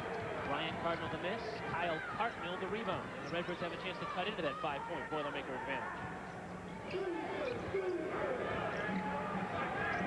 Watkins trying to establish himself underneath, just unable to do so. Good hands that time by Cardinal as L.D. Murdoch had a lane for a moment to the basket. Cardinal got his hand in there and knocked it out of bounds. Seems like Brian Cardinal is playing rejuvenated basketball here in the second half after a really uneventful first half. Well, I'm sure most of the team got a little talking to in the first half, or in halftime by Gene Cady. It sparked a little bit of interest in this game out of him. Bryson's pass was into traffic and picked up by Mike Robinson. Ahead to Eldridge. He had the ball poked away by Kyle Cartmill. Can he save it? No. Look out. I'll tell you, that's the kind of effort that the Redbirds were lacking the other night that really gets a spark in the team. You know, Kyle Cartmill didn't have a chance of saving this ball, but he still went after it. Dives out of bounds. Watch Kevin Stallings.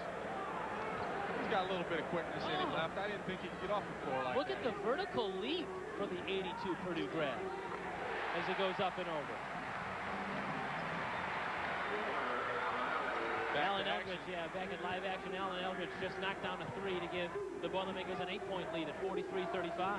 Eldridge has actually been an offensive spark for Purdue. He's got 9 points in this game after that good-looking three-point shot from the wing. Redbirds led 31-30 at the half. Ryan Crowley's miss. It's been all Purdue so far here in the first 6 minutes of the second half. Yeah, that's a poor shot selection that time by Crowley. He had Mike Robinson on him, got free for a moment, forced a shot, but that was after only one pass. Robinson, the foul, and the hoop. Robinson just makes a living on that baseline. He kind of hides in behind the defense. Good job spotting him from out top by Eldridge. Take a look at Robinson, where he starts from. Cardinal catches him. Good job looking off the defense. He's back behind the defense and lays it in over the top of L.D. Murdoch. He'll go in line for a three-point opportunity.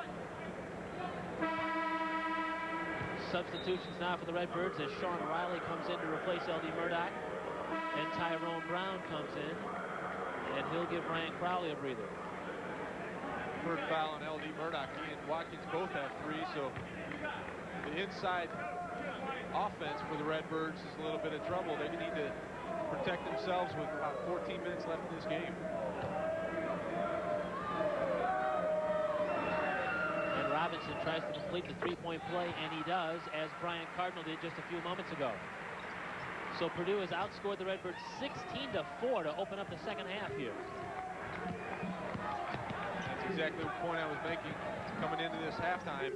You can't be too confident against this team. They're capable of putting up some points in a hurry.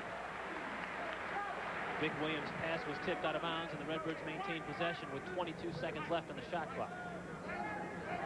Good job that time by Williams, attacking the basket, trying to create some offense. Good hands by Purdue to knock the ball out of bounds. Boilermakers have done a nice job on defense here in the second half of frustrating Illinois State's offense. Well, they've really extended the offense of the Redbirds more than they had in the first half. Sean Riley, who likes to shoot from the perimeter, hits a shot just inside the three-point arc. So that's a 2. It's 46-37 now, Purdue.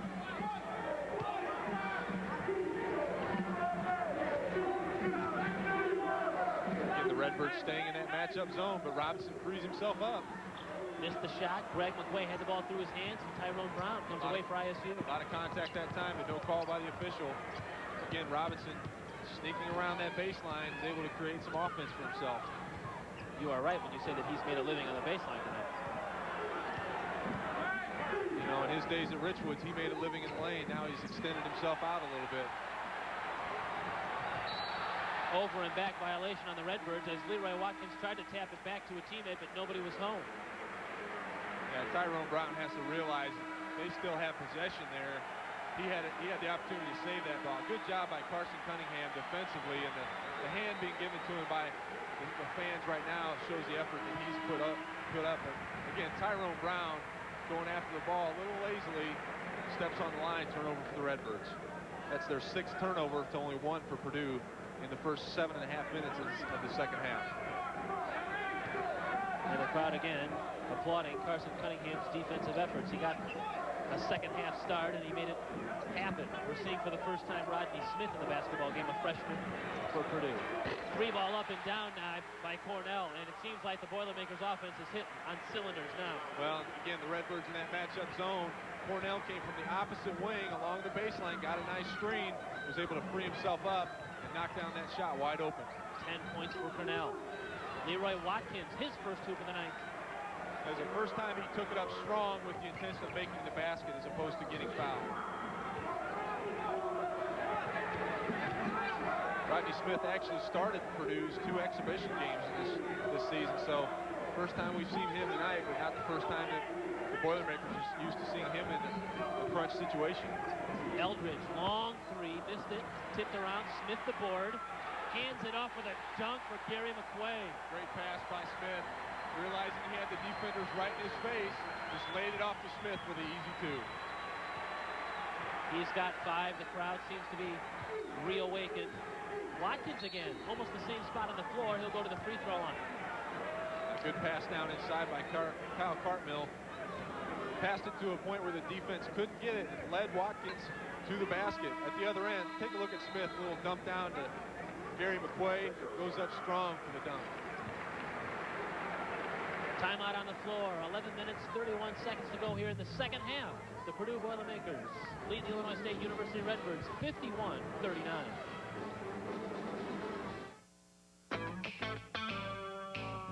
Some people choose Damon's Clubhouse for our award-winning barbecued ribs. Others like our steaks, chicken, seafood, prime rib, and of course, Damon's famous onion loaf. But everyone agrees, when it comes to hard-hitting, action-packed sports entertainment, Damon's Clubhouse is the next best thing to being there. Damon's, the place for ribs and a whole lot more. Silverado. It has a more powerful V8 engine than Dodge Ram and Ford F-150. It has a bigger extended cab. And it's the only pickup with four-wheel anti-lock disc brakes standard on every model. It's the truck. The Motor Trend Truck of the Year. Silverado, the truck from Chevrolet.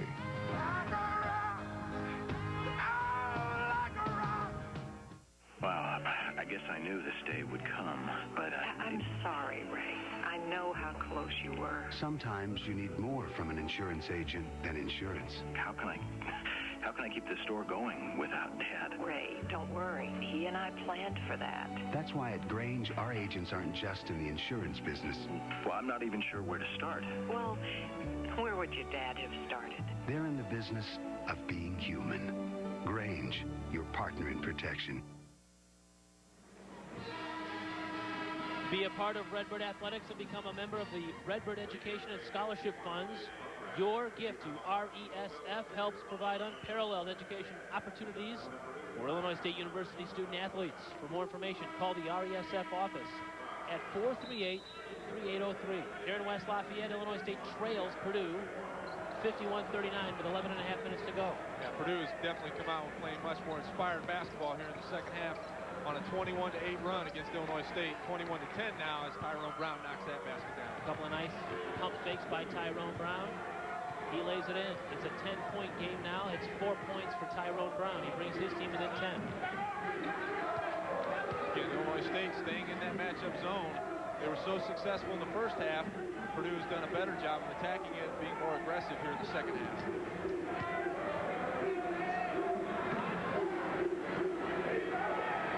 10 on the shot clock now. Yeah, they've got Rodney Smith down there running the baseline as opposed to Jerron Cornell. Not as much of an offensive threat. Smith puts up a three. He can't get it. Somehow Brian Cardinal came up with the offensive board, and they'll reload the shot clock. Yeah, that's the type of effort that Gene Katie's looking for out of his team. On the other end, Vic Williams comes up with a steal. The ball goes off Cornell of Purdue and out of bounds to the Redbirds. What an effort by Brian Cardinal. We talk about blue-collar effort. This is look at him. defining it. He's almost fallen out of bounds. Somehow gets his hands on the ball, has enough presence of mind to get the ball back out to the top of the key and reset the offense. Redbirds trail by 10 with the basketball. Vic Williams lobs down to Burdock again, who showed the nice hands to tip the ball to himself. Again, good hands that time by Burdock. Williams had an open three-point shot. A good recognition by him that time to pass it to the open Burdock as opposed to letting that one go. Burdock's done that twice tonight. He's got 8 points. But a three ball on the other end by Cornell. Yeah, if Cornell's going to get hot like that, Illinois State's going to have to go back to a man-to-man because he can put some points on the board in a hurry. 13 points now for Jerron Cornell, the team's leading scorer. He averages about 16 a game. It's an 11-point Purdue advantage and a reach-in foul that time on Cornell. He's not too happy. Neither are the fans. And for Cornell, that would be his third foul as well. So could have gone either way that time as he appeared to get a lot of ball, but anytime you're smacking down at the ball like that, there's a lot of arm action involved. Illinois State was the beneficiary of that call. Under 10 minutes to go now. An 11-point Purdue lead.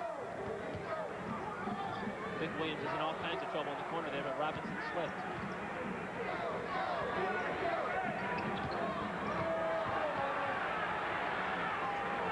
It took him a long time to swing that ball around. Burdock again showing the nice hands. Nice pass down to Watkins, who slays it in. I'm not sure how Burdock kept control of by Purdue had an opportunity to get their hands on that ball. L.D. Murdoch came up with it. Cornell the miss and Brown the board for the Redbirds. L.D. Murdoch has shown his gifted hands tonight on several occasions. That last trip down the floor, one of them. Here he spins and he gets fouled. We'll see if they give him 2 on this one as he goes up looking to score or pass. They will send the line for 2. Again, a good dump down hit side by Cal Cartnell. Murdoch, a big body against Cardinal. Cardinal disadvantaged as he's going to the basket, hacks him on the arm. Brian Cardinal's first foul. L.D. Murdoch to the free throw line. It's amazing. You know, we've played 31 minutes in this game, and that's Brian Cardinal's first foul as hard as he plays out there. L.D. Murdoch is from Columbus, Kansas, a transfer from Missouri, sat out all of last year and looks forward to getting into the lineup as Cornell goes to the bench now in favor of Tony Mayfield. I'll tell you, a lot of these guys who were here on last year's team, L.D. Murdoch, Sean Riley, and Therese Bryson, really benefited from playing against the team that Illinois State had last year. And you're seeing some of that early going this year. They're going to make some of their mistakes because now they're put into an action situation, but they're also, you know, game tested to some extent. They had a chance to practice day in and day out with Jamar Smiley and Rico Hill and Dan Muller in that game. Lob down low. Cardinal missed the shot. Watkins the board, and over the back that time was Cameron Stevens. Aggressive rebound that time by Leroy Watkins. That time Cardinal took the pass from outside, thought he had the angle. Mike Robinson does a good job of finding him, but instead of coming down and going back up with the ball, Cardinal goes straight up. Good job by Leroy Watkins going up strong for the rebound. Foul over the back by Stevens. Redbirds showing, again, if they can handle this full court pressure, because that was a key to the Redbirds getting back into this game when they were down by double digits in the first half. A good help that time by Leroy Watkins. Murdoch had no one to pass to on the out-of-bounds situation. Finally, they get the ball at the floor. Again, great defensive help situation by Brian Cardinal. Steps in just enough to alter the offensive approach by Illinois State. Here's Watkins all the way down, and a foul, and this time it's going to be on Purdue, again on Stevens. I'd say Cardinal is very active. Leroy Watkins is out on the floor. Cardinal's coming from either side of him trying to get his hand on the ball. Watkins was able to get control of the ball as Cardinal was reaching, and good job of him recognizing he had him on his hip and goes straight to the basket, draws the foul. 3 fouls now on Stevens, 7 on the Boilermakers. So the Redbirds will be at the free throw line now from here on out in the half, and Leroy Watkins goes to the foul line. Yeah, this is only the 5th free throw attempt by the Redbirds here in this game. As much banging as has happened under the hoop, it's hard to believe that the Redbirds have only had 5 free throws. Well, and again, a lot of it is due to the fact that they haven't been able to get the ball inside. L.D. Murdoch's done some damage, but Leroy Watkins, with his foul trouble, hasn't been able to be as effective. He's been able to pick it up here in the second half. Therese Bryson is back in the ball game. He replaces Kyle Cartmill. Second free throw on the way now for Watkins. Missed it. Greg McQuaid aboard. So right now it's a 54-48 Purdue lead. 6-point Boilermaker advantage. 8 minutes to play here in regulation. You need to keep an eye on Cornell. Actually, he's not even in the ball game, so that'll be easy. Cardinal baseline jumper goes down, and Brian Cardinal really playing well here in the second half. Now has 7. Cardinal's just a steady player out there. Knows the game so well. Picks his spots. That time he had an open baseline shot and able to knock it down. He only had 2 points at halftime, but he's got 7 all total now. And the official on the weak side calls a foul on Victor Williams. It'll be his 4th foul. He threw the ball anyway, but he's going to pick up a foul in the process. Well, Kevin Stallings not too happy. He's going to have a discussion with Paul Jansen about it, and we'll step aside. 7:41 to play here in West Lafayette. The Boilermakers lead the Redbirds 56-48.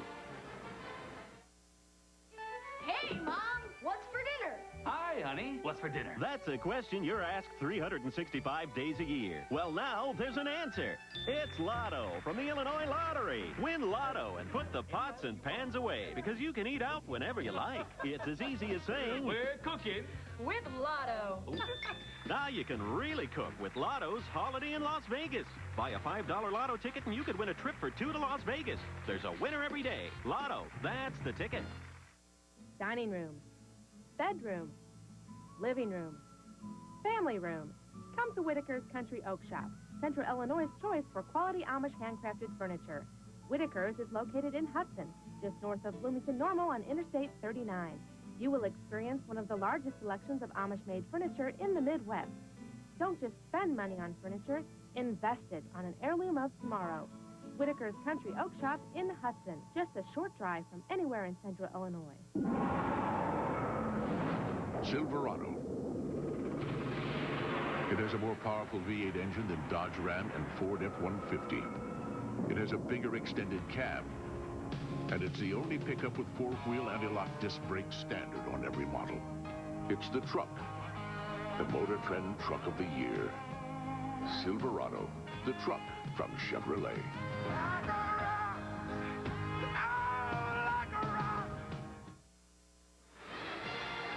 Hot off the presses is this 100 Years of Illinois State Redbird basketball book. Hardback cover written by Brian Bloodworth and Roger Cushman, a forward by former ISU basketball great Doug Collins, $29.99. Available at any Redbird home basketball game. It would make a great stocking stuffer.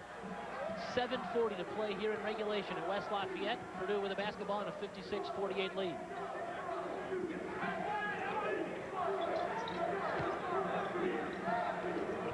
Purdue much more aggressive approaching the offensive end. They've been able to feel the defensive pressure by Illinois State in this matchup zone and figure out where the spots are that they can get some shot opportunities.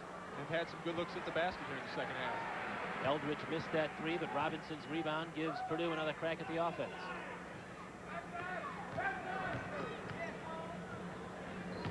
Eldridge again. This time he kicks it out to Mayfield, who knocks down the open three. One senior to the next. That time Mayfield was able to knock down his first basket of the game on a good feed, but from Eldridge out top. And it's back to an 11-point lead for the Boilermakers. Bryson's been very quiet here in the second half. Eldridge has done a great job of keeping him under control.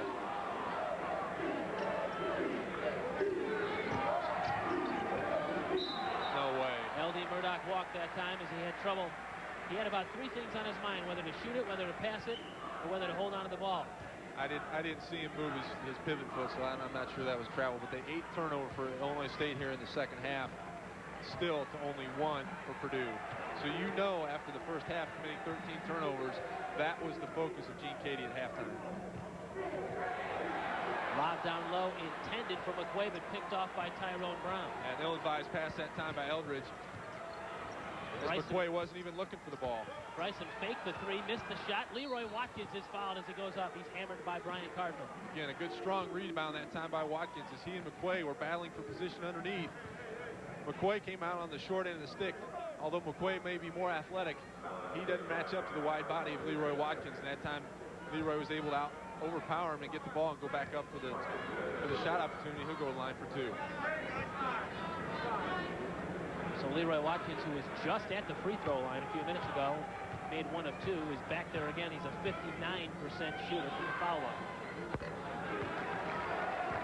It's an area of the game in which Leroy has really improved. He's got 6 points. Again, he only played 6 minutes in the entire first half because he picked up 3 quick fouls.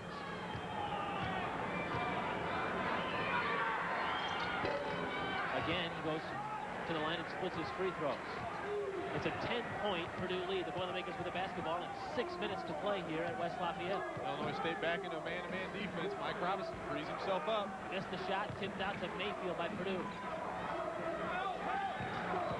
The Boilermakers have done a nice job on the offensive glass. It has enabled them to get more cracks than 1 in each possession, and now we've got a whistle away from the basketball. On Tyrone Brown. A lot of action, a lot of physical activity inside. Tyrone Brown trying to guard Greg McQuay. A little bit of a mismatch as they got switched on a screen opportunity. Brown usually guarding Mike Robinson, but McQuay doing a good job of sealing Brown off and picking up the foul. Mayfield to the bench now. Eldridge back in. There's Greg McQuay. Had his shot rejected by Leroy Watkins. A good help that time by Tyrone Brown, allowing Watkins to free himself up, get his body off of McQuay just for a moment, and allow him to get his hand on that ball. Watkins to the lane, spins, hangs, missed the shot, tipped back out, controlled by Mike Robinson. Could have easily gotten a foul called that time against McQuay as he was trying to guard Watkins coming down the lane.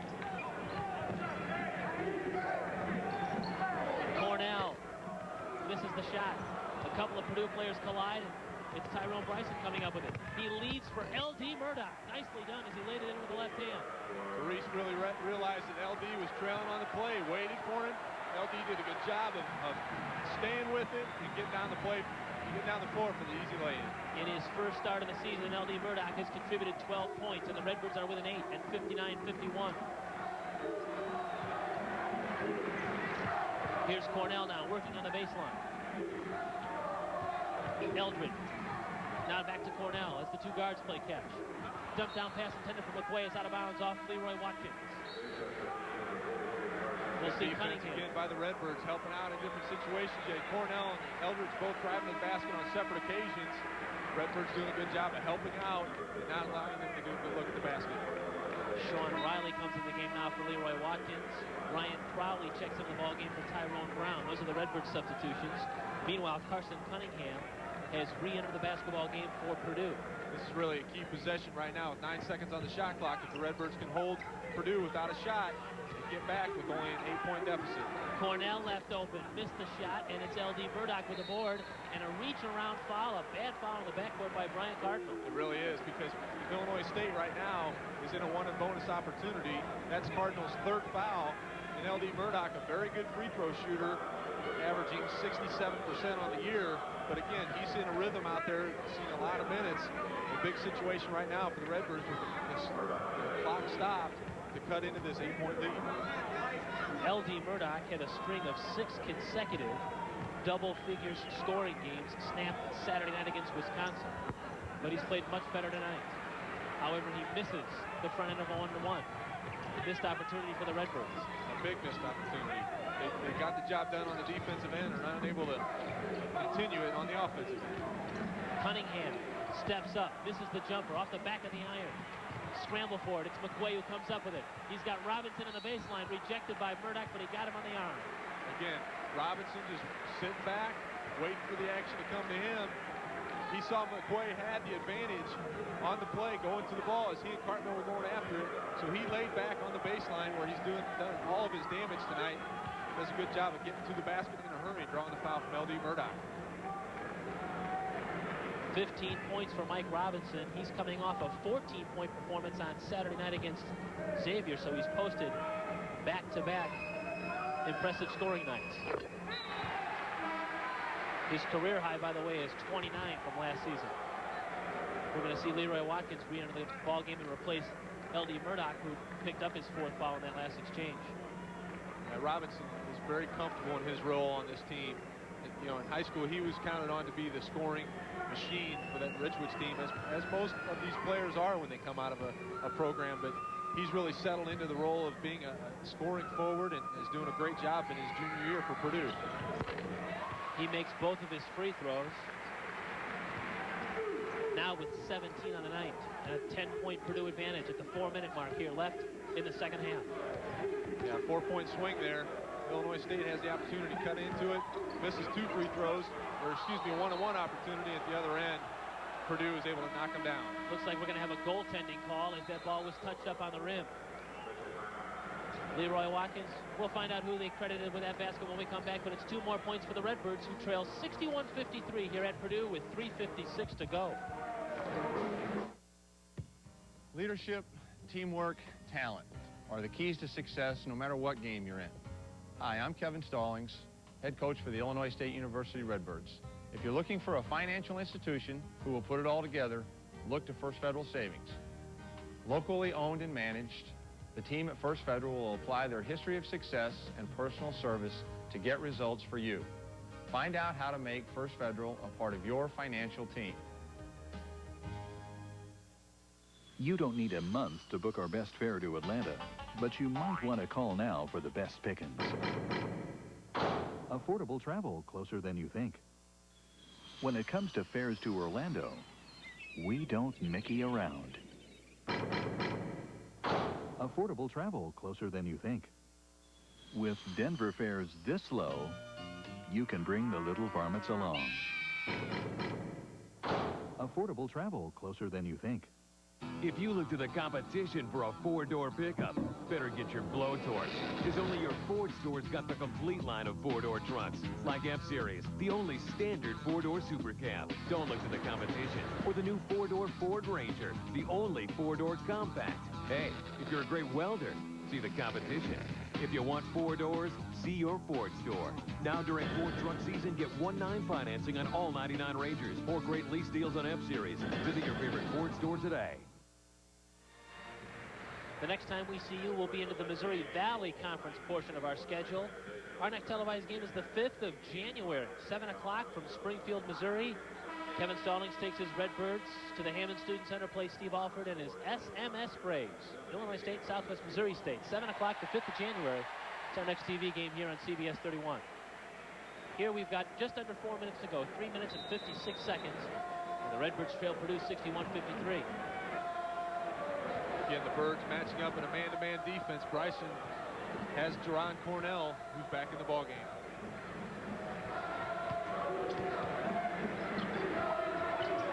Here's Brian Cardinal. And a reach-in foul this time by Leroy Watkins. Reach-in foul. All the contact and the physical play of this ballgame, and he gets called for a touch foul. That's his first foul of the second half, but his 4th foul of the game.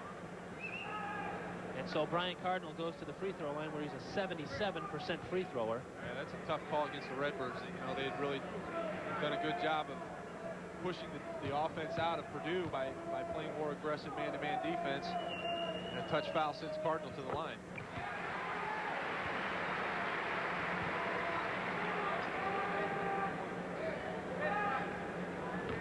.6'8", 230-pound wide body. Tolono Unity High School.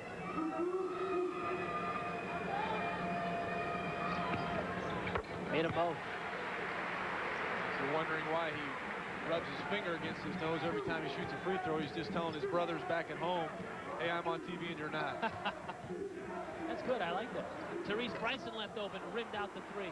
Cardinal the board. Yeah, one of the few looks Bryson's had. He seemed to rush that shot and not really get good rhythm that time and not able to knock it down.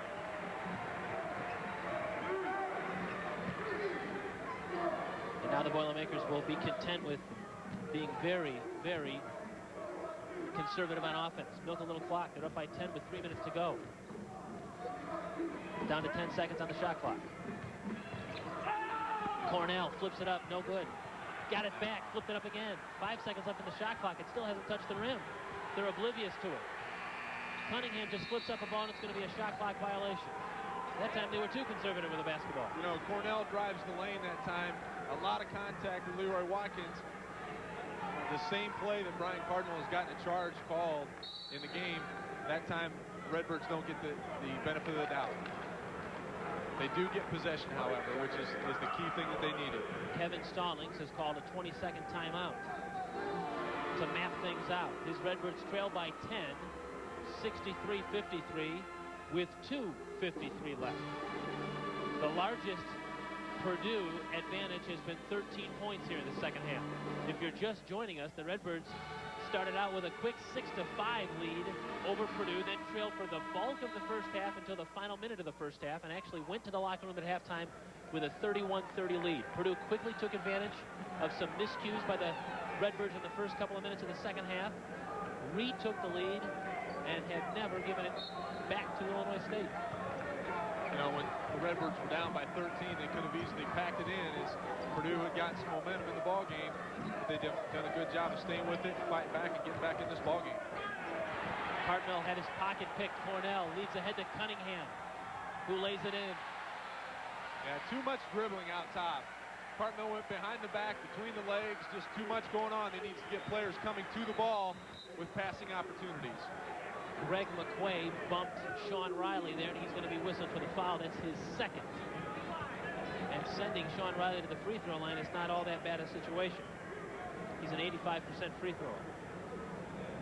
Big man with a nice touch. In fact, he's the tallest player in ISU history to ever hit a three-point shot. He's already shown his range. He had a nice soft jumper in the first half of around the perimeter. Now Kevin Stallings over on the sideline, very upset with Kyle Cartmill not taking control of the ball. With the opportunity to cut into that 10-point lead, he turns it over out out top, it gives them an easy lay-in at the other end. Instead of being an 8 or a 7-point ball game, it's back to 12 with Sean Riley at the line. Gary McQuay replaces his brother Greg McQuay in the Purdue lineup. And Riley, who's the 7-footer, rattles home the second free throw. He'll leave the game now in favor of L.D. Murdoch, and Tyrone Brown comes in the game in favor of Ryan Crowley. Redbirds with a little full court pressure, seeing if they can come up with a turnover opportunity as well. Robinson runs the baseline, flips out to Cardinal.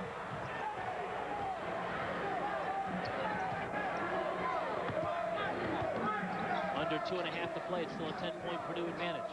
Mismatch underneath. You got Cartmel trying to guard Gary McQuay. See if the Boilermakers take advantage. They found him, but he can't find the basket. He'll go to the free throw line, though. Yeah, it took him a while. It took them a while to find him, but they were patient enough to get the ball down inside to him. The Redbirds never could get out of that mismatch as Cartmel was on McQuay on that transition defense and was able to stay with him enough to force the foul, not give him 2 points and the free throw. So McQuay, who's 6th in Purdue history in blocked shots, is at the free throw line. He's already blocked a couple tonight. And he scored 6 points now after making that free throw. Brown leaves the game, and Ryan Crowley comes back in for the Redbirds. These athletic Boilermakers were blocking shots left and right in the first half. Haven't done quite as much of it here in the second half. L.D. Murdoch had that rebound ripped right out of his hands, and Purdue gets the ball back up, have a chance to make this a 3-point trip down the floor. Yeah, that really qualifies as a turnover to some extent because L.D. Murdoch had it right in his hands, unable to put both hands on it and knock it down. Cunningham to Cardinal, who laid it in. I'll tell you, Cunningham's been a big spark for them off the bench here in the second half. He's done a good job defensively, putting pressure on the ball, and hasn't tried to do too much on the offensive end. Just get it to guys who can score in the right position. Under 2 minutes to play now. The Redbirds trail by 13. Here's Ryan Crowley. He missed it badly. Ill-advised shots here in the late going for Illinois State. This game could really get away from them in a hurry if they don't get a stop.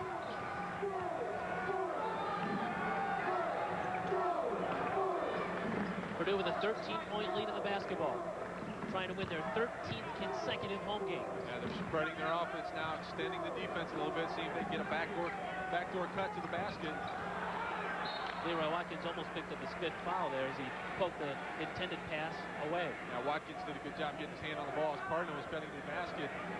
Crowley just didn't anticipate or see the ball coming from behind him, or he could have come up with the steal. Here's Cornell. He missed the shot. L.D. Murdoch the board for the Redbirds. 1 minute to play in this one.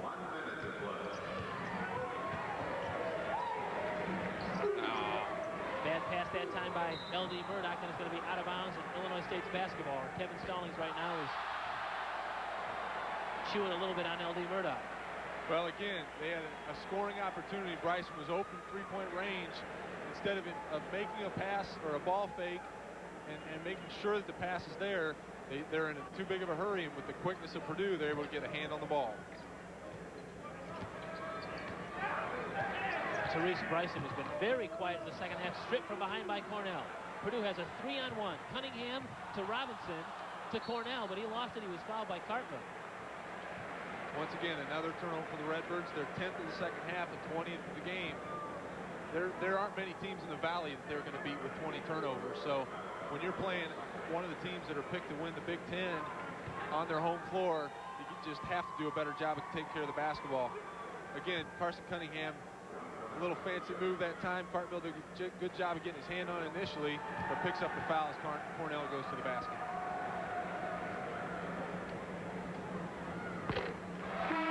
$14 points now for Jerron Cornell as he inches closer to his 16-point average.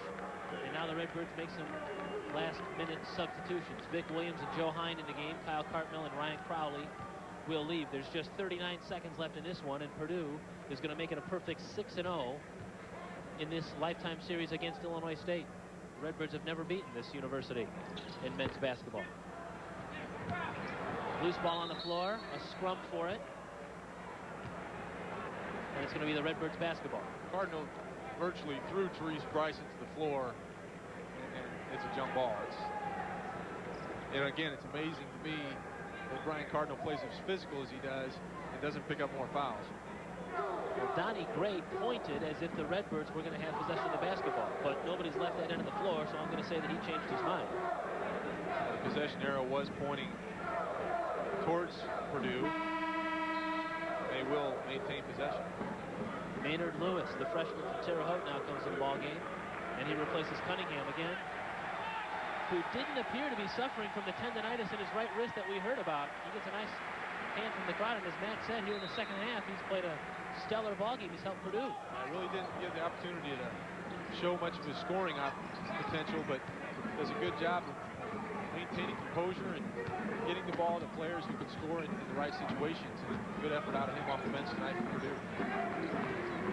Well, Gene Cady said that he really wasn't looking forward to this game at all because he likes Kevin Stallings a lot, doesn't like to beat his friends, but perhaps he'll be happy with the fact that the Redbirds hung tough, but his home team won tonight. As we're in the final 10 seconds of this one. Here's Cornell through the defense. 5 on the shot clock. Here's Lewis. He puts up the shot. No good. Tipped around, and that's going to win this basketball game. Final score, Purdue 69 and Illinois State 55 as Gene Cady and Kevin Stallings shake hands at half court. We're back to wrap things up in a minute. Dodge Durango can tow up to 7,400 pounds, nearly half a ton more than its nearest competitor. That's 2 extra dirt bikes, 1 more great big water toy, or 1 more baby grand. Hey, my Durango tows more toys. Gonna lose his wimpy towing blues. Oh, yeah. Quick, easy, and unbelievably delicious. It's premium honey-glazed spiral-sliced ham from the Kroger Deli. For dinners and parties and those late-night holiday snacks, you can't beat the tender, sweet taste. And it's as easy as a trip to your neighborhood Kroger. To bring your holiday parties and dinners to life, count on the quality, count on the tenderness, count on the flavor of a premium honey-glazed spiral-sliced ham from Kroger when you want the very best. Count on us.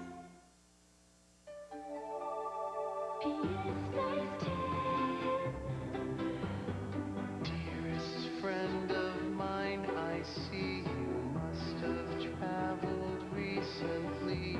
No makeup has that natural glow, so tell me where's the place you go?